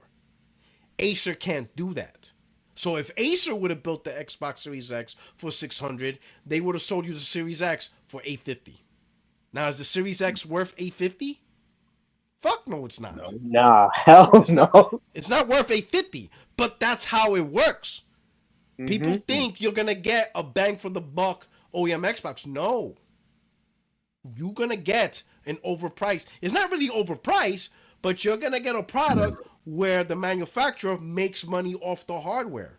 So if they build a $700 Xbox, they're gonna sell it for $950, $900, $950, maybe even $1,000. You're not gonna get a $500 Xbox unless they build it for $250. And what what kind of Xbox are gonna build for $250? A fucking Switch? No. So you're gonna be paying $900, whatever. Microsoft's not concerned. That's not their problem, right? They'll do it. Lenovo do it. And if it doesn't work, let's say they're gonna give it a shot. Dell's gonna try to release an Xbox. You're gonna see $800, $900, $1,000, $1,200 models. Acer, Asus, maybe a year or two. And when they realize, man, no one's really buying this stuff, they'll just stop. It's not a big deal for them because they're not committed to an 8-year Xbox plan. They're gonna take it year by year. And to be honest, in my opinion, they're not gonna invest in brand new integrated circuit, chipsets. In my opinion, they're gonna be like, okay, we're going to have an Xbox that's AMD built. We already have those chipsets for our gaming laptops. We just need to take those chipsets and put it in a new custom box and call it an Xbox. Here you go. So the very chipsets they use, let's say, for example, Acer. They have the Nitro 5, AMD CPU, AMD GPU. They'll be like, cool, we'll just order 500,000 more of those chipsets and put it in a custom case called an Xbox and upload software. Here you go. The Nitro Xbox with AMD CPU, AMD GPU. Because they're not going to invest a whole new system, whole new integrated stuff. No. They're going to take the path of least resistance that ends up with the most profitable. Why would you create all new integrated chipsets for a console when really you're already doing it with a gaming laptop? You're just going to install this time, instead of basic Windows, you're going to install this Xbox-centric software. Boom. Easy. No love lost. If it doesn't work, guess what? They're done. They move on. Then at that point, when the Xbox gamer's like, wait a minute, Dell, Acer, they're not making consoles. Xbox will be like, listen, we stopped making consoles. We provide the software. If people don't want to make consoles, I don't know what to tell you, but we no longer have the factories, productions, or deals to do that anymore. We're relying on third parties. So if you guys want hardware, you got to talk to Dell and them. We got the software. You just got to tell them. And there you go. Pirog, I think it goes even further than that. The more I've thought about this, the more I'm convinced that what they're going to do, and even I think this is a bad idea because it'll be based on Windows, but they're basically going to give manufacturers the right to license a version of Windows with Xbox on top. And what I mean by that is that obviously you're going to have you're going to buy basically an ITX PC, a small form factor PC. It's going to be bigger than a console, but it'll be whatever. And you're going to be able to put it in the Xbox mode. Okay? Now, some of those form factor PCs will also come with a disk drive most of them you'll be able to attach an external disk drive just like you can for any PC. And then if you've got a Windows Xbox version, it's going to be able to take in and read your Xbox discs, including from past generations. But basically, you're just going to buy a PC. I think that's basically going to be that. And then the manufacturer can choose, or maybe if you build a PC yourself, you can choose between like the Windows 11, Windows 11 Pro, Windows 11 with Xbox, and everything. And when you download that, now your PC will be able to read and play and have the Xbox operating systems and play those Xbox games. Because otherwise, I do not see a dedicated machine built by anyone, whether that's Xbox, Asus, or anything like that, that will be purely aimed at gaming. Like right now, you can't do your taxes on your Xbox. Like you can't download CAD software on your Xbox. You can. King Trash showed us that. And they got him out of there. I was bugging. I'm like, taxes? And then when he did it, I'm like... They got him. I was like, even I was like... Did you see that? Yeah. Because when I saw people do taxes, I was like, what the fuck is Thrash talking about taxes? And then he showed it. He's like, look at that. Taxes. I'm like... This motherfucker does taxes on his PlayStation. What the fuck? I'm like, yo, I was like... Yeah. We all shut the fuck up on that one, bro. Hey, listen. When King Trash makes a claim, no matter how weird it sounds, just let it play out. That's what I say. I'm not saying nothing. I'm just bookmarking this shit. Because if this motherfucker is right, I don't want the stress. I don't want to be caught in a firefight. Even I looked at Thrash. I'm like, taxes? The fuck is this dude talking about? And then he's like, look at that, taxes. I'm like, you can do taxes on PS5, dog. I'm like, all right, he got it. I'm like, yo. Oh, he played that trap card. No, when I first saw that, I wonder how long he waited for that shit, bro. Yo, I wonder how long he had that in the chamber. You could tell that was such a setup that I was like, don't even. I was actually the person. He was like, I'm like, don't fall for it. Don't fight. This is clearly a trap. This is like, do not pass go. Like, this is clearly that waiting for you past that door. He had that in the chamber for a long time. Oh man, that's funny. They got him back though. They nuked his channel after that. They were like, you went too far. The taxes on PlayStation, they got him for that. They were like, nah. Yeah, that's it. That was the last straw. Like, we gotta end this. Yeah. Let's see. All right, I guess that's it. Time to wrap up. Yep, time to wrap up the show. You know what I'm saying? Let's wrap the show. Let's do our outros. We'll start with Extreme. Yo, people, I have a channel over there. I'm a lot more nice to Nintendo people and everybody else. So go over there. Nice to them there, right? Yeah, of course. Drag them here. I'm trying to grow my channel.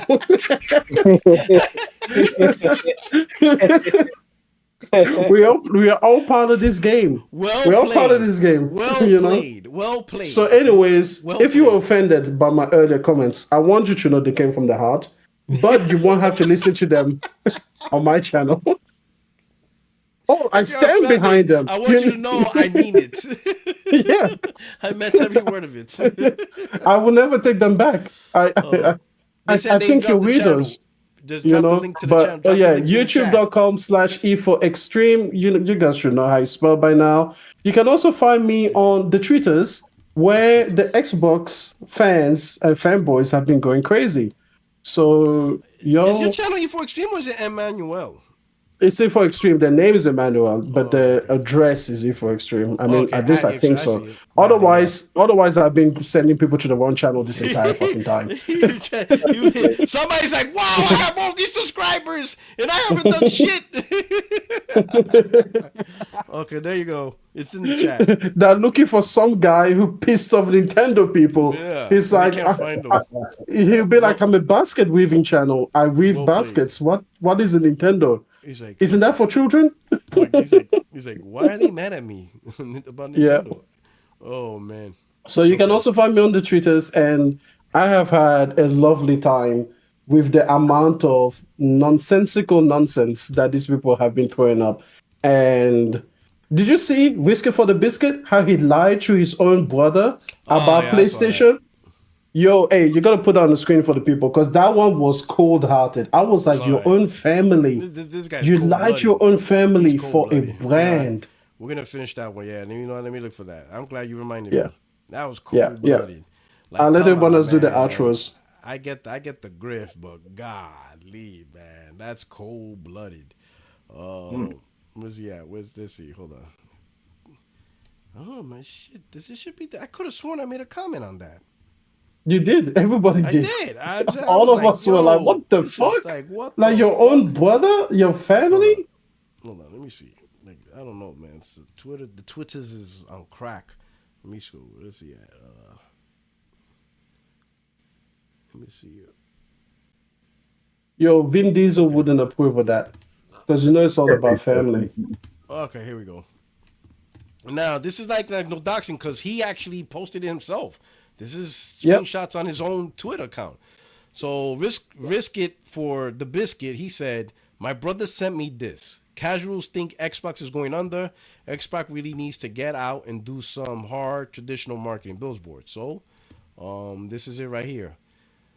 His brother said, my stepson is tossing up on Xbox or PlayStation. He has heard Xbox is going under possibly. What are your thoughts? So his stepson is deciding between the Xbox or PlayStation. So this is a serious decision, right? Risk It tells his brother they're not going under. And this is what he tells his brother. There's too much to go through, but not all Xbox games will be on PS5, but most, which is a lie. However, all Xbox games will be on Game Pass day one.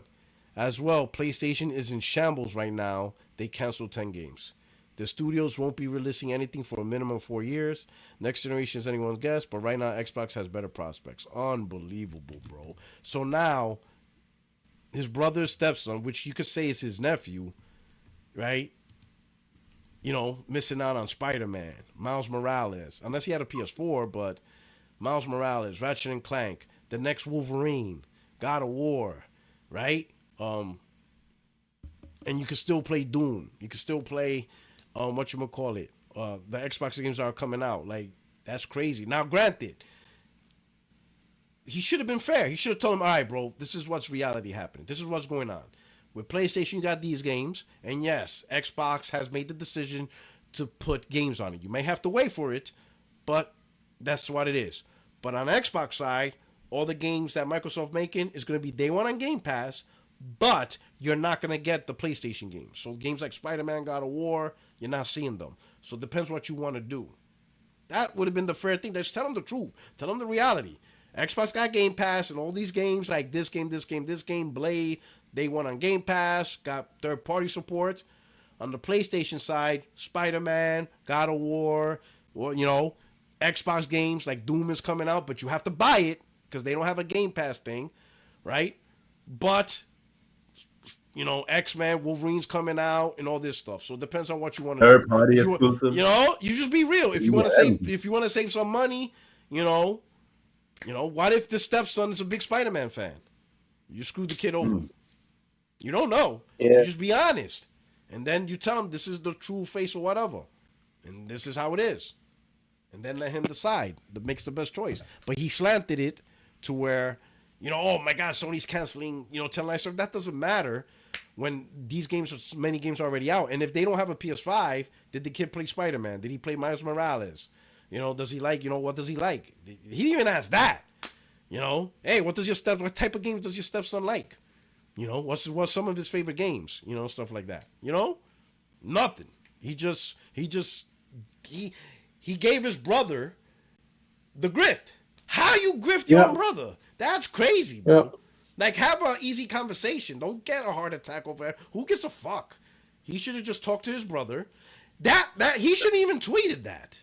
That shouldn't even be a conversation to actually show the community. Like, oh my God, look what happened. Like, no, just have a serious conversation. Listen, I even told, I had conversations last gen of people saying, yo, I heard PS4 is better than Xbox, whatever, what should I get? The first question I ask is, what type of games you like? What are your games? At the end of the day, it doesn't matter if people are saying PS4 is better than Xbox. What games do you like? What is your favorite type of games and stuff? And if they say, yo, I like Gears, I like Halo, I'm like, all right, do you like, you ever heard of The Last of Us and God of War? Yeah, I heard of that. I'm not really into that. Then, bro, play on Xbox. It doesn't matter if PS4 is more popular. Xbox got Halo. There's Gears of War 4, Gears of War 5. Halo 5 is out. Get yourself an Xbox One.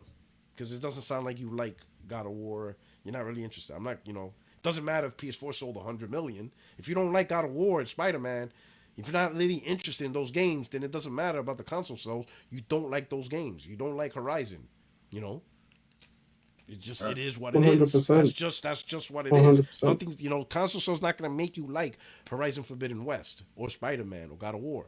And Xbox not selling as much, it's not gonna stop you from enjoying Halo. If you so I had gamers that told me, oh yeah, they still love Halo and stuff. I'm like, then yeah, Xbox One got Halo 5, and guess what? They bought it and they enjoyed it. You ain't gotta bring the grift or the console war into real life people. Don't screw real people over this shit. That's ridiculous. Hey, listen, Porter. You know that we don't buy consoles for exclusives, right? You know that this I is know, right? the reality that we're in. Yeah. We've never done that, and we never will. Nobody ever heard of it's exclusive. crazy. That's just funny, right? Yeah. Like games like Halo, Gears, Forza, they were all exclusives. But now Hey, all of a listen. sudden, Microsoft changed their stance. Oh yeah, it was never about the exclusives. Okay, so you bought 360 for the multiplats. Porter, if you buy Halo for your Xbox, as soon as you play GTA, you're a fraud. Okay, because that's a third party game. That's what I've been told. Even on Dog Dog, that's what he said. He said that I keep my PlayStation only for the exclusives. Therefore, I am what did he say? I'm a better PlayStation fan than you because it's the only exclusive machine. This would be like if you were like, I'm with my wife only for the sex. All of you people that are with your wives because you like her and her feelings and she supports you and you support her and you think she's intelligent, you like your wife less than I like my wife. I'm just here to use her. Here's the I'll use the 360 PS3 generation, right? Because this is really easy for Xbox gamers to understand who don't understand the power exclusives. PlayStation 3 and Xbox 360 both have Call of Duty. But one console had Killzone, the other console had Halo 3. Which game you think pulled more gamers? Clearly, the combination of Call of Duty and Halo 3. That Halo 3 exclusivity made more first-person gamers play on Xbox than on PlayStation. Why? Because PlayStation 3 had Killzone. That's not a big game. Did decent, right, but nowhere near Halo 3. When you saw titles like Gears of War 3, Gears of War, Halo 3, and stuff like that, that drew people to the console. And because it drew people to the console, they also play multiplats. They play Grand Theft Auto 4. That didn't stop them from playing the multiplats. In fact, that's literally the point of exclusives. So when you buy the system for the exclusives, the company now gets the multiplats on their platform. It's simple. Like, I'm going to use another example. This gen. You can play on Xbox and enjoy Blade. Sure. Xbox got Blade. It's on Gamepass. Or, Marvel's Blade, right? The comic game, right? Or you could buy a PlayStation and not only enjoy Blade, but Spider-Man, Miles Morales, Spider-Man 2, and Wolverine. So if you're a comic book gamer, Blade or Blade and Spider-Man and Wolverine. Your choice. You're going to enjoy Blade on either console, but which console you think you're going to get if you're a comic book fan? You're going to get the one that has all these extra games. So now you're playing Blade along with these other games. I don't understand how this is a hard topic. I don't understand how we have 9 generations of console gaming, and these guys act like consoles just came out this gen. I don't understand. It's crazy. This shit's wild. Like, 9 generations. We've seen this shit over. And if you were born and started gaming last gen, then read a goddamn book. Look up a documentary. Like, read some shit if you want to talk. Have conversation about gaming. It's wild. It's fucking wild how people are acting brand new and don't understand what the fuck is going on. It's crazy. Half these dudes that are arguing exclusives don't matter, they chose Xbox 360 because of the fucking exclusives over the PS3. That's what's fucking even weirder, bro. It's fucking weirder. What? And there's games built tied to that console. God, it's fucking insane. Even the OGs of the Xbox, which didn't sell a lot, you ask them why they bought the Xbox. Oh, it's because of Halo. That was amazing. Xbox Live. Oh, you mean the things that PlayStation 2 didn't have? The exclusives that the OG Xbox have. Interesting. You know what I'm saying? Ain't nobody say, oh, I bought consoles. Like, I even asked, of the last 9 generations of gaming, what console was strictly a multi-plat box and was successful? None. Like, name me none. There's no example of just a multi-plat console and it was successful. It just, no exclusives, just multi-plats and knocked everything out the park. It doesn't exist. It never happened. Never happened. No product ever existed. It just doesn't. It's insane. It's absolutely insane. Anyway, we'll go down to the closer you get is the mobile maybe the mobile world. You know? Because Apple is the biggest. Yeah. And I will say this. Mobiles ain't really sold as a gaming platform. It's sold as a lifestyle platform. That includes gaming. That's true. Imagine if Apple just sold a phone that only did gaming and nothing else. People are gonna be like, "What the fuck is this? What am I gonna do with this? How am I gonna do to Twitters and take pictures and dick pics and all this weird shit and communicate, all that shit." Like, so mobile phone, like mobile gaming is benefiting as part of the mobile lifestyle, but by itself, like Steam Deck, okay, you sell 5 million over a 2.5 year period. That's not a lot. You're not blowing off the roof through this industry as a dedicated handheld gaming device. Really, it's Nintendo who's been successful as a dedicated handheld device, and only them. They're the only ones that actually have consistently, generation after generation after generation, have sold a lot of hardware that is strictly mobile gaming. Only them. And to your point, they are the embodiment of exclusives. And exactly. And they have exclusives. And top of that, exclusive games, exclusive software. Like just Prince. Outro. Yeah, buddy. Well, I'm happy because my Eagles in the Super Bowl. Been an Eagles fan for quite some time. So I just gotta put that. Hell the fuck. You from Queens. I can't stand these New York dudes, bro. Hey, that's the only New York team. How are you an Eagles fan? You from Queens? I used to go to Philly a lot in the summer, but I just came an Eagles fan. I was born into it, man. So I got family in Philly. The worst are Cowboys fans, New York Cowboy fans, man. My God, those they even worse, bro. They even worse. God, I saw a T-shirt of the state of New York in cowboy colors. I was gonna throw gas on that dude and light him on fire, bro. Like, bro, I was about to burn you alive. Like, you better take off that goddamn shirt. That is so sacrilegious. Fucking New York State in Dallas blue. The disrespect, bro. That shit should be illegal. You shouldn't live here. You should be kicked out, excommunicated. Crazy, bro. But damn Eagles, bro. But also, I want to say props to Extreme. I saw your Xbox's dad video. That was pretty cool. So I gotta catch up to that. So that's my work. That's my got daily a sports work. channel, but our sports channel is creeping up on 6,000 subs, but we don't talk gaming. So, but one day, if you see some people from my team on your channel, P Rock, and they talking sports, making references, they from me. So okay. I got a big sports audience. No doubt. But that's what's up. Yeah. So man, I just want to say, hey, shout out to everybody here on the panel. It's always good to pick your brains from gaming. It's good. Hey, it's always Eagles, baby. Eagle Nation. Let's go. Eagles. Yo, I hate this fucking Super Bowl because I have to pick the Chiefs, and I fucking hate it, bro. Hey, just please, I want you to know that I'm gonna succumb to the peer pressure and just start hating you for hating the Eagles, even though I don't know what it's about. I just want to be one of the cool kids. So wait, Porter, who do I support? So, for now, you're forced to support Kansas City. Yeah. Damn, I don't even like the sound of that. Give me someone better. Chiefs, the Chiefs. In general, but they're the championships. No, I don't care. Just generally, I don't care about the Super Bowl. Just generally, who do I support? Football. The Patriots sounds good. No. You support the New York Giants. The Giants. That sounds There good. you go. That sounds great. Giants, they're big. Jotunheim. He has no idea the pain we're Jotunheim. going You know, through. this is great. This is great. This I can relate it to God of We're War. going through right now. Atreus was a giant. I can do that. There you go. Exactly. When he realizes the pain we're going through right now. Hey, listen, Podorok. In football, you support Juventus. If anyone ever asks you, Juventus. Oh, yeah. The Juventus. Juventus. You support Juventus. Manchester United. Okay, that I can also accept Man U.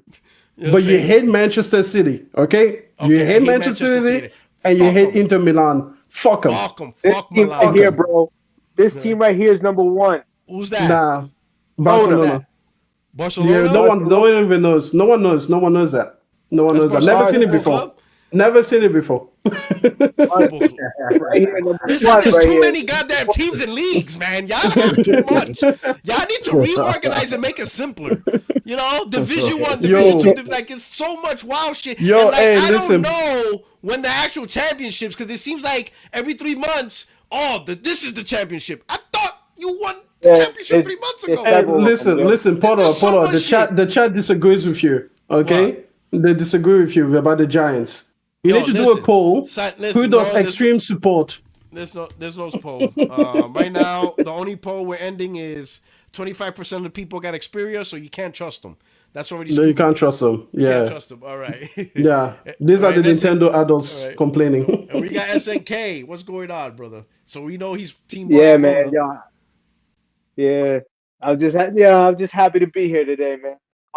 I've been wanting to come into your show for a while, but I was just really busy, so trying to save people's lives and shit. As you should. As you should. Yep. That I kind of agree that might be the priority.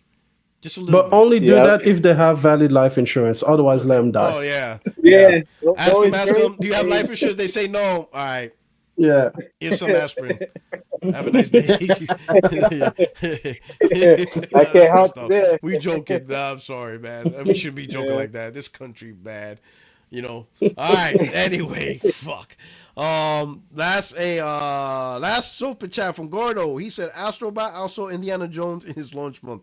As Astrobot should. As Astrobot absolutely should, Gordo. He wanted to get that last, gut shot to the Xbox dudes. Anyway, your only friend is YouTube Streets PorterRock77. I hope you guys enjoyed the show. 24% of you have an Xperia.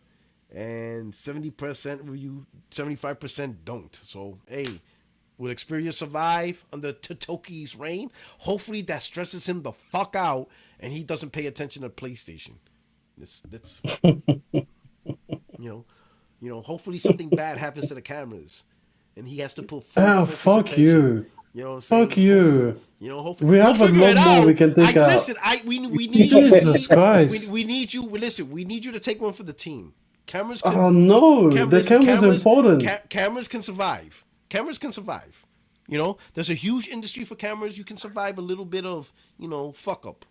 Take one for the team. Wow, that's crazy. That's crazy. Take one for the team. Why can we do that with lenses do you fucking need? Like, how is a lens made a year later better? Like, what the fuck? Like, a new glass was invented? It's the same glass. Different coatings. Okay, go for we got every year's a it's new the coatings coating. That matter. Like, fuck, these coatings don't last 5 years and shit. Like, no, we need more. We need more. God, we need more. What we don't need are new TVs.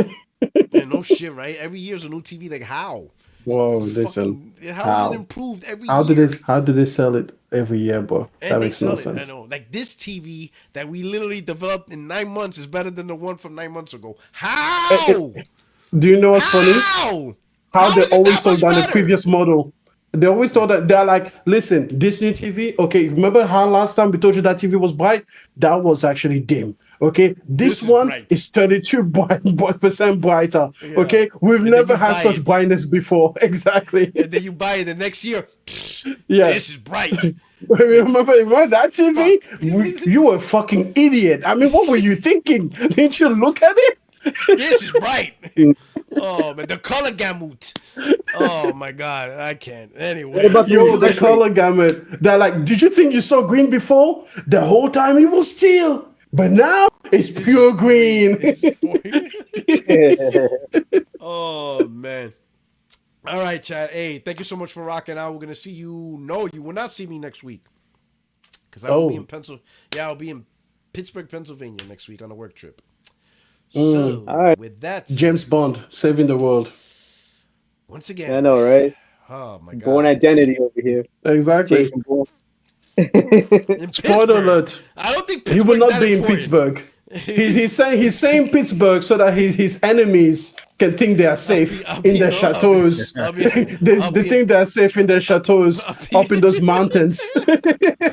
They're like, oh, he's only going to Pittsburgh. We don't even know where that is. Little do they know that was just to make them feel safe. I'm like in Berlin with a fake passport and stuff like that. There you go. He's in the Swiss Alps, just taking out high-value targets. Yeah. Like I don't even like skiing. Then yeah, exactly. It's like fuck this white people shit. I want to be in Pittsburgh. Fuck, they think I'm Tom Cruise with this shit. Fuck. All right, guys. You guys take care. Podcaster by day. Fuck it. One day it's gonna slip, and you're gonna see on the internet, and everybody's gonna be like, "Holy shit, this dude was an assassin," and we were talking shit about this guy. every Xbox podcaster is gonna apologize. Puerto Rock was sorry. Yeah. Hey, we didn't mean it. Listen, we didn't even know it was you. We didn't know you like that. We didn't know. We didn't know. Like, listen. We didn't know. We never asked for your real name. If we knew, we would have respected you. All right. You guys take care. All right. See you guys.